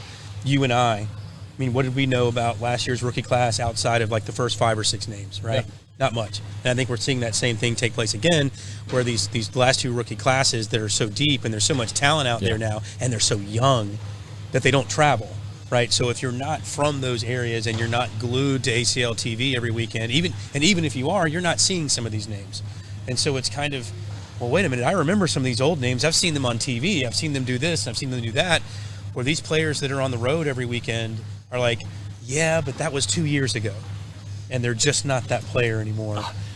That's Matthew Morton. We were just talking about him before you hopped back on desk. I jinxed that kid forever. I said he was a 1989 version of Michael Jordan. I expected to see massive things. And from that moment, that's it.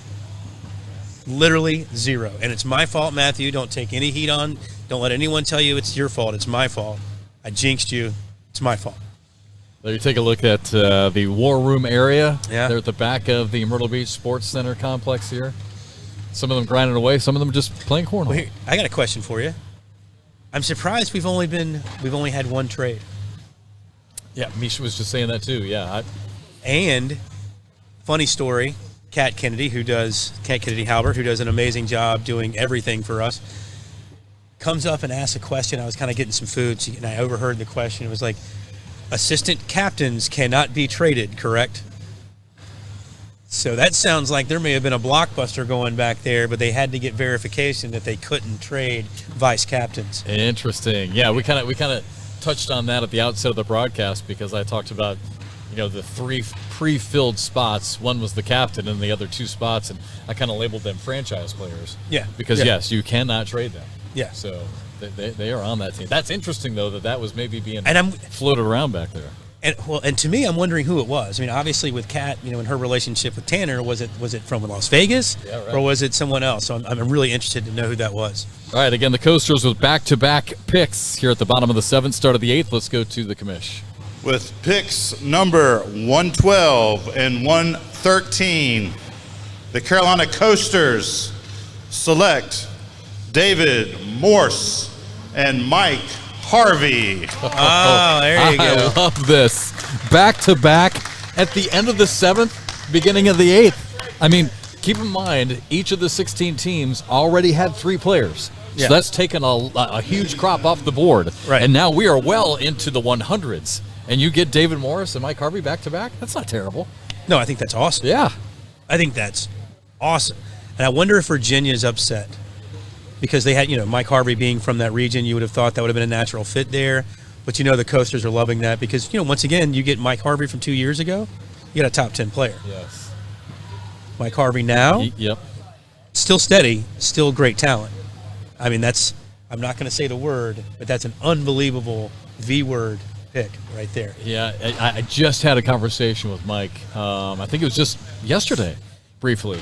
And no, it was during after the broadcast, and I think with him maybe a bag issue. I think he's still struggling, trying to find something that's comfortable. He's super comfortable 2 years ago, right? And just trying to get something back in his hand so that he can feel like he did back then. Because you're right, isn't that fascinating? Isn't that fascinating at this level?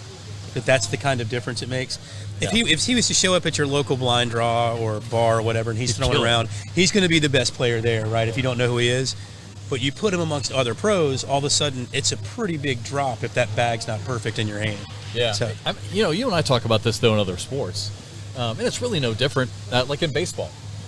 Yeah. To us, to the outsider, a baseball player picks up the same baseball bat every day. I mean, how different can they be? They are separated by ounces. Right. A 32-ounce bat, 31-ounce bat, 33-ounce bat. The maker of the bat, Mizuno, and someone who's been playing a high level for several years, like these players, if they pick up a different bat, they can tell. It makes a difference. Same with golfers, right? Oh, golfer. No one's more persnickety about equipment than golfers. This guy right here. All right, let's go back to the podium. Stacy's got our next pick. With pick number 114, the Missouri Mays selects Donkey Brandon Brown.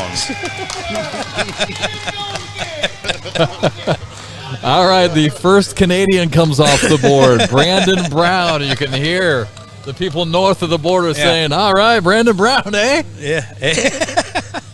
You betcha. Oh, you betcha, Brandon Brown.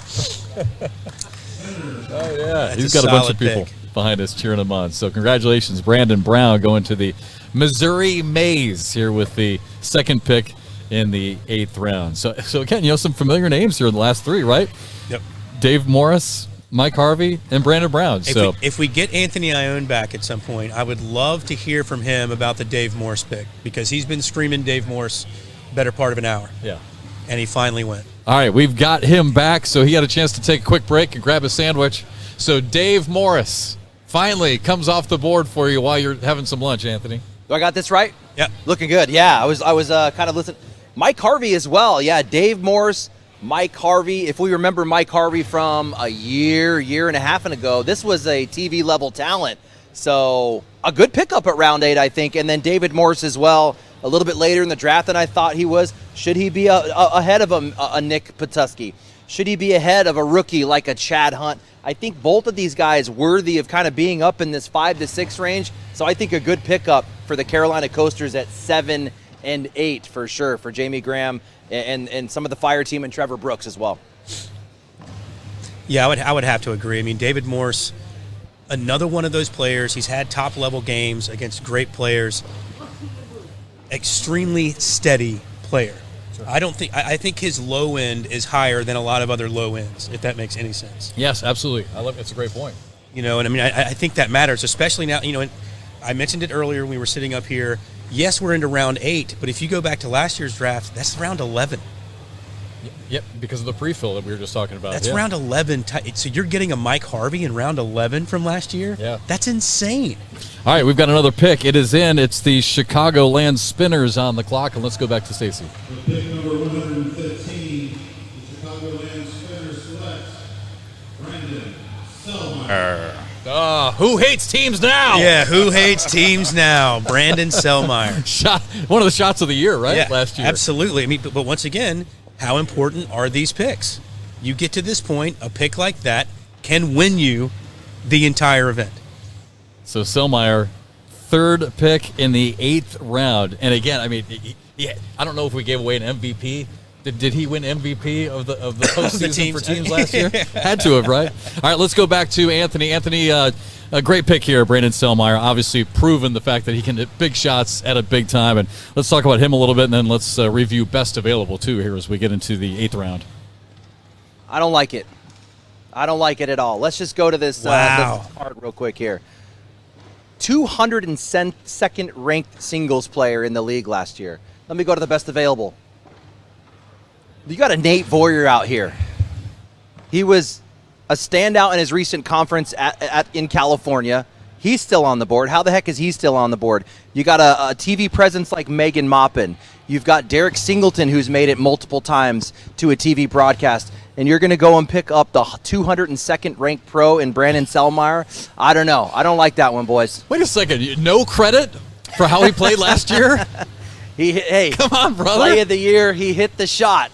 He hit the shot. I'll give him that credit. Hey, maybe that. So is he a one-hit wonder? Is that what he is? He's an 80s band one-hit wonder? Is that what you're saying?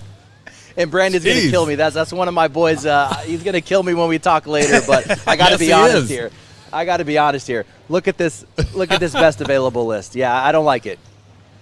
So, all right, to that point, do you think he was chosen because of that shot? I mean, let's see who the captains are. Mark Richards, Philip Lopez.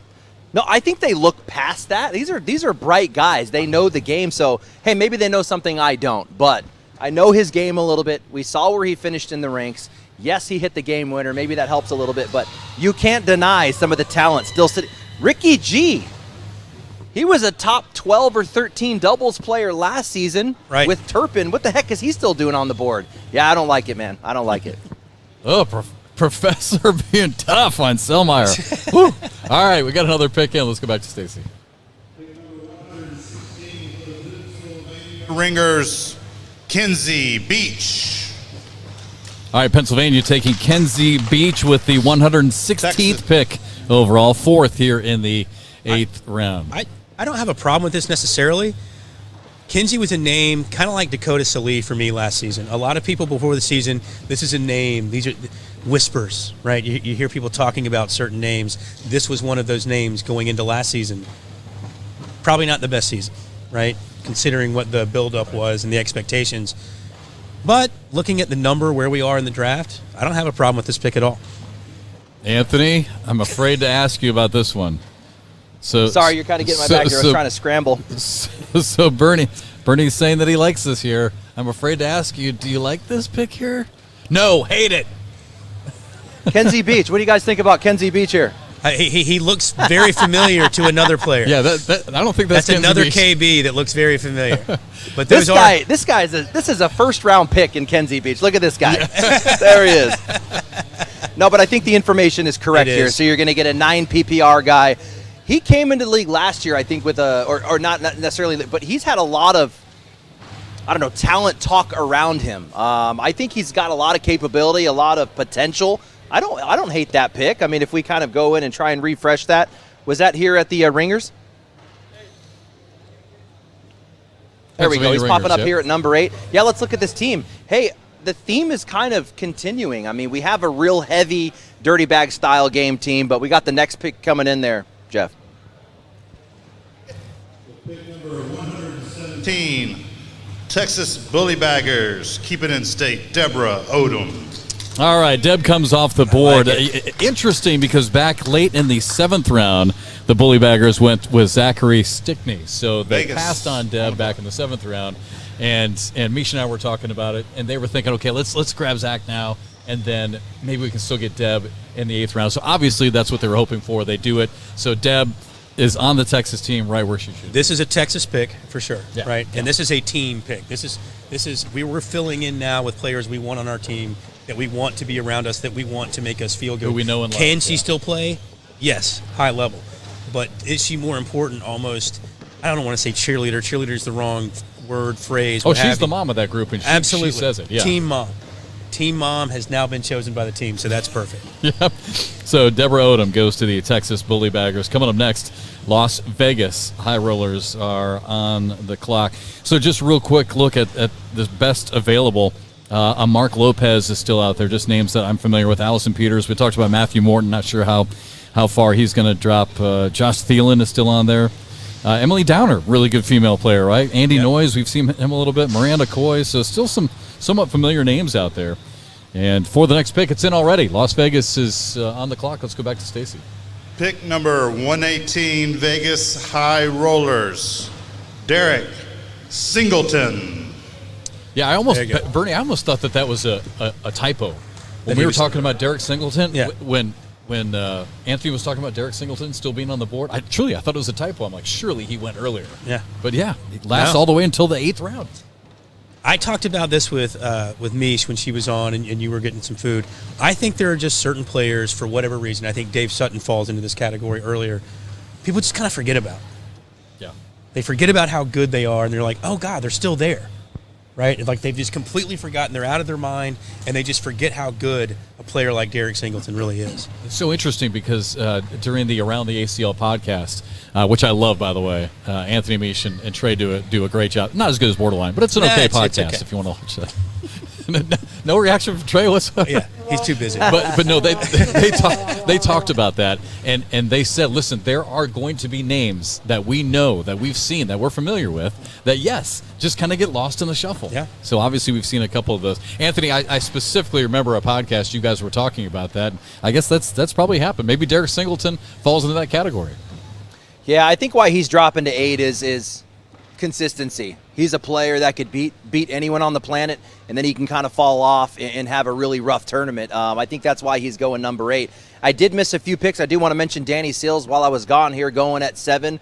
That's a great pickup at number 7. Another veteran, another high PPR guy, TV presence. I think a good pickup at number 7. But Derek Singleton going at 8 because of that inconsistency on the boards. I think you just don't know what to expect. He's kind of a big up and down swing. Yeah. Don't you feel like that, before we jump to this pick, don't you feel like that's a lot of the players now at this level of the draft? You kind of get that inconsistency level with a lot of the picks. Yep, I would agree. I'm sure that's true. Let's go back to Stacy. Number 19, Colorado Timber, Josh Hill. What I love about these picks now, because you got to give it to the folks that are still here in the stands. I mean, we're quite a few hours down the road from when you guys first came on air, and there's still people in the stands cheering for folks. So you got to feel good if you're Josh Hill. Yeah, we've gone beyond the 4-hour mark. So yeah, and there's still a few little claps out there. Yes. Yep. So Josh Hill goes to the Colorado Timber, and the picks continue to come in pretty quickly, which surprises me a little bit, because I would think that we're getting to the point right now where for the captains, because remember we kind of hit that point, and maybe we're not quite there yet, but I feel like maybe we will be. Remember last year we got to that point where the captain was like, "Whew, it's tough," because they don't know a lot of these names, so they're relying on a lot of information from other players, other team members. Hey, have you heard of this person? Any thoughts? Yeah, I agree. I think that's a lot of it. I think you've got someone else on the team going, no. I play with him all the time. He's actually really good. Let's just go ahead and get him. It's a good time to take a flyer on this guy. All right, California Slingers, their pick is in. Number 120, Cali Slingers, Ricky Gonzalez. Love it. All right, so Ricky goes all the way 8th pick in the 8th round, and Anthony, as we check back in with you over at the big board, I remember you mentioning Ricky's name. I think maybe even late in the 6th round, early 7th round. So obviously a name that many people are familiar with. Yeah, great pickup at number 8. Again, this guy knows how to win. He was at the top of the food chain in doubles last year. A really good pickup at 8. We didn't get to talk about it. If I could just go back at 1, we had Josh Hill at number 8 for Colorado. If we're kind of having some California players filter in here a little bit. We got Frisch, we got Parent, we got Hill. So kind of some West Coast presence as a Colorado team. I think that'll be good for that regional affiliation. But certainly here with Ricky G at 8. Value pick. I think he's a strong guy at number 8 and a big pickup for the Sliders. Well, it's interesting what you're saying about some California folks going to that Colorado team, but if you look at the top 2 captains, does Josh Holland really know those players? Does Adam Hisner really know those players? Or is Yeti Irwan influencing this along with Chris saying, hey, these folks can play, let's go ahead and pick them up, and it kind of fits what we're going for here. Yeah, it's a great point.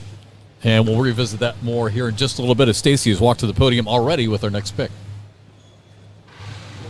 121, the Florida Freeze select Draven Sneed.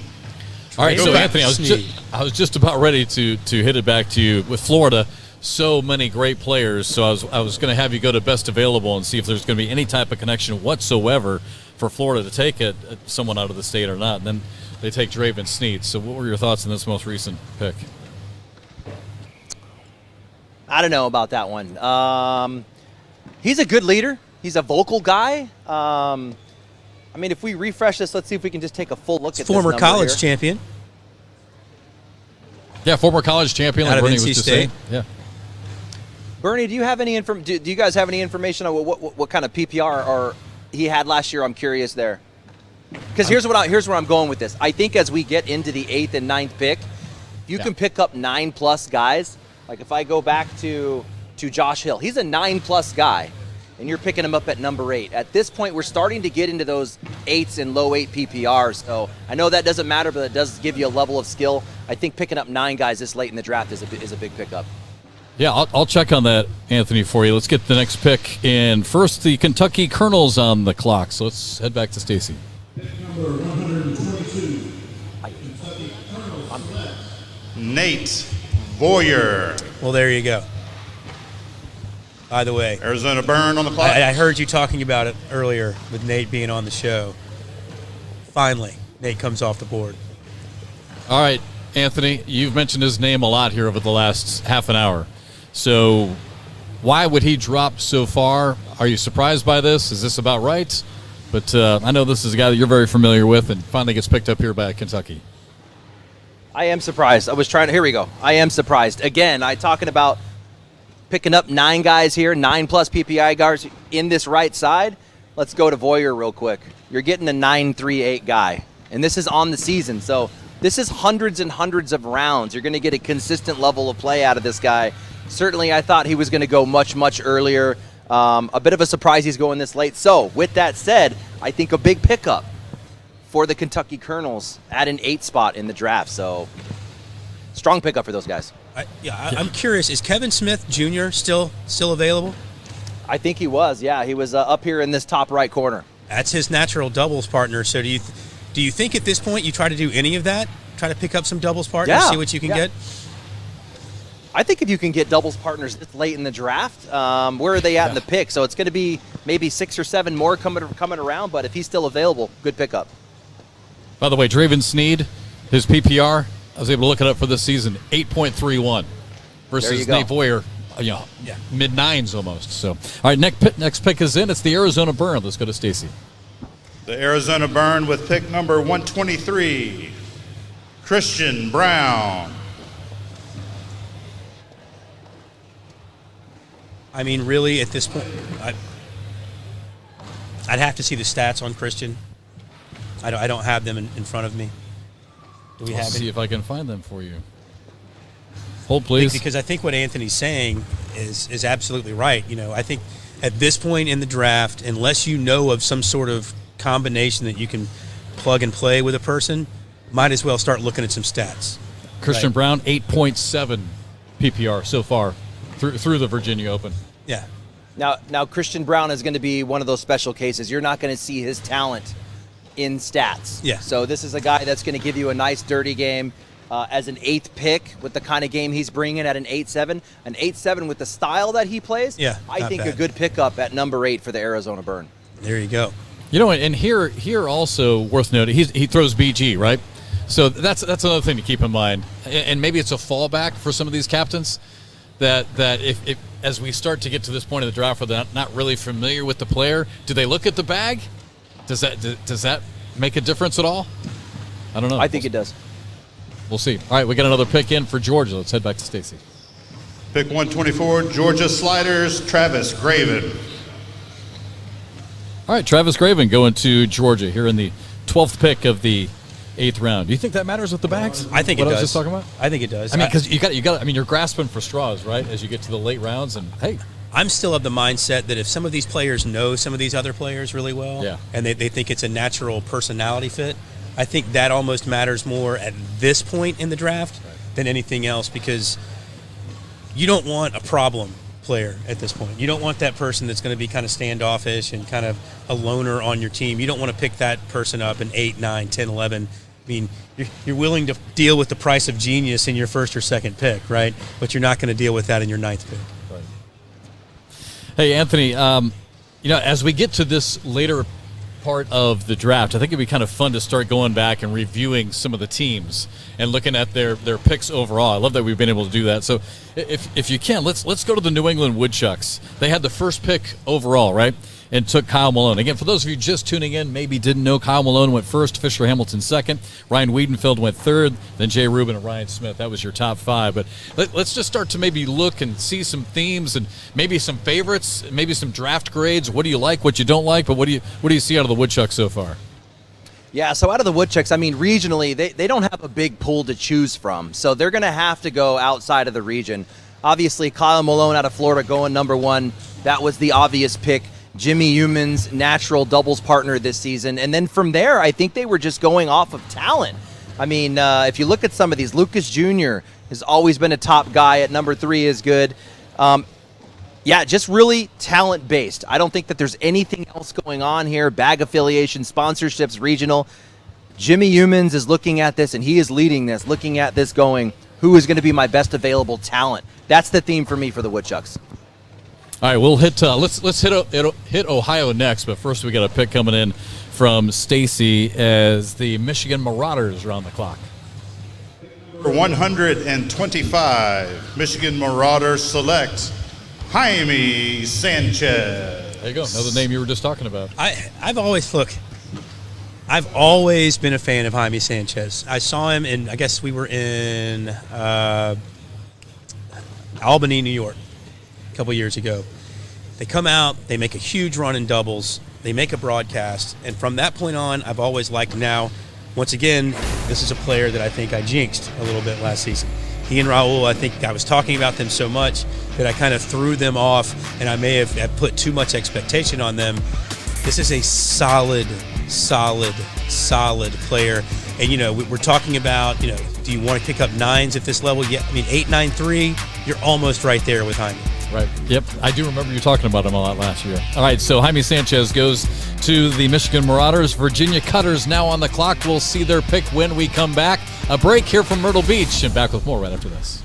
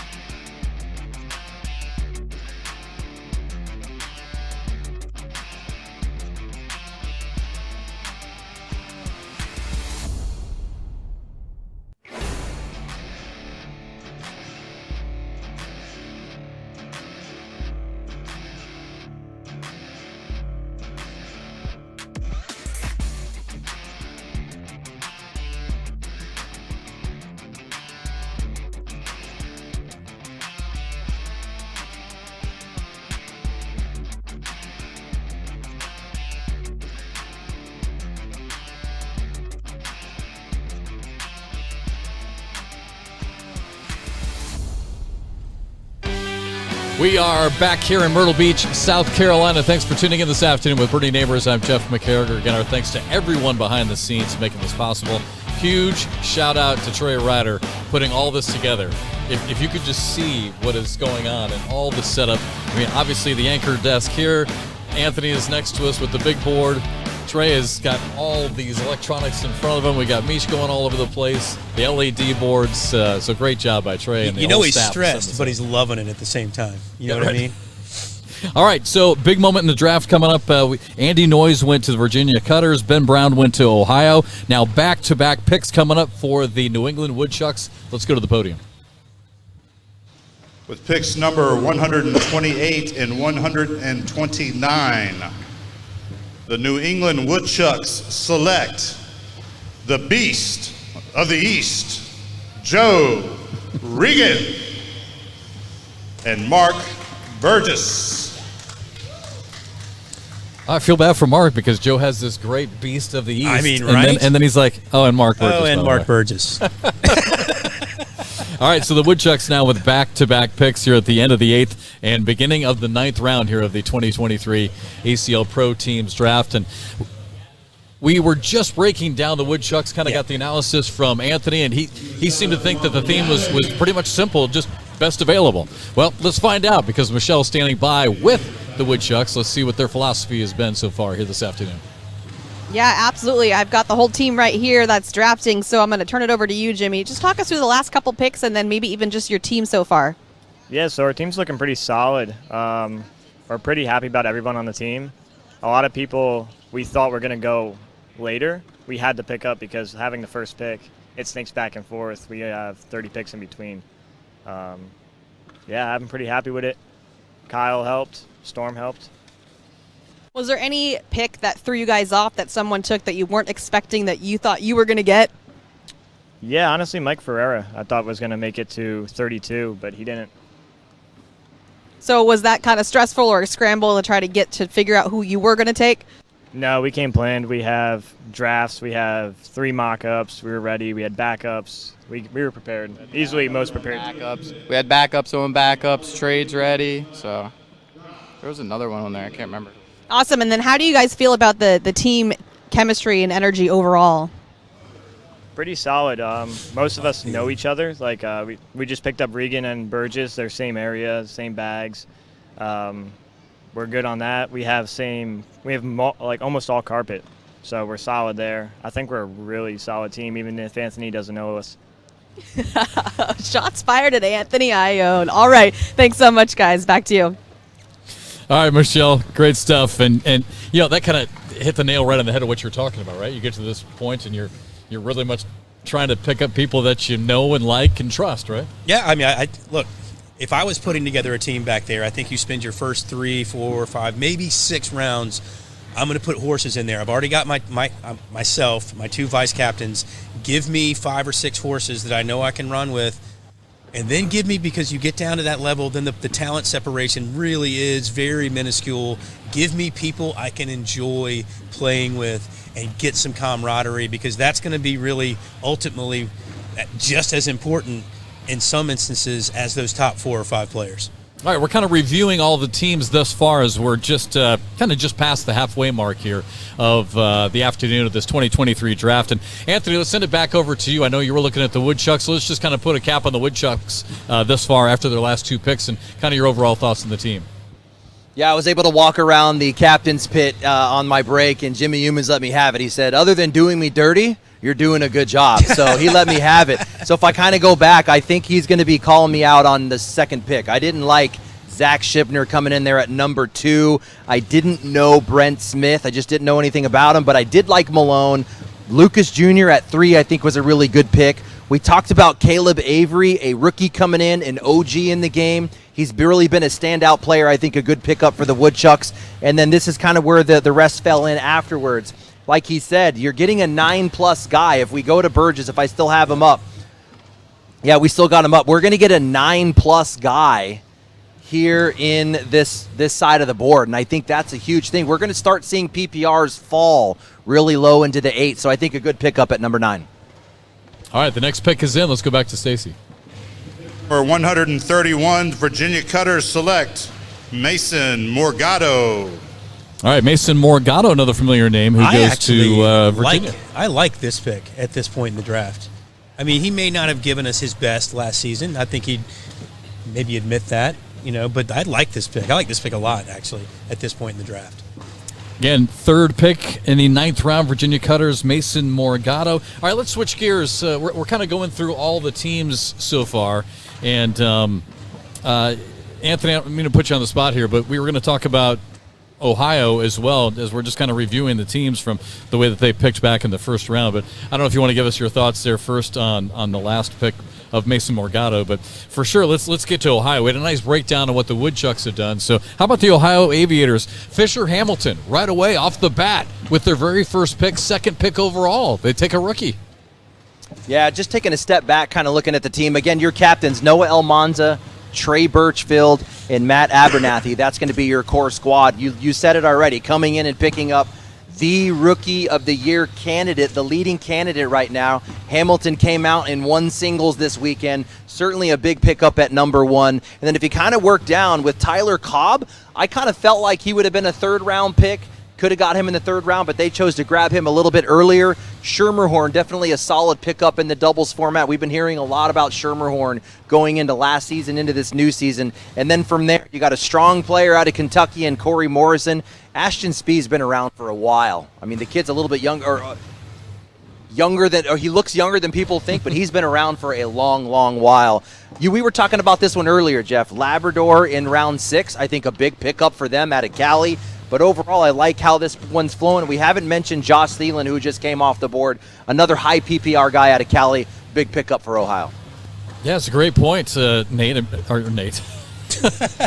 I know who you are, Anthony, about these PPRs. I mean, still, when you're still able to get a PPR guy of over 9 at this point, you're doing something right. So good picks here. All right, speaking of picks, the next one is in. Let's go back to the commissioner. With pick number 132, the Michigan Marauders select Tom Walter. All right. I've got a question for Anthony. And I mean this sincerely. I understand how important the Open Series is to a lot of the players, and obviously you can qualify by Open statistics and points. But why would you take certain players just off what they've done in the Open, and they've yet to do anything in a national? You haven't seen them at the highest level of the sport yet. Is it worth that pick? I mean, I think Fisher Hamilton is, but I'm saying, is it worth that pick when you haven't seen that? And quite frankly, I don't think the Opens are as important as the Nationals in play, because we've seen it as long as we've had the Open Series. Outside of Mark Richards, and that's the outlier, most of the players that do well in the Opens don't tend to do as well in the Nationals. So I'm kind of surprised we've seen such an Open-heavy kind of draft in a way. Does that make any sense to you? I'm not making that same connection. You're saying that we're picking players. I mean, I like looking back at a lot of the first picks and like some of the rookie class. I mean, we don't even know what they're like at the highest level of the game yet as rookies, but yet we're taking them in the first round.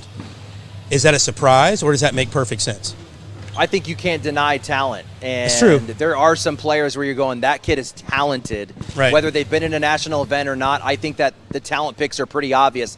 And we've moved past that. That's why I keep saying PPR. I think PPR at this point is going to make more sense, because the talent that can win games off of lower PPRs are gone. I think we're more into PPR at this point.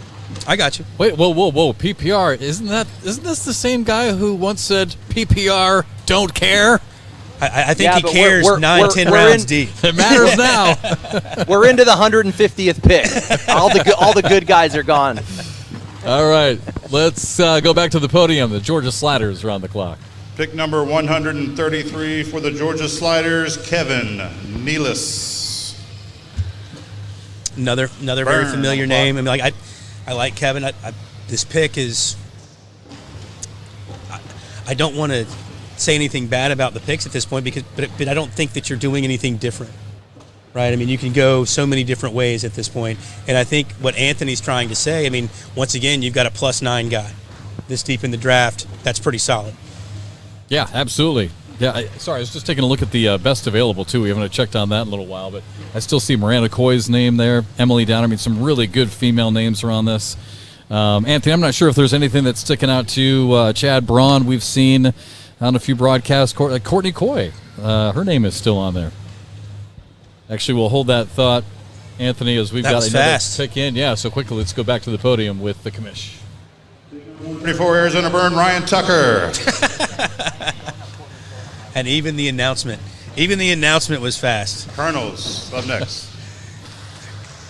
All right, Anthony, let's see if we can pull up our best available and see if we can refresh that and get some of those names out there. Probably worth noting at this point to see if we can see some familiar names and see if there's some that maybe have slipped. I mean, we're all the way down into what now? I mean, we're in round 9. What pick overall? 120 something. Yeah, pick overall. So any names sticking out to you right now? So you mentioned Courtney Coy. My list looks a little different. Does my list look like your list? I just want to make sure we're looking at the right thing here. I think he's just going off the top of his head with some folks that he's familiar with. All of us, what's jumping especially out to me here? broadcast. We got a 2-time national doubles champion sitting right here.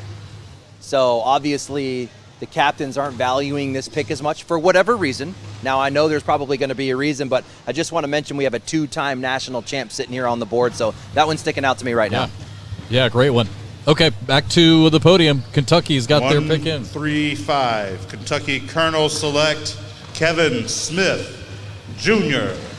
There you go. Yeah, and Anthony, about the best available, I was trying to look at mine, try to get mine updated. I think yours is updated more than mine is, but that is a great point. Dalton McClem there. So, yeah, go with yours and some of those names that you're seeing that maybe you're surprised are still on the board. Megan Maupin is a beast. Yeah. She's still up here on the board. Tons of TV broadcast appearances, so she's going to have that comfortable kind of show on the broadcast there. Again, Dalton McClem. Allison Peters now showing up. We have another female on here that plays a really high PPR game. I think those are standing out to me right now, as well as Emery Parker. The Florida Freeze pick is in.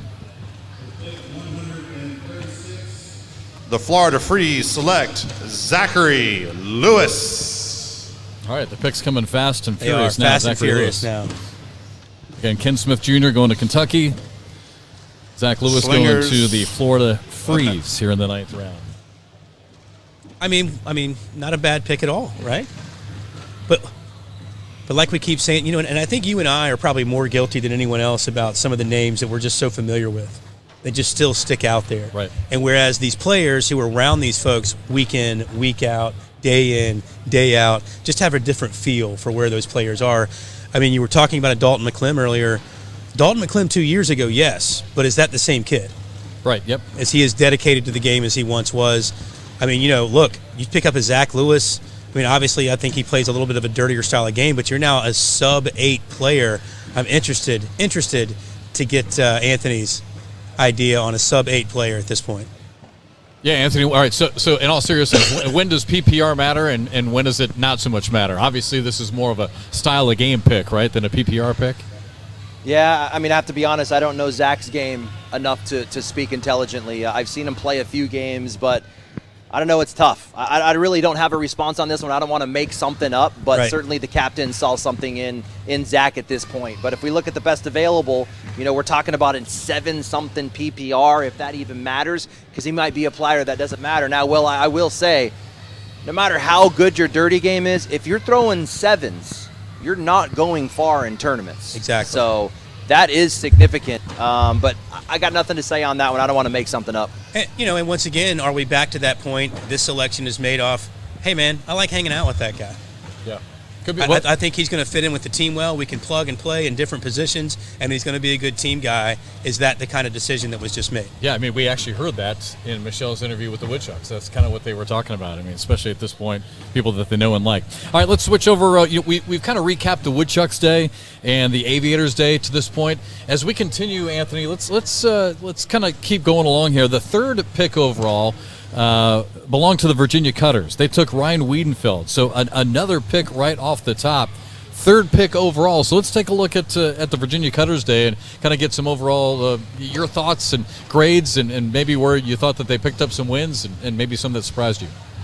Yeah, so your captains, Justin Stranger, James Washington, and Leston Allen, go right out and get two of the best youngsters in the game. Again, these are advanced winners, bracket winners. You got Wiedenfield and Chamberlain, a clear partnership from there. As it goes throughout, I think they were going with best available, just kind of looking at it. Dingus, a really good pickup in the third round, and it kind of continued as it went along. All right, next pick is in. Let's go back to Stacy. Pick number 137, Cali Slingers select Dalton McClem. Well, there you go. Yeah, just talking about him. I mean, I'm wondering, as we've been sitting here, just saying his name over and over and over again, that's just looking up at the board and going, hey, that's best player available. Yeah, Anthony, let's while we're on California, let's just do the same thing with them. Alec Ryan was their first pick overall, so now Dalton McClem, maybe a good pickup here in round number 9. Yeah, so your captains, Tony Smith, Corey Gilbert, and Nick Williams. Alec Ryan, a big pickup at number 1. So he's definitely a player that's made his presence known over the past, I'd say, 6 months. Purser surprised me here for them at number 2. I think Purser was probably a third round worthy, so interesting that they pulled him up above a Sasweta Jr., maybe even above a Rosie Streaker, has really demonstrated a solid game. So that's an interesting pick early. Maybe he was available a little bit later, but he has made a lot of noise. Again, this weekend, we're seeing players that have performed well this weekend. Their picks kind of moving up a little bit. I like Zach at number 6. He's a high PPR guy with a BG carpet bag, and this pick right here I think is my favorite. Getting Ricky G at 8 is a big value pick. Again, a top 12, I think it was 12 or 15th rank in doubles last season. You're getting him at number 8, so big pickup for them right there. You know what this draft is kind of reminding me of, if I can do an analogy, a basketball analogy? When you go into the NCAA tournament and there's a name here or there that people may not know all that well, and they just show out, and all of a sudden they're a first-round pick in the NBA draft that same spring. I feel like we're getting the same kind of thing, especially with a Travis Purser, showed out this weekend. He's a heck of a player, don't get me wrong, but showed out this weekend, and people are like, yeah, that talent, like you were saying earlier, you can see the talent, you're going to go ahead and pick it up, and I'm wondering if that's kind of making that analogy. Travis Purser just blew it up this weekend, so we're going to go ahead and take it. All right, let's head back to the podium. The Colorado Timber on the clock. With pick number 138, the Colorado Timber select Justin Doss. Justin Doss going to the Colorado Timber. We are into pick number 138, as Stacy just said, the 10th pick in the 9th round. So Justin Doss going to the Colorado Timber, and we'll let Anthony get a chance to reset his board here with Colorado. But what are your thoughts on Doss going Doss here 138? Around, look, this is a workman-like player in the ACL Pro division. Been around for years, right? Is this a star talent? Well, I mean, are you going to pick up a star in the 9th round? Probably not. But are you going to pick up a consistent professional at this level? Yes, and I think that's a solid pick at Justin Doss. I was going to see if I could pick up some stats for Doss. Yeah, PPR. Well, not too terrible. He's just a hair under 9. Yeah. This at this point in the season. So, which once again, I mean, you're right there. What's that? I mean, how many bags is that? I mean, that's a pretty solid pickup at this point in the draft. Yeah, I agree. All right. Anthony, let's take a look at their team so far and what they've done, and your thoughts here on Doss going to Colorado. That sounds about right. I mean, that's right where I think that Doss should have gone. If we kind of look at that at number 9, again, we're going to start seeing those PPRs drop below 9. And I hate to keep talking about PPR, but again, I think the talent that can win with low PPRs has been drafted. Yeah. So, but yeah, I think Justin Doss, perfect right here at a number 9. Colorado Timber picking him up. All right, let's just leave it right here while we've got it up and just kind of review the Timbers day so far, because we are getting late. I mean, we're in round number 9, knocking on the door of round number 10 now. Frank Modlin, their first pick overall. Yeah, I love that. A big veteran right out of the gate. I think he has a leadership. I think he can bring a cohesiveness to the team. He's going to be the guy that kind of maybe keeps the team kind of glued together. I think he's going to be a positive energy. They drafted a PE teacher. Yes. You know what I mean? Yeah. He's going to get everyone smiling, maybe bring that kind of cohesiveness as a team. So I think a really good pickup at number 1. Las Vegas is back on the clock as we go back to the podium. Big smile for Stacy. What do we got here? With pick number 139, the Vegas High Rollers select Vanessa Fillingham. I love Vanessa's game. I really do. I feel like last year is when I really got a chance to watch her play and watch some of her matches. She's just a gamer. I mean, you are. I just don't think that you're going to get a really. You talk about the floor. Where is someone's floor? We talk about the ceiling all the time. Everyone's got a high ceiling. The floor. Where's your floor at? I just don't think that Vanessa's someone that's going to go out there and ever just get crushed, right? Right. She's always going to battle. I really like her game. And it's someone that has had success in a round limited format. Yes. If you were to ask me, if you're going to take doesn't matter that she's female, but if you were taking a female player of a certain style, are there others that maybe have more experience and a little bit higher ranked? Yeah. There are some out there. So there's obviously something more than just her game that they're really enjoying about Vanessa's game. Anthony, you've got her player card up there. You can see her profile and some of her stats already. But you know where I'm going with Vanessa and her floor? I just don't feel like she's someone who's just going to get blown out. I really like her competitive style. Yeah, Bernie, I think you nailed it. She's shown some success in that round limited format on TV. So I think a really good pickup at number 9. And you should mention, there's some players that are trending up, and there's some players that are trending down. Fillingham, one of those players that is trending up. So I think going to be better this year than she's currently viewed as. Nice pickup at number 9 for the high rollers. Good job for the captains there picking up Vanessa Fillingham at 9. And let me make another quick point about Vanessa, and I know you like her. One thing about her player card, Anthony, if you can bring that back up, there's a line on there, and if you look at it, that separates her from a lot of people that have been taken the last few rounds. ACL titles. There's no 0 there. There's actually a 1, and that separates her quite a bit. There you go. All right, let's go back to our next pick. Stacy's at the podium. Pick number 149, Texas Bully Baggers, Justin Carpenter.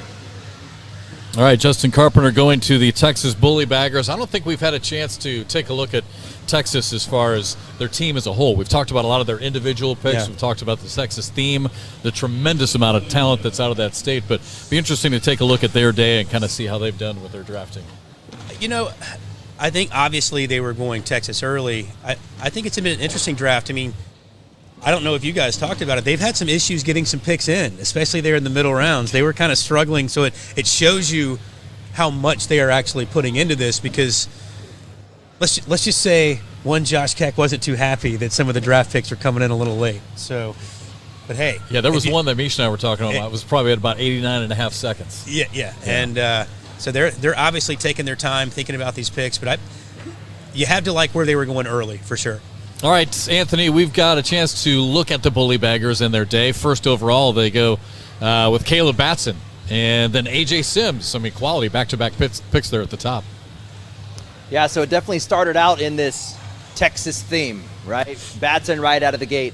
A.J. Sims should have gone, I think, 1 just from a who's trending right now. Either way, they got them both, so a good pickup to get A.J. second. And then we had our first trade. This was very interesting. Jordan Kamba getting traded in. They picked him up. So I'd love to hear from the captains. I don't know if we can get Mish, but I would love to understand. Was it Texas that initiated the trade? Well, look at the fourth player on that list. You've got someone out of the exact same region that you can kind of plug and play together right there with Jordan Kamba. So that might make some sense why they made that trade. Yeah, no doubt. I would love to hear from them, though, if we're able to get an interview from them, who initiated that trade and how it kind of worked out. Yeah, we'll see if we can get Michelle to stop by and talk to Eddie Grindersleeve and kind of get their thoughts on how their day. Something tells me the Carolina Coasters and Trevor Brooks were lobbying hard to get Berkeley Pear. Hard. Yeah, I think you might be right on that. All right, we've got another pick coming. Again, Justin Carpenter going to the Texas Bully Baggers. We were talking earlier about the Pennsylvania Ringers, and their pick is in. Am I good? Pick number 141, Pennsylvania Ringers. Select Brian Edwards. Brian's brought some fans. Yeah, they're all sitting right behind us.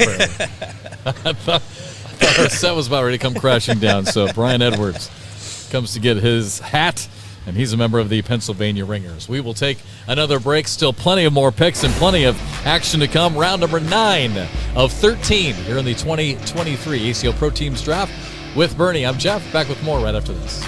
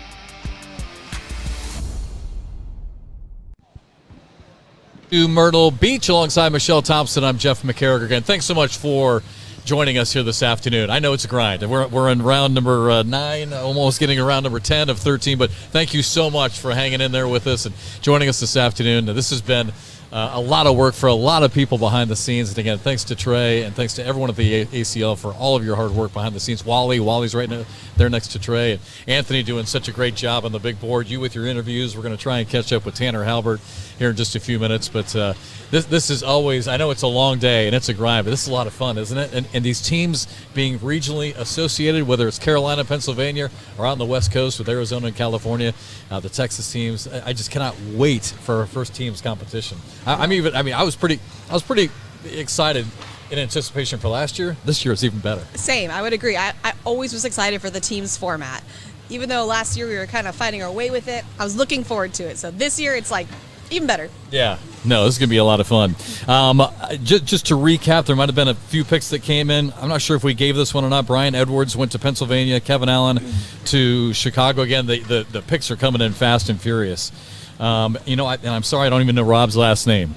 With the 143rd pick overall. That one's a difficult one. Yeah.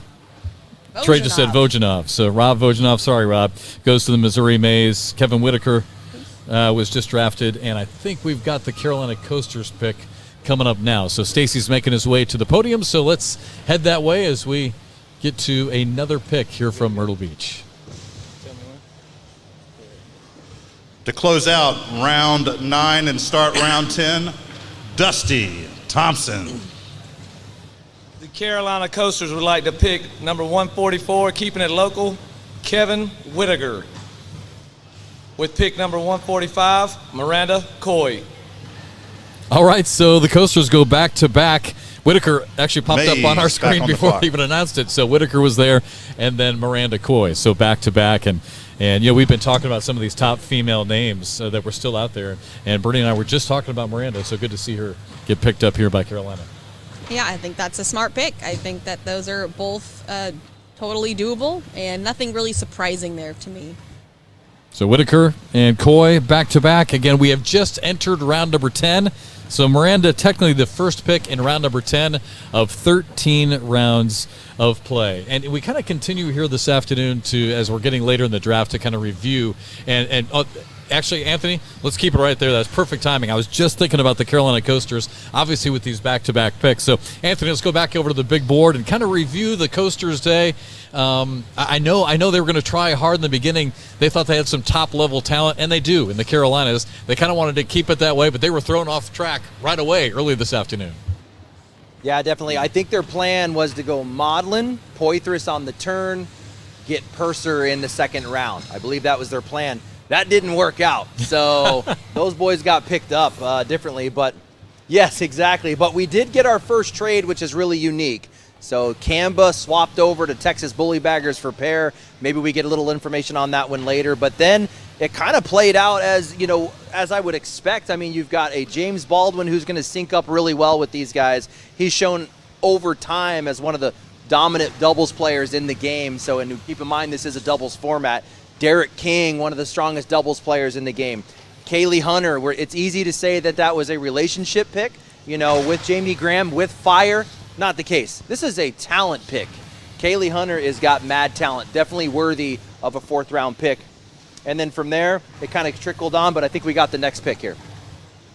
We do. Let's go to Stacy. Missouri's pick is in. With pick number 146, the Missouri Mays select Emily Downer.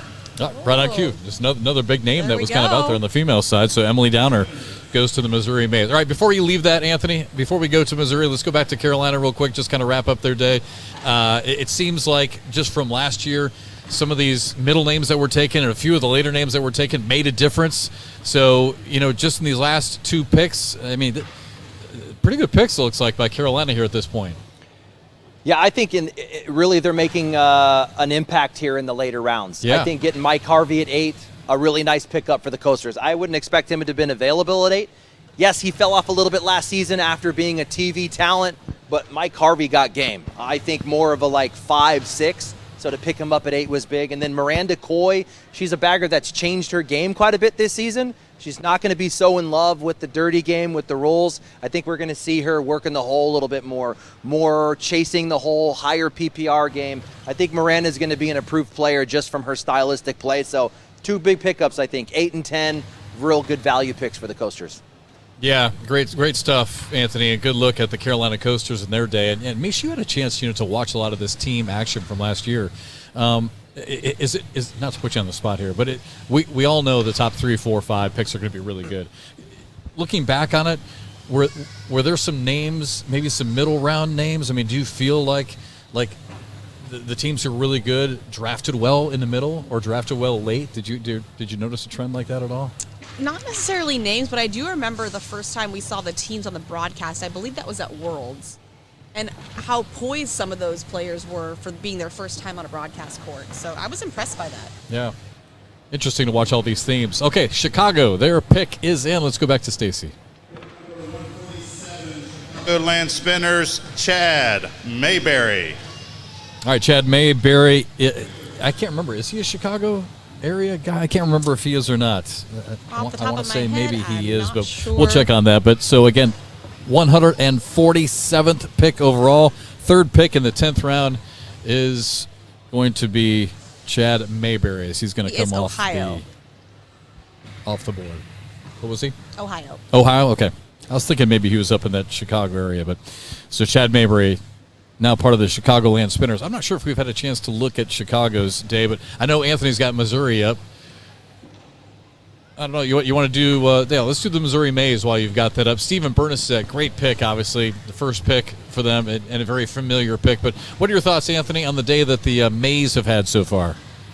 I'd like to maybe talk a little bit about 7 and 10. So we got Lexi Hugeback and Emily Downer. I think 2 female rookies coming into the league that are going to kind of bust up brackets, especially in the female division. They're going to bring a game that we don't typically see amongst the females. We don't have a whole lot of that block and defensive game and able to score off of that. I think a really solid pickup for Windsor, and he's familiar with both ladies. I believe he's actually even played in tournaments with Hugeback, and then Emily Downer plays that same style game, an open winner. Yep. Emily Downer with Jimmy Human. So 2 strong pickups at 7 and 10 for the Missouri Mays.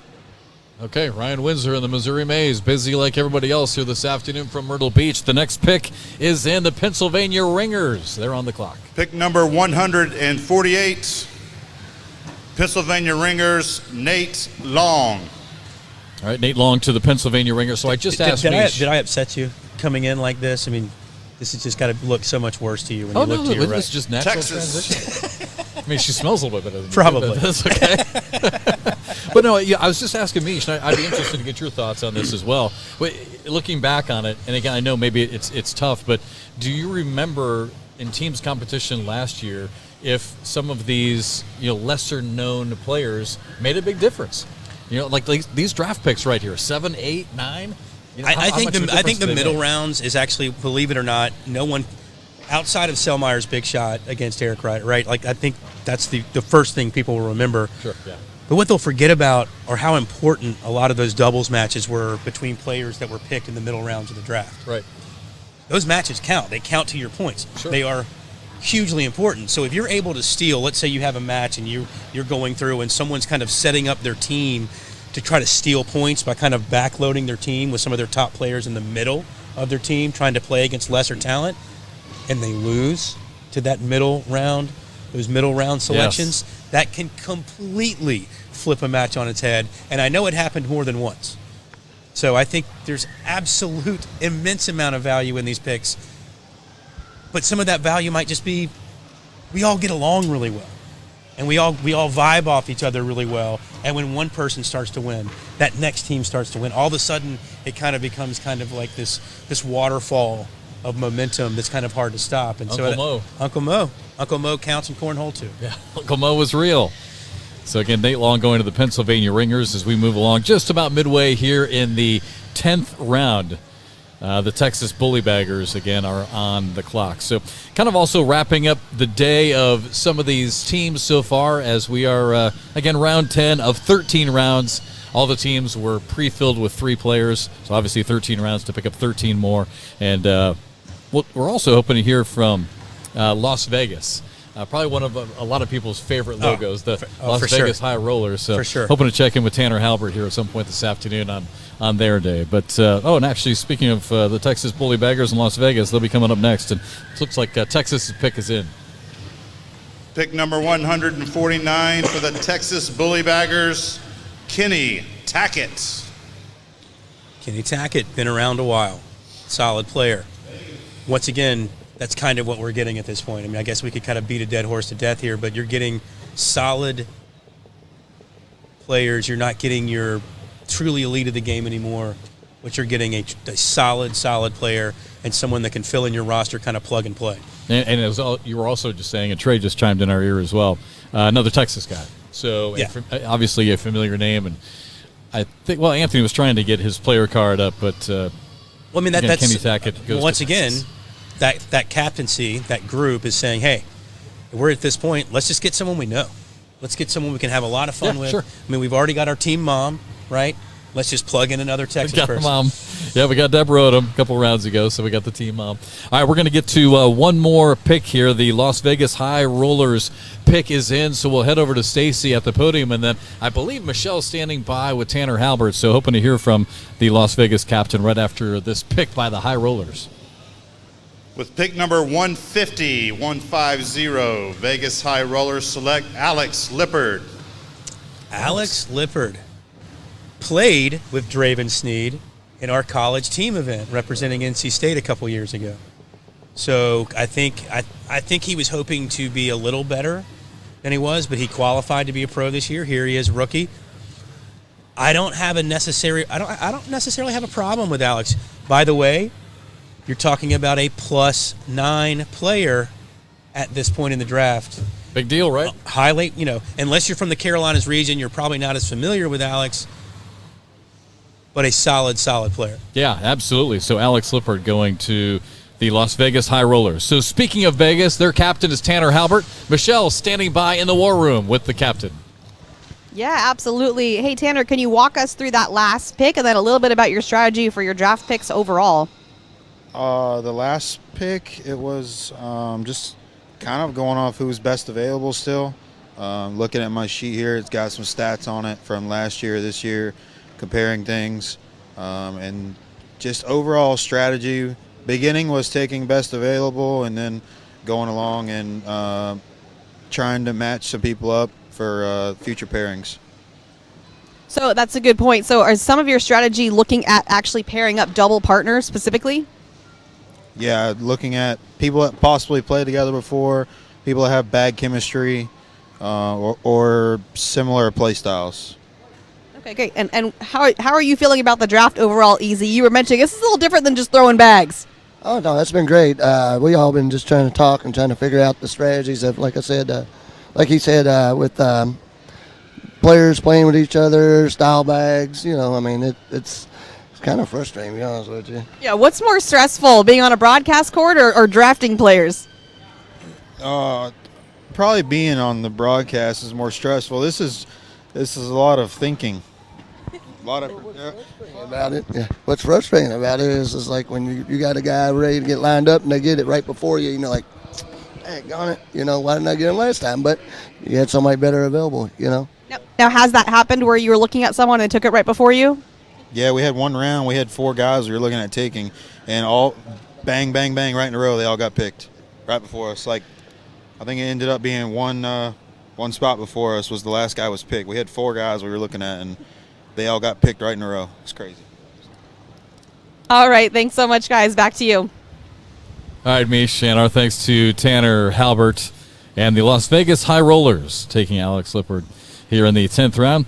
Jason Frady just went to the Colorado Timber with the 7th pick here in the 10th round, the 151st pick overall. So pretty much, I don't know if there's any breaking news there at all, and what Tanner was just saying to Michelle. Pretty much, the same thing that we've been hearing. Tried to find doubles partners. It seemed like that was a theme early on. PPR obviously was a deal. It was interesting to hear Tanner talk about just the nerves. I mean, here's Tanner Halbert, right? One of the top 10 players in the world, talking about how it's still one of the most nerve-wracking things. Not today, not doing interviews, but playing on a broadcast court. Right? It's different. It is. It's completely different. By the way, can I go way off the rails here real quick? Absolutely. I don't know if this is about they just wanted to throw bags, but I saw Ryan Windsor and Nico Morales leave their team table and go next door where we've got some folks playing, just shooting some bags. But I wonder if they're going in there to kind of see who's in there.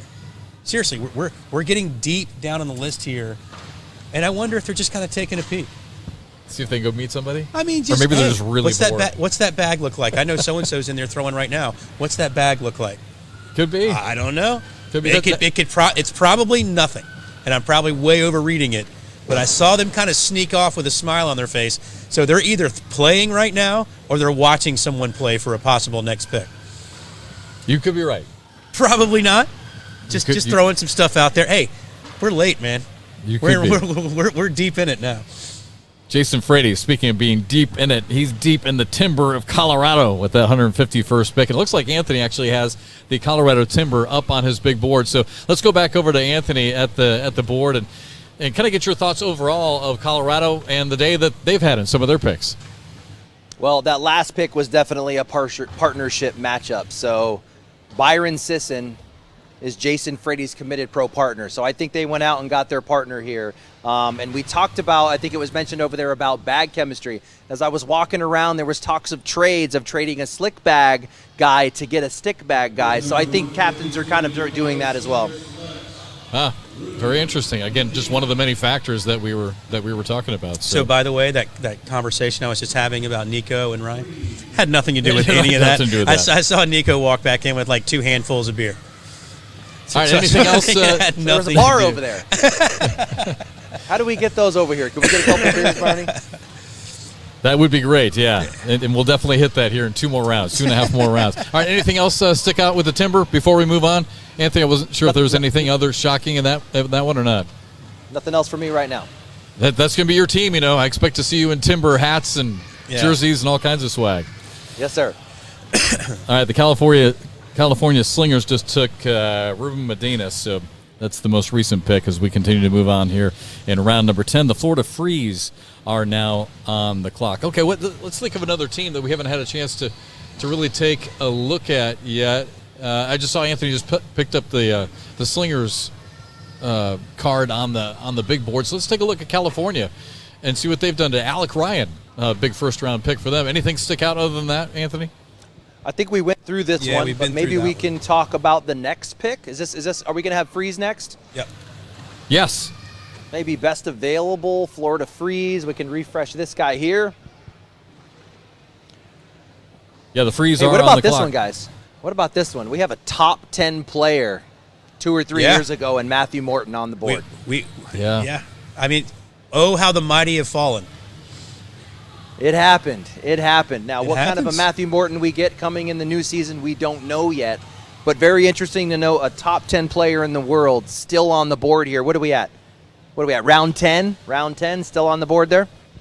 So we'll go to this pick, but I have a point to make talking about Matthew when we come back. All right, Florida's pick is in.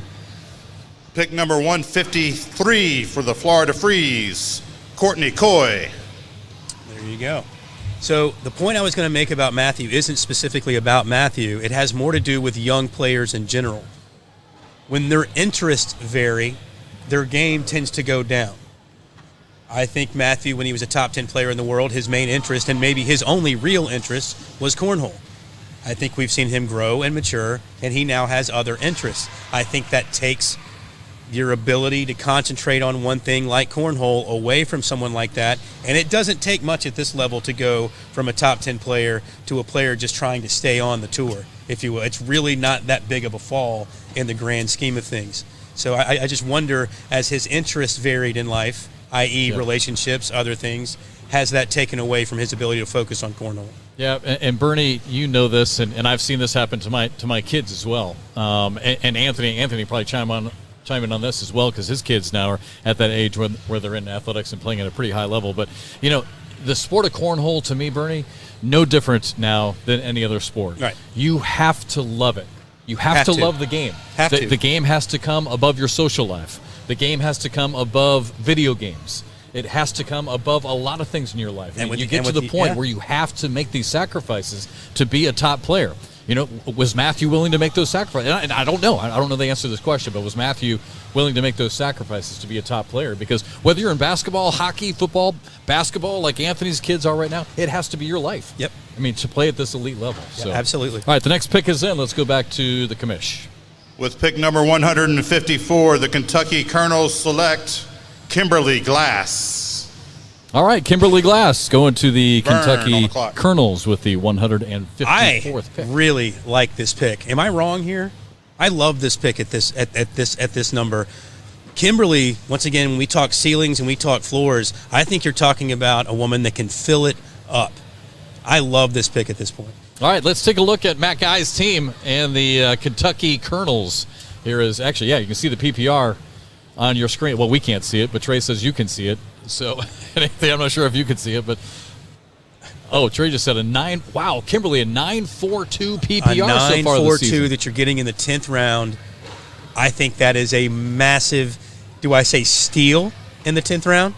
All right, Anthony, what are your thoughts here on the Colonels? You guys covered it. You nailed it. We don't talk a lot about Kimberly Glass. She's a beast.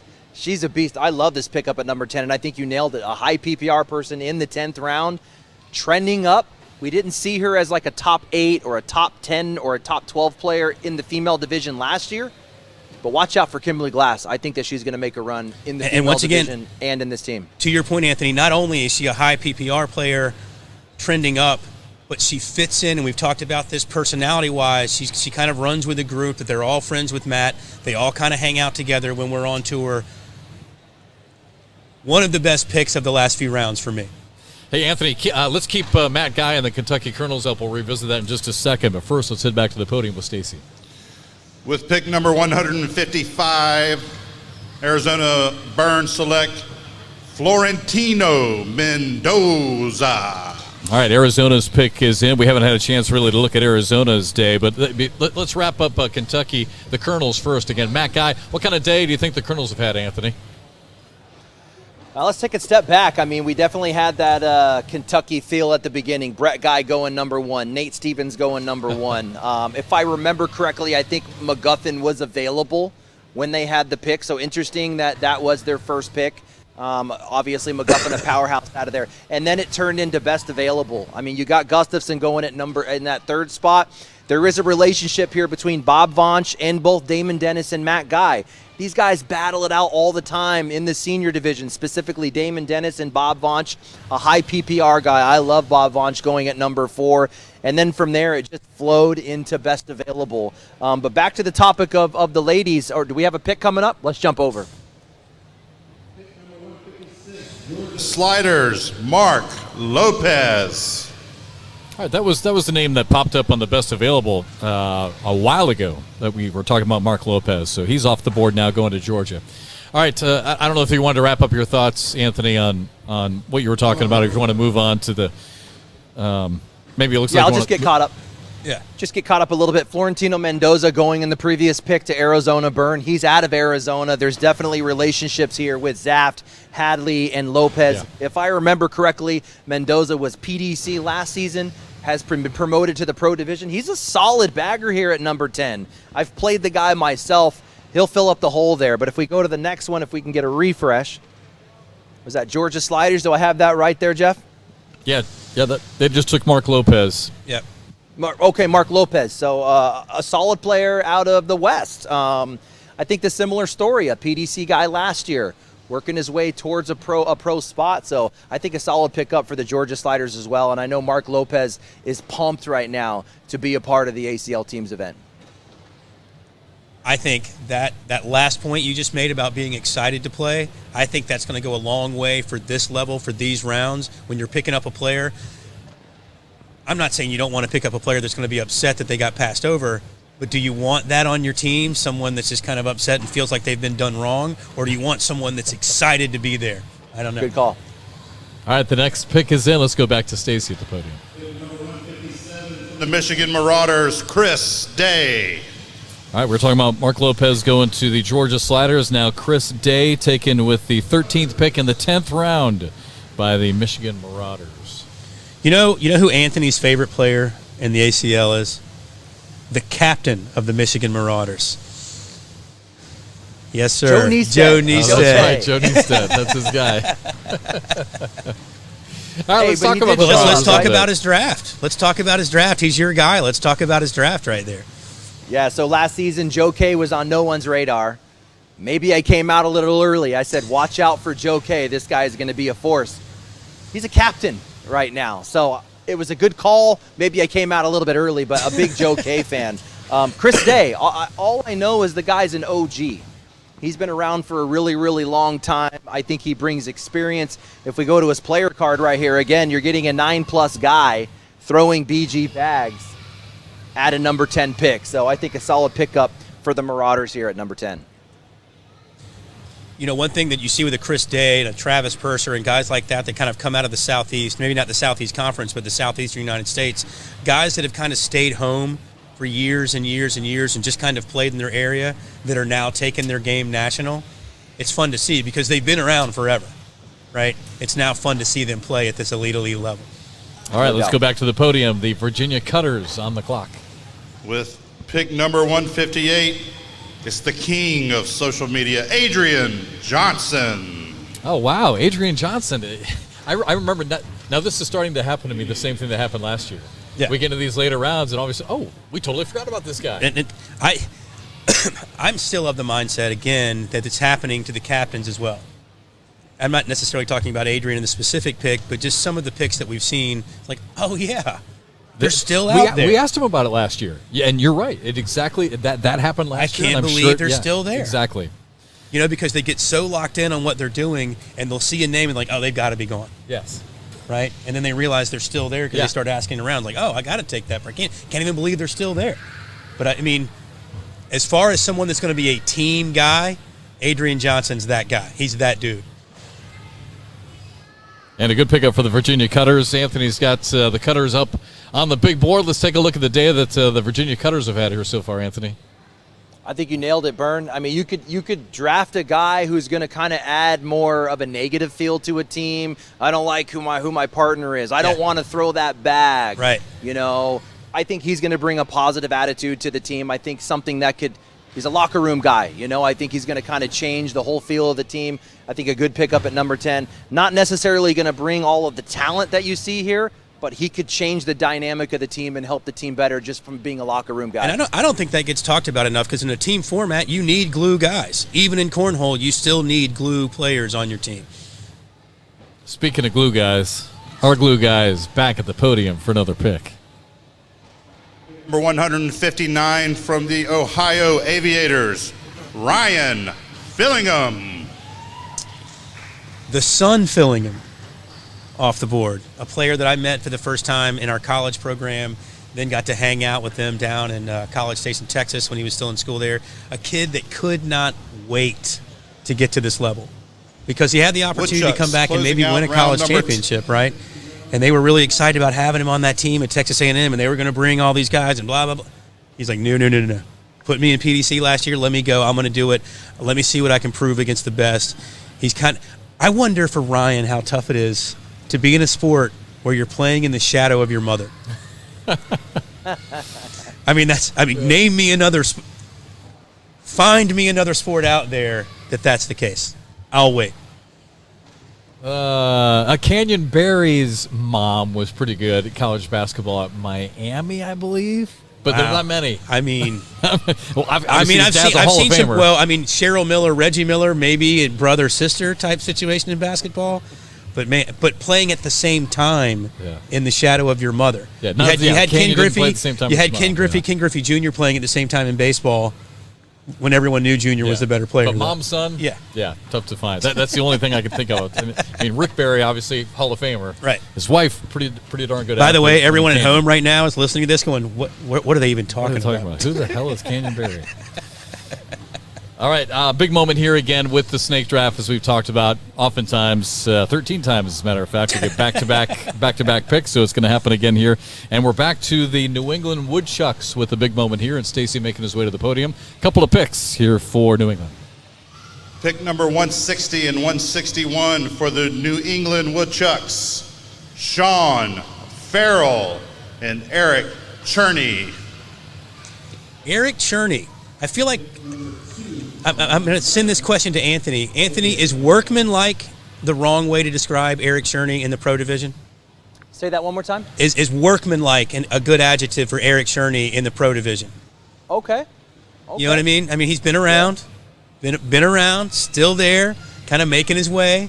Not gonna put up crazy numbers. Not gonna beat, huge names, but he's there, working away. Yeah, as far as those picks go, though, I think looking at the best available is a good call here. So we got Sean Farrell and Eric Cherney. We got someone who qualified via the gauntlet still on the list here. Allison Peters was one of the 32 left after the World's Gauntlet. So that's very interesting. We got a Joe Saladiner down here who almost won his bracket in advanced at Worlds, and he's going to bring that dirty style game. Interested to see that he's on the list. Megan Maupin, Matthew Morton. Oh, wow. World champion Emery Parker still on the board with Farrell and Cherney getting picked for the Woodchucks. So I'm Is it too early to start a conversation about who could possibly be Mr. or Miss Irrelevant in this year's draft? Well, we ended up with that last year when we talked about it. Right. And it ended up being Mrs. Irrelevant, right? For the first time ever in the history of pro sports. So, It did. for sure we'll talk about that. I mean, After this, we got to take a break first. A lot more to come. Here from Myrtle Beach, South Carolina, we are into the 11th round. So just 3 rounds left. Back with more right after this.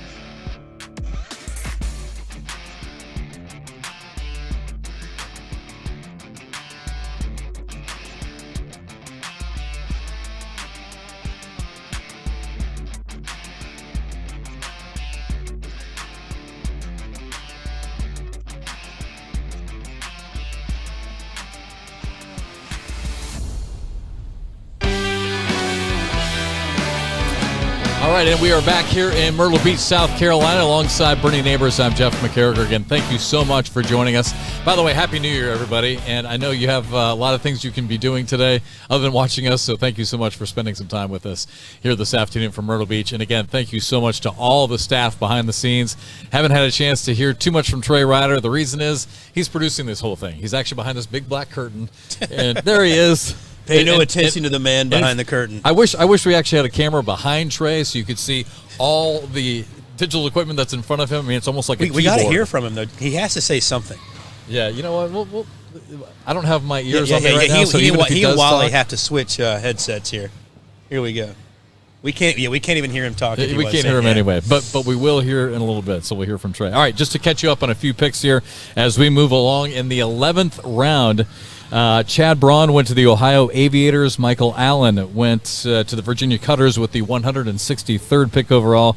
Daniel Walker Jr. with the Michigan Marauders, 4th pick in the 11th round. Georgia Sliders picked 165th. And actually, before we get to that, let's go back to the podium. Arizona Burn on the clock, and back to Stacy. Pick 165 from the Georgia Sliders, David Searle. David Searle, Georgia guy. So staying close to home right there. Burns up next. David Searle's been around. I feel like we've gotten to a point now where we're getting a lot of experience. Maybe not the highest end of talents, but folks that have been around a while. Folks that have played the game for years and years and years. Searle, guy out of Georgia, fun-loving guy. You know, they're staying close to home. That's someone that's going to be a lot of fun to hang out with. So I think that was that selection right there. All right, I look over and I see Anthony's got the Georgia Sliders board up. So, all right, is this just becoming let's grab a couple of people that we really like and want to play with here for the Sliders? That last one's not refreshing. Can you help me with who the pick was? David Searle. Okay. I got nothing. I got nothing. Yeah, it's that time of day. It's that time of day. Tough to find. He's a local guy. He's a Georgia guy. And something tells me their manager was part of that pick. Okay. How did he qualify? Do we have that information? I think that'll tell us something. If I do not have that. Conference. You know what? We're going to come back. We're going to come back after this pick. Cool. All right, let's go to Stacy. Pick down the podium. 198, Arizona Burn, Cameron Holland. Arizona Burn taking Cameron Holland. Interesting. 166th pick overall. Cameron, another player that's been around a while, I believe he's a player out of the Carolinas region. I know that, if I'm not mistaken, didn't he partner with Eric Ryder last year in doubles? Well, I know there's a guy on staff who would know that. But before we get to that, Michelle's standing by. It's been fun to check in with the captains. So let's check in with the Michigan Marauders. Jordan Power is standing by right now with Michelle. All right, we're here with the Michigan Marauders. I've got Joe Neested here. Now, Joe, it is no surprise that you are pretty organized when it comes to this draft. We talked a little about on the round the ACL, but how is this draft going for you so far? I think amazing so far. I mean, there's a few players that we had our eyes on that kind of got sniped before us, but I don't know. I'm pretty happy with the team. I'm pretty happy with the players we got. Some people snuck late. And yeah, I'm just pretty happy. What's your strategy as we get into the later rounds, picking some of these players? So our strategy going in was kind of grab talent as much as we can, and then kind of filter back towards Michigan, filter back towards our area, because we feel like we kind of know that a little bit better. And yeah, I think it's working out pretty well. Has there been any moments where you had to scramble because maybe it got picked right before? Oh, yeah, absolutely, yeah. We got sniped at least 4 or 5 times, yeah. Well, you're not alone on that one, I have to tell you that. All right, thanks so much, you guys. Back to you. All right, always great to check in with the captains, just kind of hear behind the scenes exactly their thoughts and how their day has gone, and it's tough for everybody right now. I mean, Anthony is one of the very best students of the game, and it's tough for him. There's so many players, there's so many great talents out there. It's tough to know everybody, and this is the part that we kind of ran into last year. But behind the scenes, they're all making phone calls still. I mean, you can see them all on the phones and on their computers, so still a lot of communication going on right now. Here's my thing. If you qualified through that gauntlet of the qualifier, I think you should be taken as a player. Plain and simple. Yeah, my opinion. I agree with you. Just my opinion. I'm probably wrong. The players all completely disagree with me probably. I just think if you are able to go through that after playing a full season, knowing that your only chance to get back in is through that qualifier and you make it, I think you deserve a spot on one of these teams. And the captains are just – they're passing over a couple of people right now that are in my head. I'm not going to call them out because I don't want to call their names at this point. But if you qualified through the qualifier and you haven't been called, I think that's – they've been done a disservice. Well, let's do that. Let's go to the best available and see if Anthony can pull up the best available. Trey Ryder's best available at this point in the day. Again, I know we're late in the day, so a lot of new names that are out there, but really interesting, Anthony, to see what names that you're still seeing right now on the board and anything sticking out or anyone that you're surprised is still there.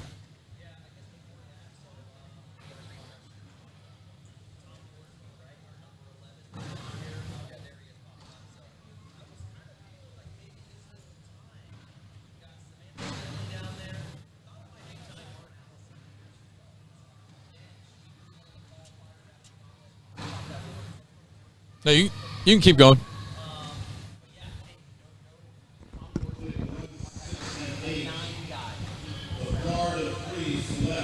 Wow. Hey, Anthony. Oh, unfortunately, your microphone, I think, might have gone out. But just kind of wrapping up. Yeah, just kind of wrapping up that thought. You were talking about Allison Peters still being out there on the board right now as far as best available. As looks like Emery Parker just went to Florida. But anybody else sticking out to you right now? Emery Parker just went. Emery Parker just went off the board. Yep. I'm gonna kind of be hung up here on Allison Peters for a while. I kind of feel like she's she's getting overlooked here. Again, a broadcast talent.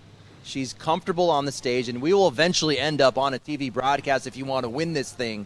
So I think she's going to be important. Top 10 player in the world still on there. Megan Maupin, a beast. I mentioned her a while ago. Oh. I think Tom Gorski was actually a good pick for them. He's a solid bagger. I think he was overlooked and could have went a little bit earlier. And then Joe Saladiner. I think if you're looking for a dirty carpet style player looking at this list, he's your guy right now. He's the guy to go to for that stylistic matchup. Hey, real quick, Bernie, I want to kind of feed you on this because I think you and I were talking about this a little bit during that last break, that because of the fact that PDC players are allowed to be taken this year, there are going to be some pros that are left out, right? I mean, we're going to actually have some pros on the outside looking in, and some of these names that are still left up there are shocking to me. Maybe they're picked up during the season, because you can change the teams, but there may be a few names that we're talking about right now that are not drafted. I'm going to go back to what I just said a second ago. If you qualified through the qualifier, I think you have shown the mental fortitude and the talent to be selected in this team's competition. I see two names that are jumping off right there that qualified through the qualifier, Joe Tyler and Allison Peters. Pretty surprised they haven't been picked up. You know what? Another name that's surprising me, and Anthony said it too, is Megan Maupin. Yeah. And that really surprises me because she's someone who also has broadcast experience. Yes. The only thing I worry about with Megan, how has her broadcast experience gone? Yeah. I mean, she has one.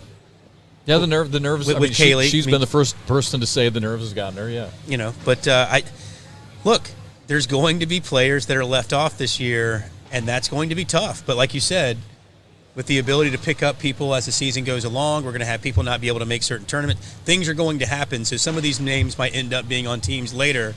It just might be a tough day for some folks that thought this was going to be a lot more fun than it's actually turning out to be. Yep. So, again, there you see, Emery Parker, if you're looking at the best available. Well, actually, you're looking at us right now, so you're not looking at it. But Emery Parker is off. Allison Peters still available. Megan Maupin still available. So still some very familiar names that are on there. But let's get to the next pick. It is the California Slingers, and their pick is in. So let's go back to Stacy.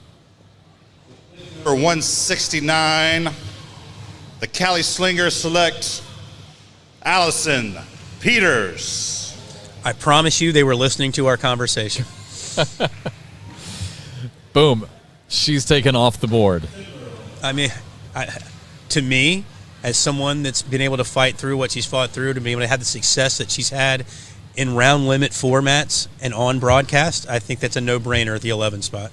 So let's take a look. Let's go back over to Anthony and take a look at the California Slingers and look at their day. And any partnerships with Allison Peters? I'm trying to remember who they took earlier today. Well, they took Rosie Streaker with their 5th pick, but you see any other major connections here? Yeah, so I'm going to be looking for someone who's going to run bags to team up with Allison Peters. That is an obvious pick. Yes, Rosie Streaker. There is history there, too, as a partnership. So if we talk chemistry, if we talk bag type, I think that works. Looking at some of the other ones, Peter Sasweta is going to run some bags, although there might be a difference in bag type. It seems like the obvious one to me. Maybe a Rosie Streaker and Allison Peters if you were trying to match up teams. But, man, getting Peters at 11 for the Cali Slingers, good job for them. I mean, you're picking up someone I think is worthy of maybe as late as 8, maybe even 7, and you're getting her at 11. So I think a big pickup. You know what they call that? What's that? You know what they call that, right? Hit me. Oh, you just fell right into that it. is a value pick at 11. Fell right I into don't know it. that was coming. You don't need to feed him that. So Allison Peters going a 169 overall, 9th pick in the 11th round to the California Slingers. Next up, the Colorado Timbers. So let's go back to Stacy. Pick number 170, Colorado Timber, Curtis Haddix. Curtis Haddix going to the Colorado Timber, right? Just to keep you on your toes here, Anthony. Not to do this right now, but it just came up, and maybe we'll start this round 12. I would love to, and maybe this is when we can bring in Trey too. Maybe once we start the 12th round, I want to start having the conversation, and we'll be able to look back on this, as we kind of chew it over the next 48 to 72 hours. But I'd love to start getting some initial thoughts here from you and from Trey and Anthony from you. Again, not right now. Let's digest a little bit. But any big winners or losers, because I'm not feeling right now in my head that there's really one team that's just killed it today. Yeah, I think that's actually going to take some time. I mean, I think that's going to take us getting, like you said, 24, 48, 72 hours away from it. Kind of look at it a little bit, kind of go through it a couple of different times to really assess on that level. My gut feeling is I think there's a lot of parity. I mean, there's really I don't think so. I know Anthony early on thought that maybe there were a couple of picks that were early. Like Shibner, or Shibner. One that's kind of jumping off the top of my head, and I think it's because of the trade, is the Carolina team. Yeah. And that's just probably because I'm from North Carolina and I'm just completely staying biased. But I because of that trade and what that trade's able to do for them with natural partner and some of the other picks that they had, that's the one that's jumping out, but I could be way off board. Yeah, well, we'll take a look at it. We got another pick that's coming in. Again, Curtis Haddix just went to the Colorado Timber, and Trey Baker to the Las Vegas High Rollers. I think that one's pick the number next 171, Vegas High Rollers, Trey Baker. And it is. Sorry, populated on my list before Stacy had a chance to say it. Gotcha. So Trey Baker goes to Las Vegas, so it'll be Texas now on the clock for the next I'm pick. putting you back on the spot then. Is there one? Yeah, that's the thing. I'm trying to think. I mean, I'm with you. I like that trade. And I like the team chemistry, and that I had a long conversation with Jamie Graham about it, and he said that was going to be number one for him, was team chemistry and people who can play together, like you've mentioned several times. So I do like that. But as far as some other teams go, like I can't think of one team right now off the top of my head that's just killed it or that's just failed. It just seems like there's been so much parity. Yeah, I have a few question marks. Trey Ryder loves Fisher Hamilton, and I do too.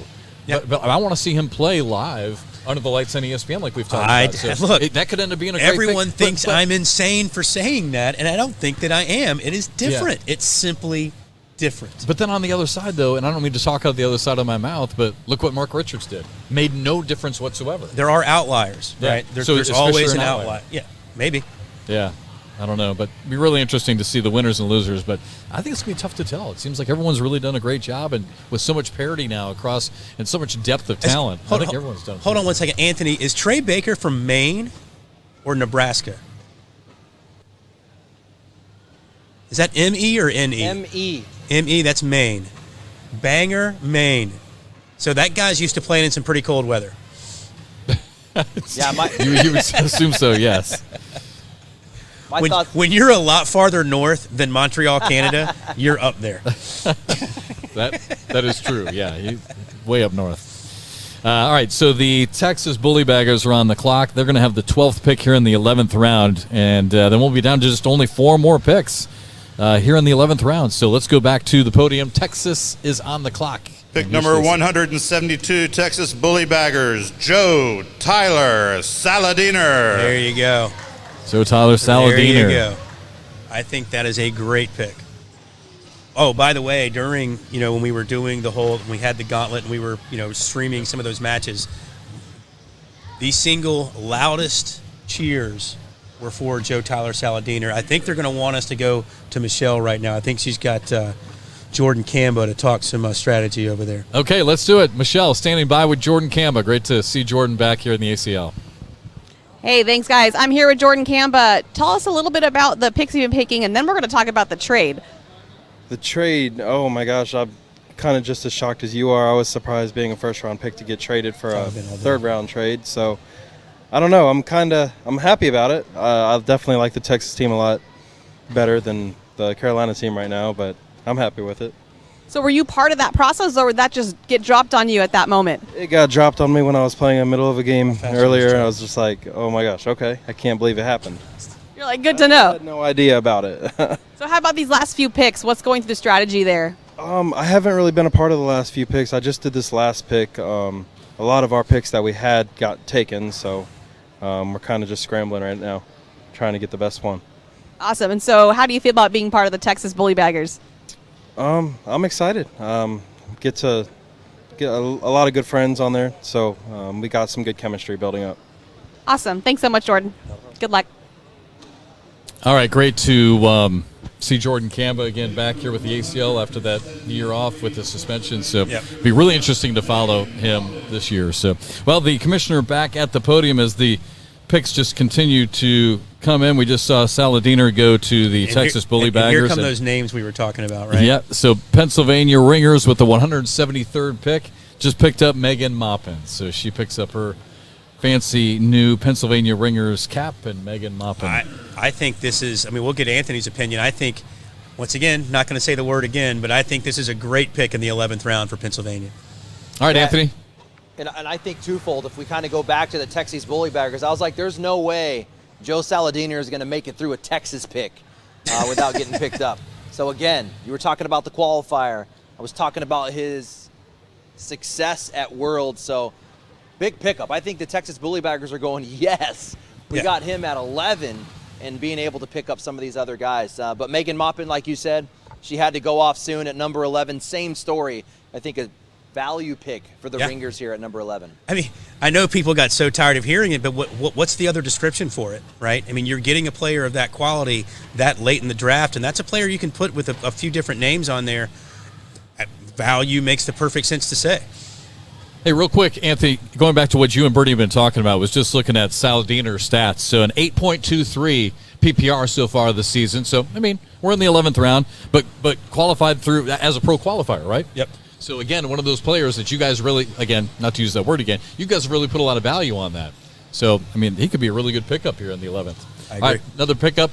We'll find out here. Chicago with the next number pick. 174, the Chicagoland Spinners select Steven Sanford. Stephen Sanford going to Chicago, 174 Mays up next. pick overall. I wish I had something for you. You're looking at a player, once again, we don't even have a PPR for Stephen Sanford. So that makes it very difficult to see where he would rank in those terms. Obviously, I think that's the kind of pick, and no offense to Stephen, that's the kind of pick that someone on the team said, hey, I've got an idea. Let's pick up this guy. I know him. He's pretty good. But once again, I believe we have our friend Michelle out on the floor. Hi, guys. All right, so we were just saying that we're not too familiar with this pick. Can you talk us a little bit about the strategy there? Phil gave me some advice about this pick, and these two guys have been doing a great job all day about telling me which guys they see that are valuable. One thing that I really think we have an advantage in is knowing these guys very well. They're not yes man, so they're not just going to say, oh, yeah, I like that, and yeah, go with him or her. They'll tell me if they don't like something, they see something different, which I really appreciate and respect. So, awesome. How do you think the draft's been going so far for your team? Good. I see a lot of value, a lot of younger guys, a lot of older guys, some in the middle, and I have some relationships with all of them in some way. So I feel pretty confident right now. What's your thinking going into these last few rounds? Definitely going to try to stay with the value. Get some people that we've seen before on the boards, and try to finish up pretty strong here. And what do you think is the overall chemistry of your team? Very positive players, people who are going to come in and take things seriously all the time and really treat we over me when it comes to playing the game. Awesome. Thanks so much, Mark. All right, Michelle, thanks, and thank you to Mark Richards as well. By the way, what did Mark just say? Yes, what I know, I heard word it. did he use? Yeah, he used the word value.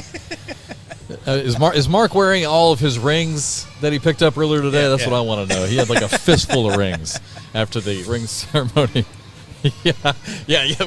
There were a few that were dropped on the floor, but that's okay. You cleaned them off and put them back on. So, all right, let's get to the Missouri Mays. They're on the clock, and Stacy's got their pick. 75 for the Missouri Mays. Mr. Killshots, Austin Raynard. Austin Coaster Renard. On the clock with you. Picked up by the Missouri Mays. But in all seriousness, great weekend for he and, and his brother. Oh, man, right? And for, was it Aiden College? Yep. Out of, How about Aiden College? Have a weekend on TV. I know. Having two teams in the Elite Eight in the college teams competition for the shout national out to championship. Daniela Luna for kind of finding a lot of those kids and making that happen for Adrian College. Adrian, that's what it was. Adrian College. Who have was it Max Benedict? I think was his name. It's the only. I think Trey told me the only college team in the country that actually has a dedicated, paid head coach. I mean, he's paid by the university. How awesome is that? That's and Austin was a big part of that. For sure. So that was a lot of fun to see this weekend. So again, Austin goes to the Missouri Mays. Carolina Coasters are now on the clock. They'll have back-to-back picks coming up to end the 11th round and then start the 12th round. Are there any teams, and Anthony, I'll pose this to you. We've been kind of looking back on a lot of teams. I'm not sure if there's anyone that we have not had a chance to look back on yet. I think we've hit most of them. Maybe, I don't know if we've hit Missouri's team yet, but I think we've hit most of them so far here this afternoon. Can you think of anybody that we I can't think of any off the top of my head. Have we hit Carolina? Have we hit Missouri? I'll go to one team. He's going to Georgia Sliders. All right, we're going to have a couple more picks and then take a break. Again, the Coasters will have back-to-back picks here to end the 11th and then start the 12th. Yeah, we've had a chance to check in with the Sliders a little bit, Noah Wooten's team. And Anthony, real quick, if you've got a little breakdown on the Sliders, early on we saw Cameron Belvin go, obviously, with the relationship with Noah Wooten. You figured that was coming up. Any other surprise or any other notable picks for you with the Sliders? I have this one up for a reason because you were asking earlier, is there a team that really stands out as kind of maybe a solid, strong team? I kind of like this one. I like how Noah Wooten is putting this team together. If you kind of look through here, I feel like everyone here works well together. You know, I think it's a team that's going to be pretty cohesive. I think he could mix partnerships around, and there's going to be chemistry amongst a bunch of different players, which helps as a captain to be able to be kind of fluid and maybe mix some things up. I like how Wooten's putting this team together. A lot of positive people, and I think as a cohesiveness, I think they work really well together and could have some success. All right, great stuff, Anthony. We heard somebody from the crowd behind us yell Florida, so maybe we'll check in on Florida when we come back after these next two picks. So just real quick, a couple of picks coming in for the Carolina Coasters. Looks like their picks are in. We'll get those to you as soon as we have Stacy come back up here to the podium, and then we'll take a break. And I believe he's taking a rest over there at Florida. Yeah, he's just waiting for hats. He's waiting for hats. But no, it'd be interesting in the 12th round, and that's what I love about Anthony being able to be here at the big board, just to kind of see if there's some general thoughts and some big wins and big losses. We'll check in with Trey Ryder. We'll try and get him on here as well and kind of get his thoughts. And another good guy to check in with, obviously back there, is Wally, because Wally has seen more of these players than any of us, just traveling around the country over the last 3 months. I believe he's been at every Open. So if anyone knows what's been happening at the Opens, it's Wally Kassler. Yeah, so we'll check in with Wally sometime during the 12th round as well and kind of get his overall thought. Actually, Trey said, well, let's go ahead and check in with Wally while the Coasters are getting their final 2 picks in here for the 11th and 12th. All right, Wally, what have you seen? I mean, at this point, is it too early? Do you have any big winners or losers so far in the draft? I actually have no idea. It's actually coming fast and furious back here. The picks are coming a lot faster than I thought they would. I like what the Missouri Mays have done. I mean, at first I wasn't really a big fan of teams picking all regions, but I think all the players that they picked so far are going to stay pretty consistent as far as what their strategies are. I like the California squad, and I do like that trade for Jordan Camber earlier, so I think it's been pretty fun for the most part. That's going to be really interesting to see how impactful that is, because I feel like, Wally, I mean, you're the first I mean, Michelle mentioned it right away. You mentioned it with the trade. Anthony's talked about it. So, I mean, that's got a chance to have an impact on this. We'll see as the records and the matches play out. Yeah. Well, looks like we have both of the picks in for Carolina. This is going to be really interesting to see, because there are still some names in that best available. We did see an Allison Peters finally come off. We did see Megan Maupin finally come off.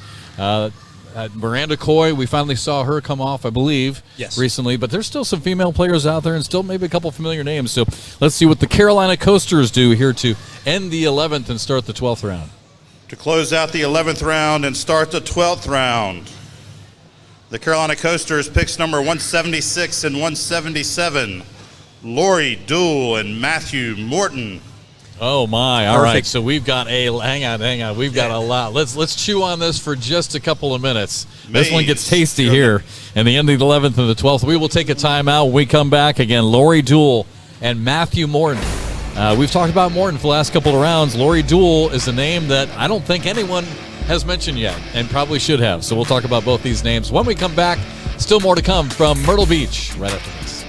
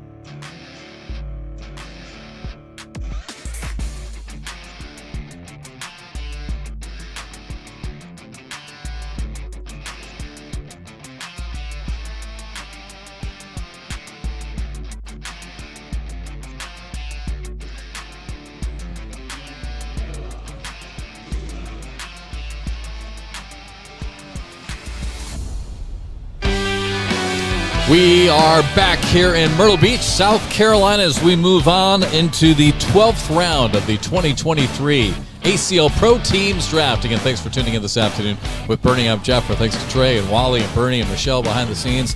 All right, we just had a big name come off the board. I mean, let's rewind here a little bit, get everyone's thoughts. Daniela Luna just came off the board, but first, let's rewind a little bit, because just before we went to break, the Carolina Coasters took Lori Duell and Matthew Morton. We've talked about Matthew. Yep. Obviously, a ton of success back in 2020, winning that championship up in Rock Hill, got a ton of attention, just has not lived up to the expectations since then. He finally goes off. Lori Duell. How did we not mention Lori's name over the last 4 hours? I've been thinking about Lori because we've been talking about Miranda Coy. And it's like, if we're going to talk about Miranda Coy, Yes. you have to talk about Lori Duell. Captain Jamie Graham and his crew, once they picked Miranda, that had to be the thought. And I know Anthony wanted me to say this, so I'm going to go ahead and say it. Since on Borderline, we had Lori Duell on first. So how happy is Miranda that she got picked before Lori? Yeah, we were afraid when we're like, okay, we haven't had Miranda on yet. We haven't had Lori on yet. Yeah. How are we going to do this? And so we decided to have Lori on. We were grabbing her for many reasons, because of football, because of Buffalo, and all this kind of stuff. We're like, Miranda's going to kill us. Yeah. She's absolutely going to kill us. But yes, Miranda gets redemption because she goes first in the draft before Lori. But anyway, so Lori Duell comes off. Matthew Morton comes off. Elizabeth Tennyson comes off. Daniela Luna goes to the Chicagoland Spinners. And what a great pickup for Mark Richards and for Chicago, because obviously connection there, winning the co-ed world championship. There is together. a world champion selected in the 12th round. Yeah, so I was just going to say, and Anthony, I want to get your thoughts on this. Daniela Luna is another name that we really didn't even mention over the last couple of hours or so. So there are some names still out there that are finally starting to get some attention here in the late rounds. So this is where we can talk some stuff about Trey Ryder. Where's Daniela Luna, Trey? Where's the world champ? He's not on the available. Nah, but yeah, a big pickup in the 12th round, a world champ. But I kind of wanted to go back a little bit here, and maybe I can feed the fire a little bit for Bernie and fact check me. But I believe Miranda Coy was picked before Courtney Coy. And if we remember the battle between those two, yeah. Miranda led, and then Courtney took her right at the end. So a captain coming out and saying, I still value Miranda more than Courtney, but you can fact check me. I believe Miranda went before Courtney. It'd have been a disaster if it was reversed. What do you think, Bernie? You would have heard about it. You would have heard about it all the time. By the way, Jeff, it looks like they want to take it to the floor again. All right, let's go down to the war room area, and Michelle again standing by at one of the tables. Yeah, I'm here with Devin Harbaugh. We're going to talk a little bit about what's been going on in the draft. How do you think it's been going so far for you, Devin? I like my team so far. We have a solid group together, and I think we're going to do very well. How do you think this compares to being a captain last year? This year, I think it's way better. It's a lot easier having someone help me instead of being by myself. I like that a lot. Yeah, absolutely. Having the co-captains, having the managers, that's got to be really helpful. What's going into your head in some of these later rounds for your picks? Best available, to be honest. I mean, there's not much to it other than the best available left on the list. So we're not thinking about like doubles partners or regional or something like that? At this point, not anymore, because it's kind of hard with who's left and who's not. And then how do you think about your team as a whole in terms of chemistry? Do you think this is going to be a team that's going to blend well together? Oh, yeah, for sure. I think we're going to do well together. All right, awesome. Thanks so much, Devin. Hi, Michelle, and our thanks to Devin Harbaugh and the Pennsylvania Ringers. And Anthony, speaking of Pennsylvania, I think we've got them up on the board. Let's take a look at Devin Harbaugh's team and their day and your thoughts on some of their picks, especially here in the later round. Any good, solid, quality, value pickups that you can see here in the last few rounds for the Ringers?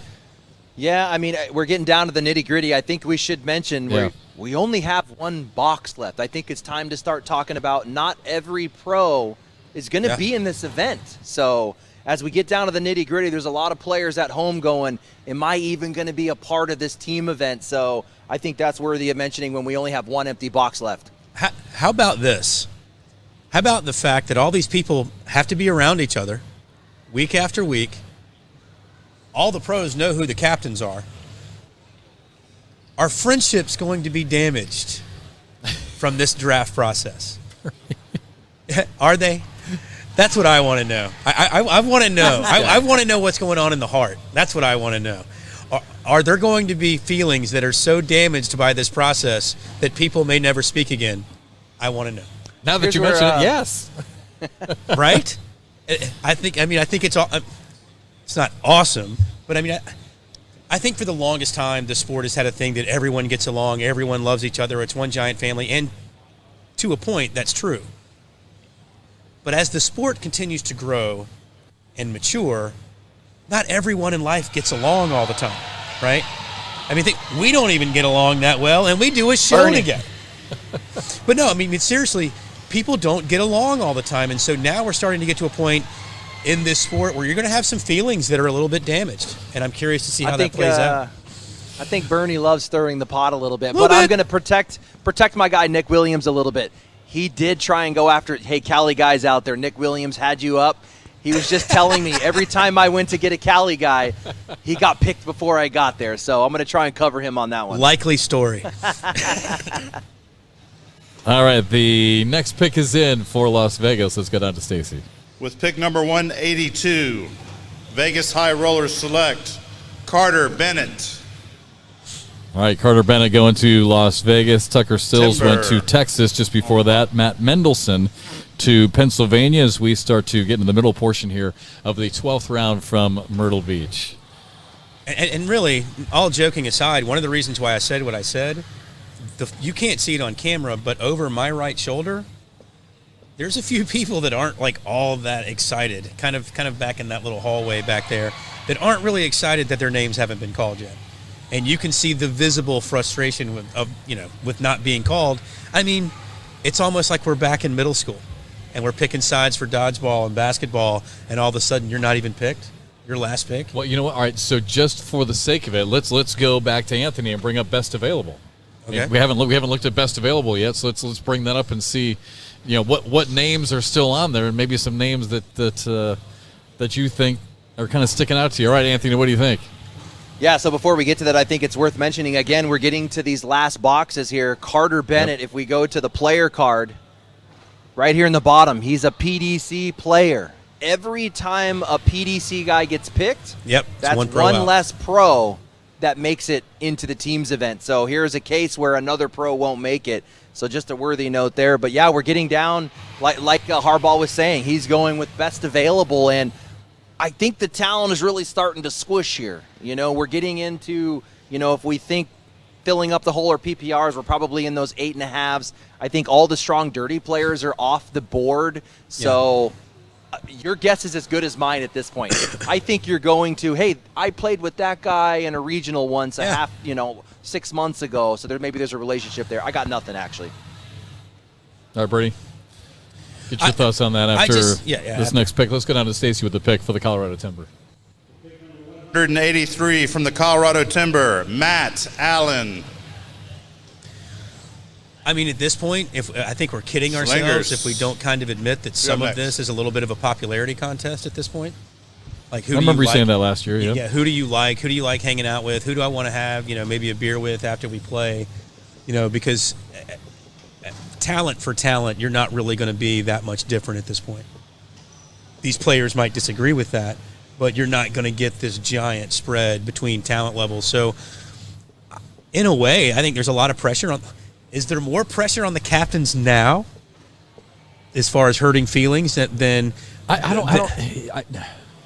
don't mean to play devil's advocate, but you might be reading into it too much. Oh, and I only say that because last year we got to this exact same point, right? Where you get all these names. But there were no pros left off. That we didn't know about. And afterwards, people are like, how do they don't know who these people are? Then we talked to the captains. They didn't know who they are. So I think it's maybe premature to say that maybe feelings are going to be hurt when captains are picking up people they don't even know right now. But they're picking PDC players. There are pros that won't be selected. I think that's different. And that goes back to what you were saying. It has to be some sort of relationship. Hey, I played with this guy, in Indianapolis one time at a bar. 100%. And he won the, that's because there's still right now behind us, 12th round here in the late stages of the draft, they're still on their phones. They're still on their computers. Yeah. They're still writing stuff they're down. Literally they're still on their looking iPads. at. Devin Harbaugh's looked at me like 5 times and laughing like I don't know who to pick. Yeah, and he just told Michelle the same thing. I mean, for anybody's feelings to be hurt at this point, that can't possibly, I don't think, be going on because they don't know a lot of these people who are left. I'm not saying the captain's feelings are going to get hurt. I'm talking about the pros that are going to be left off the list. No, the pros too. I mean, I think they will be. I think there will be some legitimate feelings hurt by that. All right, so what pros right now? The PDC players. I mean, I can't give you a name off the top of my head because I don't have the entire pro list in front of me. Yeah. But like Anthony was saying, with several PDC players now gone, that means several pros will not be going. Yeah, I'd love to see the remaining pros list. That would be a great list to see right now. Remaining pros left who have not been taken yet. So I think we're waiting for, California is on the clock right now. We just had Matt Allen go to Colorado. So we're waiting for the California Slingers pick to be announced. And I really would, Trey, I know you're back there. I know you're busy, but I really would love to get your overall thoughts here in the next couple of picks and just see if you have any favorites, any shocking developments so far today. Any big winners or any big losers, because I know people would love to hear your opinion. Okay, before we go any further, let's go back down to the podium. Stacy's got the next pick for California. Going back to the Cali Slingers, pick number 184, Greg Collins. Pick number 184. Wow, we've been here for a long time today. Greg Collins. Brings us to the freeze. It didn't hit me until he said pick number 184. It's like, holy cow, wow. Yeah. Just seems like it was 10 a.m. 2 days ago. So Greg Collins going to California. The Florida Freeze are on deck. Oh, and speaking of Florida, we had a couple of people yelling at us earlier about Florida. So Anthony, this will give Trey a little bit more time. Anthony, if we can go to the Florida Freeze, if we can go to their big board, just kind of check out their day. I'm not sure we've had a chance to really break their team down. I know there were some Florida people here who kind of wanted to see what they had done. We were really anxious to see Texas because of their crop of talent. The Carolina Coasters, their crop. How about Florida? I mean, some of the best pros in the nation out of the state of Florida. How do you think the Freeze have done here today, Anthony? Yeah, just taking a step back here. So, again, your captains, Alex Rawls, Cheyenne Bubenheim, and Cody Johnson. This one was a bit of a shocker. Chris Kingsbury coming out at the number 1 pick. Not to say he's not number 1 worthy, but certainly wasn't in the discussion of a number 1 pick. There's a lot of other players that probably would have gone there. I think regional affiliation played big into here. Now this guy is trending way up. We saw what he did yesterday in doubles at the Open, so I don't hate it actually, but it did kind of catch me off guard a little bit, only because of recency, bias. This just happened where he made a deep run. Jeremy Frazier, also a trending up player. I think he's doing great. Cameron Presley really surprised us last year. I really love Sarah Cassidy coming in ahead of all of these players here. Glad that she wasn't overlooked. Solid talent here. And then from there, I just think it was best available, kind of picking who is best available. Courtney Coy, I think, could have maybe moved up a few spots here. But otherwise, Bernie, you seeing anything that stands out to you? It's not so much that. I am somewhat, I'm not surprised because it's kind of human nature, but how much this particular weekend has meant to this draft. You've mentioned that a couple times. I mean, it really is surprising to me when you talk about a Chris Kingsbury, when you talk about a Travis Purser. Look, these are unbelievably high-level players, but I feel like this weekend had more to do with their selection than their overall body of work. The Kentucky Colonels on the clock. Scott Schultz picked up by Kentucky, and just before that, Clayton Robertson goes to the Florida Freeze. All right, let's go to Trey. And Trey, I know you're busy, brother, and you've got so much going on back there with production. But again, would love to get your overall thoughts, as brief as you want to be, or as in-depth as you want to be. Any big winners or losers? Anything really sticking out today for you?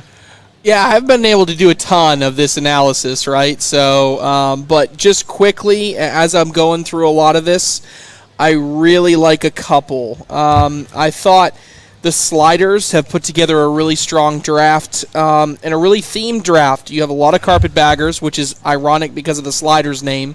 But in the end, I really like their team name. I also, I ragged so hard on Damon Dennis last year for his drafting. when it was the Lumberjacks from Kentucky. Well, now we have the Kentucky Colonels. I love it, and I think there have been multiple picks that dropped multiple rounds to get to where they are. Tom Gustafson dropped. Nate Stevens dropped. Dave Sutton, Sam Finley, Nate Voyer, Kevin Smith.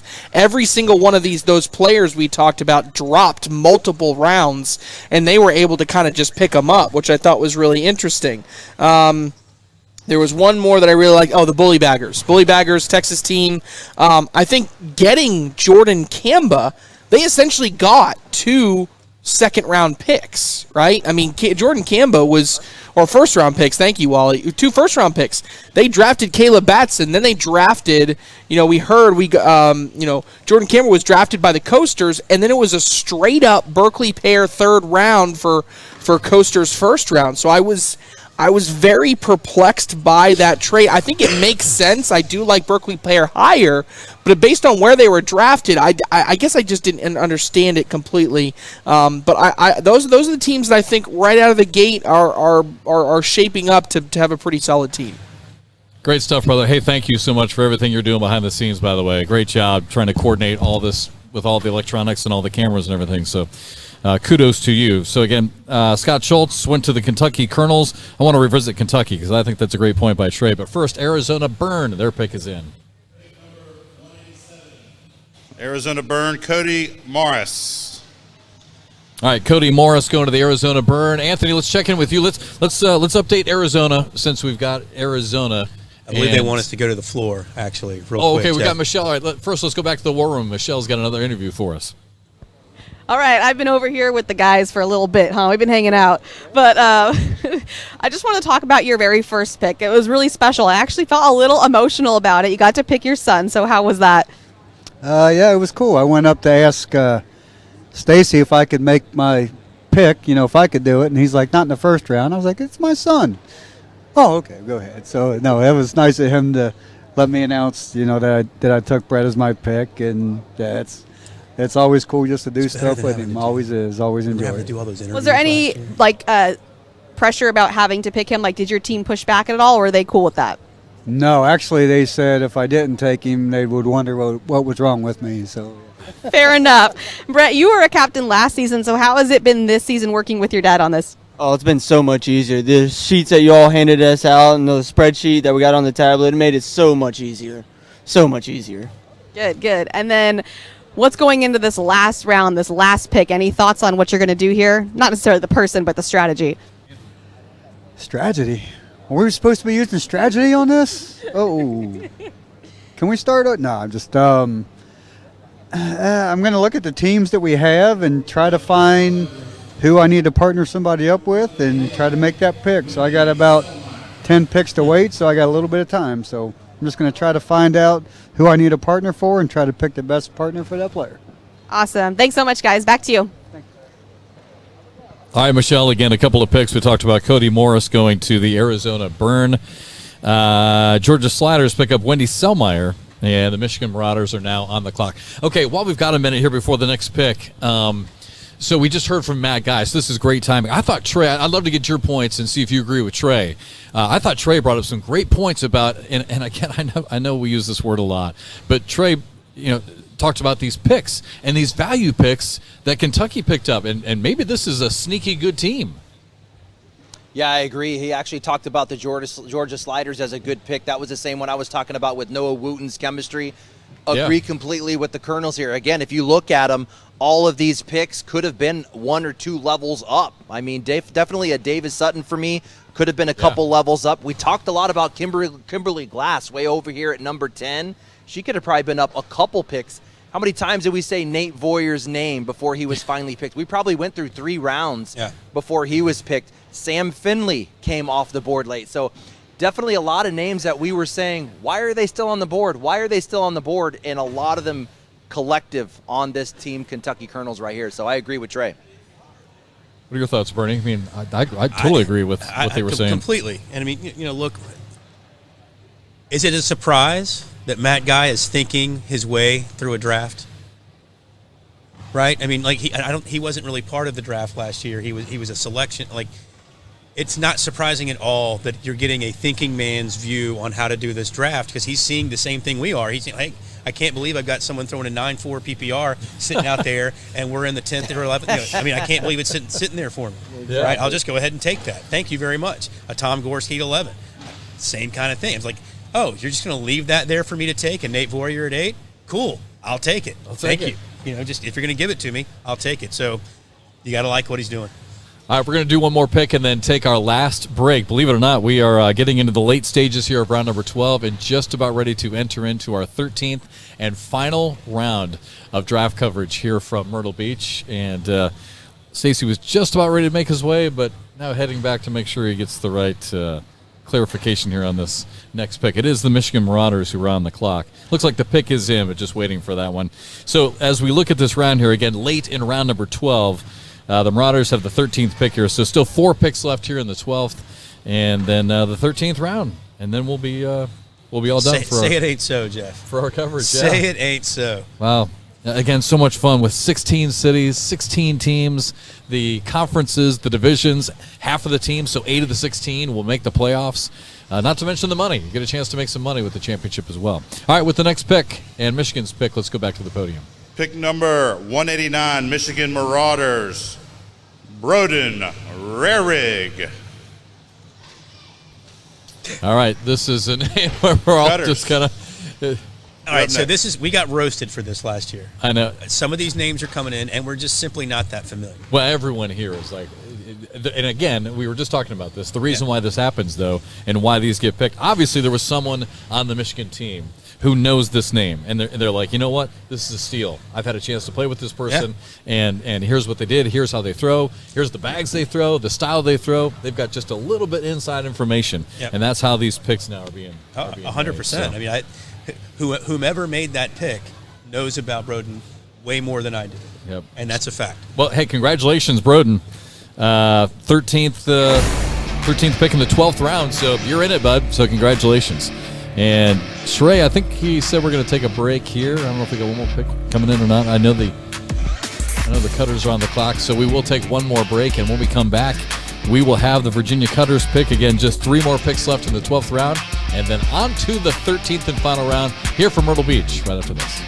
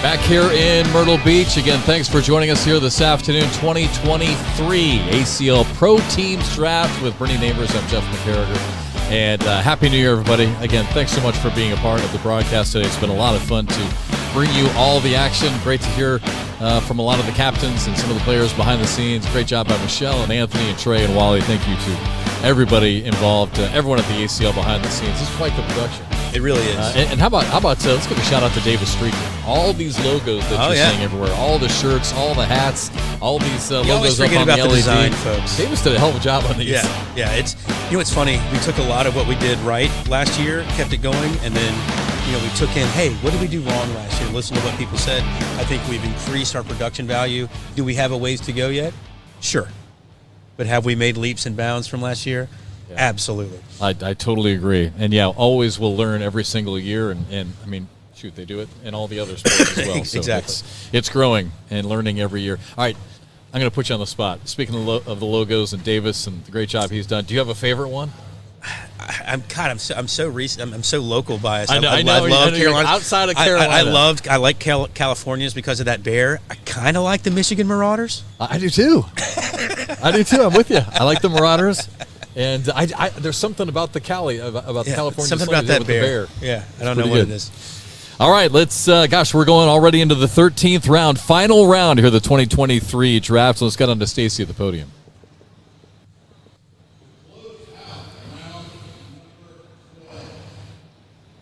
New England Woodchucks select the Iron Man of the year, Chris Tornatola. No speeches. No speeches.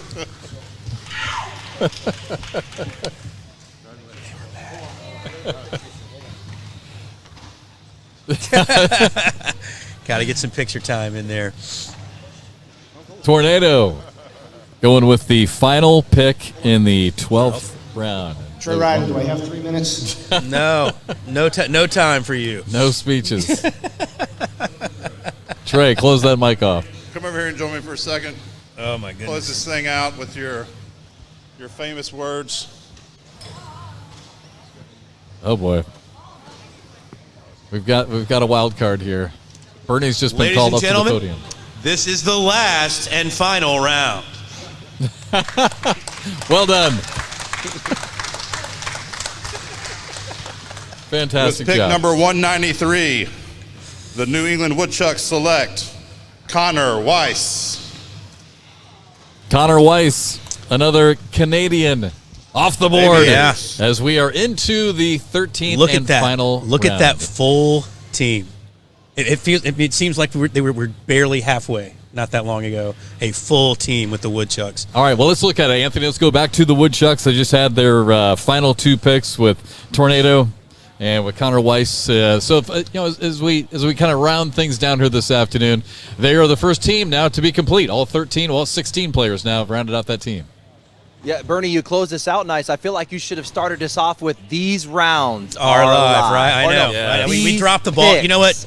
Next year, buddy. Hey, we just said that every year we learn something, so we just learned that. So Bernie will open us up next year. Yep.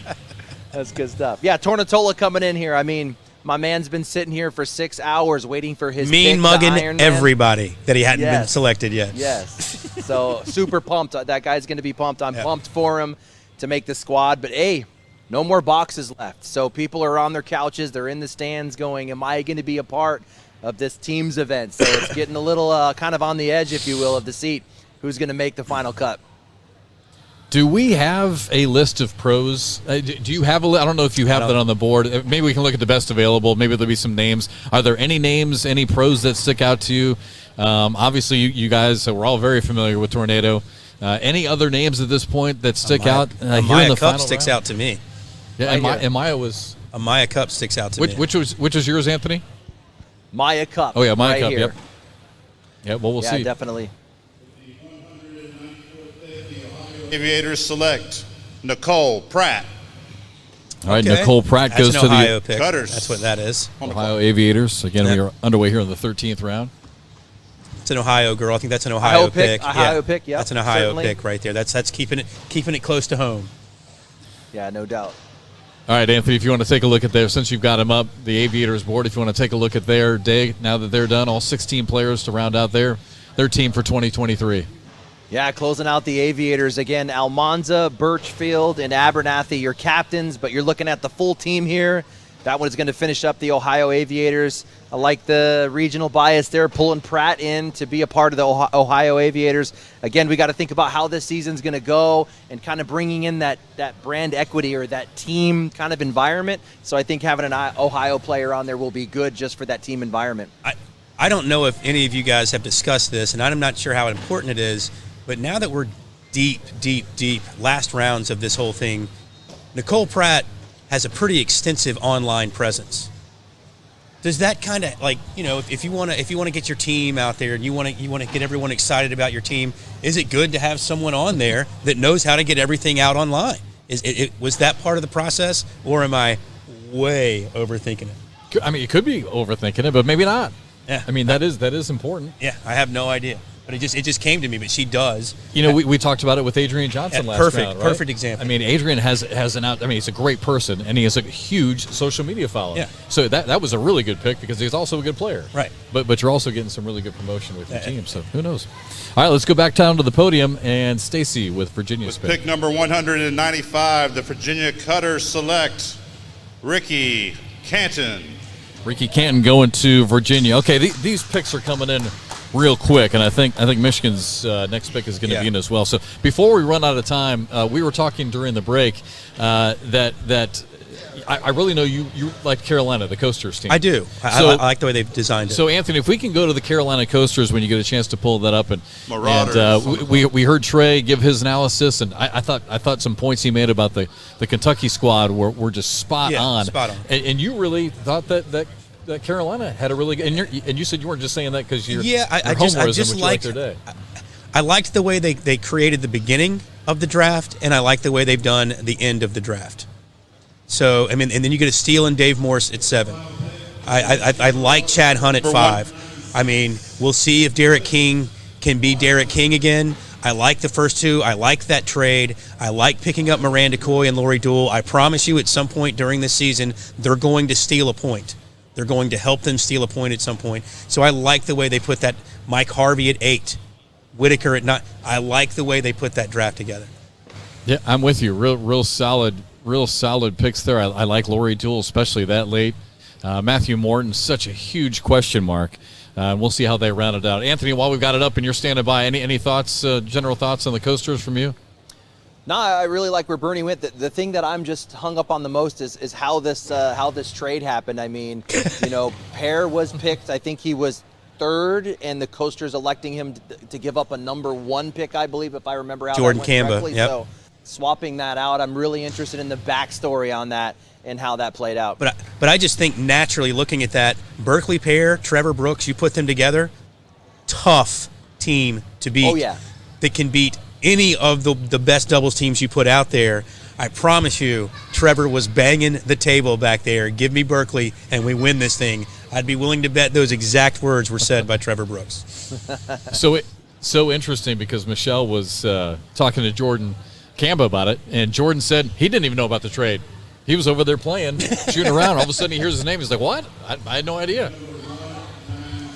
Georgia Sliders, Tiffany Price. All right, the picks continue to come in. Tiffany Price now goes to the Arizona Georgia Burn. Sliders with the 5th pick in the 13th round. And hey, Anthony, I know I told you a few minutes ago during the break we're going to talk about it. This was kind of the team that I think you've had your eye on and think that they've drafted well today. So if you want to go take a look at the Georgia Sliders, kind of recap their day now that they've wrapped up their team here with Tiffany Price. I know you really like some of their picks. Yeah, definitely. So I think this is all Noah Wooten here. Again, a loyalty guy. He's a guy that once you're in his circle, you gain his trust. He's the kind of guy that always has your back. And I think he picked players that have his back. I think he picked players that would have each other's back. I think a team that's going to work really well together. Ryan Smith, Franklin, Belvin, Soprenit, they all share a relationship. So Bobby Hunt was a big pickup here down at number 7. I think actually probably round 4 worthy, so a big pick for him at number 7. So I think this team just works really well together. Maybe not, you don't have that drama, in the locker room kind of thing. I think he has the ability to move some partnerships around. I think that these people are pretty versatile in how they would mix up partnerships. So I'm excited to see how this team plays out. And, one more thing about that, Tiffany Price, I wonder if that's in the same vein as a Nicole Pratt. Here's this huge social media presence. Here's someone that can kind of put your thing out there online. Here's someone that can she's going to be all in, right? And so huge social media presence. Who knows if it even came up? I just feel like someone like that would be solid to have on your squad because you could put your squad out there. Who knows what can happen if your name gets out there in more eyes? Speaking of names, let's get to one more and go down to the podium. It's time for the last pick for the Arizona Burn, pick 198, Maya Cup. There we go. There we go. Colonels, all right, Maya Cup is off the board. She goes to the Arizona Burn. All right, let's send it down to Michelle. She is, once again anyway, I think back in the war room. Yeah, that's right. I said I love the Pick Maya Cup. I'm excited about that. Before we get into that, you guys are very organized. You've got a Zoom session over here. I've heard you had weekly meetings. Talk to us about the strategy coming into today. We had some time to sit down, and Athena was a big part of getting us a lot of stats, and Doug Zaff's our captain, so he had really organized this spreadsheets and just been updating it like crazy. Do you feel like all that preparation work, did it go fairly smoothly for you today? Looking around, I feel like we had a pretty good advantage with our little setup, but we did great, I think. And then what about these last couple picks? Was this difficult for you, or did you feel like it was pretty easy to pick these last few people? It got a little harder towards the end, not knowing everyone and stuff, but I think we had a lot of stats where it's pretty plain. We just kind of went off stats if we didn't know. And we used a lot of just kind of camaraderie and stuff, make sure everyone's going to gel, and should be a good team. Absolutely. Thanks, Ty. Thank you. Hey, Mish, by the way, we're going to get into this point right here as we start to wrap up our coverage here in the 13th round. But, Bernie, with this last pick, again, we saw Maya Cup go to Arizona. Whitney Martinez going to the Kentucky Colonels. So, Michelle, we're kind of wondering, and Bernie's going to kind of banter on this for a second, how much, if at all, does a social media / popularity presence have to do with any of some of these late picks? So I know you have I've already talked about it a couple of times. I just wonder. I'm curious. Yeah. I don't have their ear, so I don't know, and it could be the farthest thing from their minds. Yeah, but it seems like some of these picks, that idea makes sense. And I'm curious because Whitney Martinez, huge presence online, huge presence on social media. Yeah. And so, I just wonder, she can play as well, but I just wonder if that kind of helps your team. She can, hey, we need to get, I don't know. I don't know exactly how it would help, but it's not bad. Put it that way. Yeah, never bad, obviously, to promote your team and just a way to promote your followers, right? Right, exactly. That's a big part of all of this for all the players. Absolutely. Trying to grow their brand. There you go. All right, the next pick is in. It's Florida on the clock, so the Florida Freeze pick is in. Let's All go right, down if the you podium. stuck with us for 200 picks and you haven't had a beer yet, you need to go get one. Pick number 200 for the Florida Freeze, Lamar Ploppert. Lamar Ploppert with pick number 200. Slingers up next. I got to draft. see Lamar play. I called one of his games the other day over on the streaming court. Pretty sick airmail out of that guy. We're talking about a +9 PPR in the last round. That's pretty solid, and a killer airmail. It's slide airmail game all day, and that airmail is ridiculous. So I like the. You want to say the word value? I think that's pretty extreme value at 13. Oh my gosh! Bernie. What a great way to start wrapping up this broadcast. and Anthony, here's a guy we've talked about the PPR today, and some of these 9+ PPRs maybe being nice late round steals. Lamar Ploppert out of Williamsport, Pennsylvania, PPR so far this season 9.1.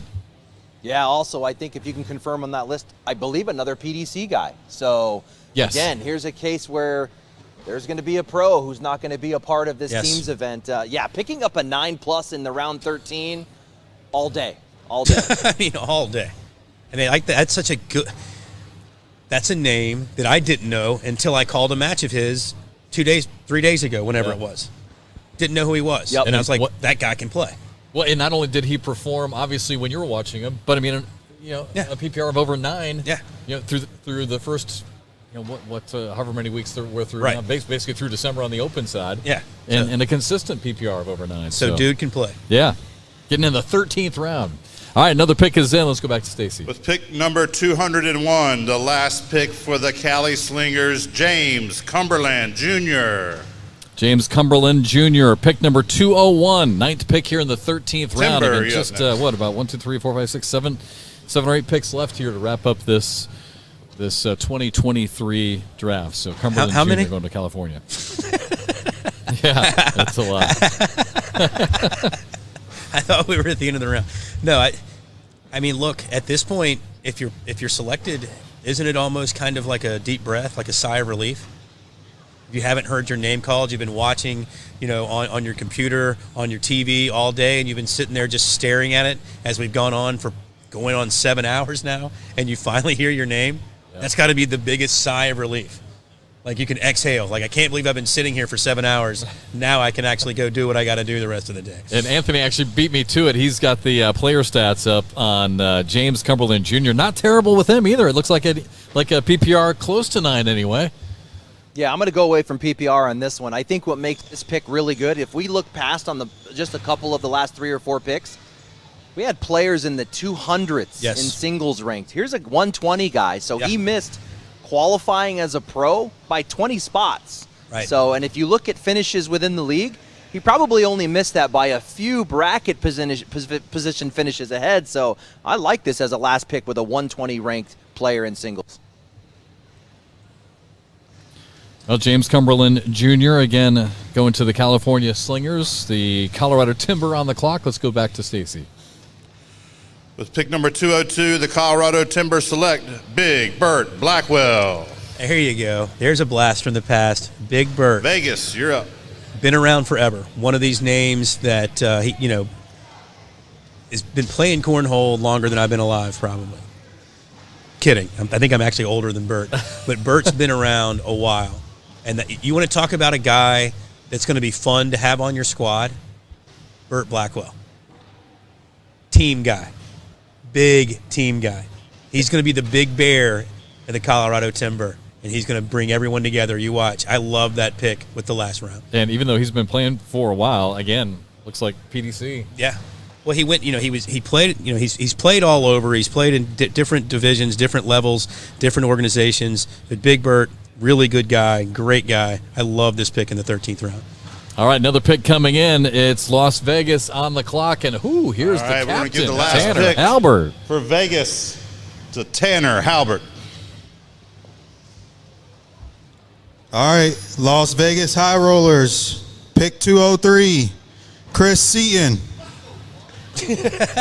All right, Chris Seaton picked up by the Las Vegas High Rollers, and he's been sitting over that table, and as soon as his name was called, you're right, he's like, heck yeah.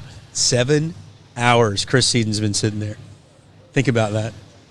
All these players, all these names going past you, and you finally get that call in the last half of the last round of this draft. How good does Chris Seaton feel right now? Oh, what a smile and a handshake between Chris Seaton and the commissioner, Stacy Moore. So he is selected by the Las Vegas High Rollers near the end here. Pick 203 of 208. So we are getting all the way down to the end of this. I think Maya Cup was the final pick in last year. Didn't we have our first Mrs. Irrelevant? No, it was Jackie. Was it Jackie Siasone? Was it Jackie? That's correct. I believe it was Jackie Siasone last So Jackie, sorry, Maya, it was Jackie who was that final pick. And we'll see. We're getting down to it here again. Mr. or Ms. Irrelevant. Yeah. Who is it going to be? And Not that they are irrelevant, I'm just saying. It'll be selected by your Carolina Coasters, so just 5 picks left. Hey, while we've got a minute, we've had a couple people yelling about California. So Anthony, if we can pull up the California Slingers squad and kind of check out their day, wrap up their team, because they went with James Cumberland Jr. We talked about that being a pretty good pick with an ERA over 9. So let's take a look at their day. Did you say ERA? That's did awesome. I say ERA? Did I say ERA? I probably did. PPR. It's in my blood. He makes fun of me all the time, Trey does, about my baseball analogies. I mean, if you got an earned run average over 9, you probably shouldn't be pitching. Yeah, you're not going to be selected by anybody in anything, ever. All right, one more pick, and then we'll check out California's day. Let's go down to Stacy. For pick 204, the Texas Bully Baggers select Richard Bushway. Richard Bushway, now a member of the Texas Bully Baggers, and just 4 picks left. Okay, quickly, let's go to California. Had a couple of people yelling at us about California, so while you've got that up in front of you, let's take a look at the day that Tony Smith had with his team, and just kind of your overall thoughts, Anthony, on his picks. Yeah, so really we should give credit to Corey Gilbert and Nick Williams. They were the ones carrying the weight here in the picks. But I was talking to Nick a little bit earlier, and he said, hey, every time I wanted to go get a Cali player, he was picked up right before I could pick him. So I think that maybe he's just Bernie. Maybe he's just covering himself when he gets home to explain himself. No, he was sincere when he said that. He really wanted. So if you look at the roster, not a lot of Cali on here, right? So, but Alec Ryan right out of the gate, a player that we thought was going to be round 1. So I don't know. What do you see, Bernie? You know, one thing about this, and we haven't discussed it, there's only been one on draft day. I would not be surprised to see some trades coming from Cali. Just to kind of, maybe Nick will start calling some guys and say, hey, I really would like to have some of my local products on my squad. I'm serious. I mean, I would not be surprised. And there's some tradable names on that list. There's some names that have some serious value that you could get some of those California folks back. So I'm interested to see how that plays out. Getting down to the end here, Pennsylvania Ringers are on the clock. For the last pick for the Pennsylvania Ringers, number 205, Jim Bottas. So Jim Bottas going to the Ringers. Again, now just 3 picks left, and we'll wrap up our coverage here. This is going to be so much fun this year to watch. Again, 16 teams, 16 different cities, so we'll have a regional flavor to this. 16 players, the captain, the 2 franchise players, a lot of trades possible. I'm assuming we'll have some sort of a trade deadline. The playoffs, again, for those who don't know, of the 16 teams, 8 will actually make it into the playoffs.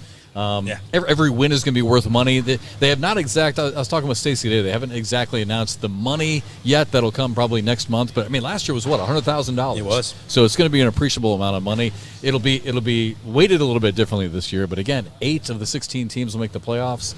I'm super excited to get this started at our first. I think it's another incremental step into this becoming a super important part of this game. Yeah. And I think you can tell by how this is taking place that it's kind of. We have our nationals, we have our world championships, and now teams is kind of creeping up there. And I think, especially the way it ended last season, I think when it started, people really weren't sure. They really weren't sure what to think about it. Like, do I want to devote a lot of time to this? But as we got deep into the season, they know. All right, let's go down to the podium. Another pick. For the Chicagoland Spinners, final selection, pick number 206, Justin Rich. Justin Rich. To Chicago, now just 2 picks left. I think that's a pretty solid pick for your last round to get a Justin Rich. If you want, I can try and see if I can pull him up. 2 picks remain. Anthony's got something for me. There you see the player stats.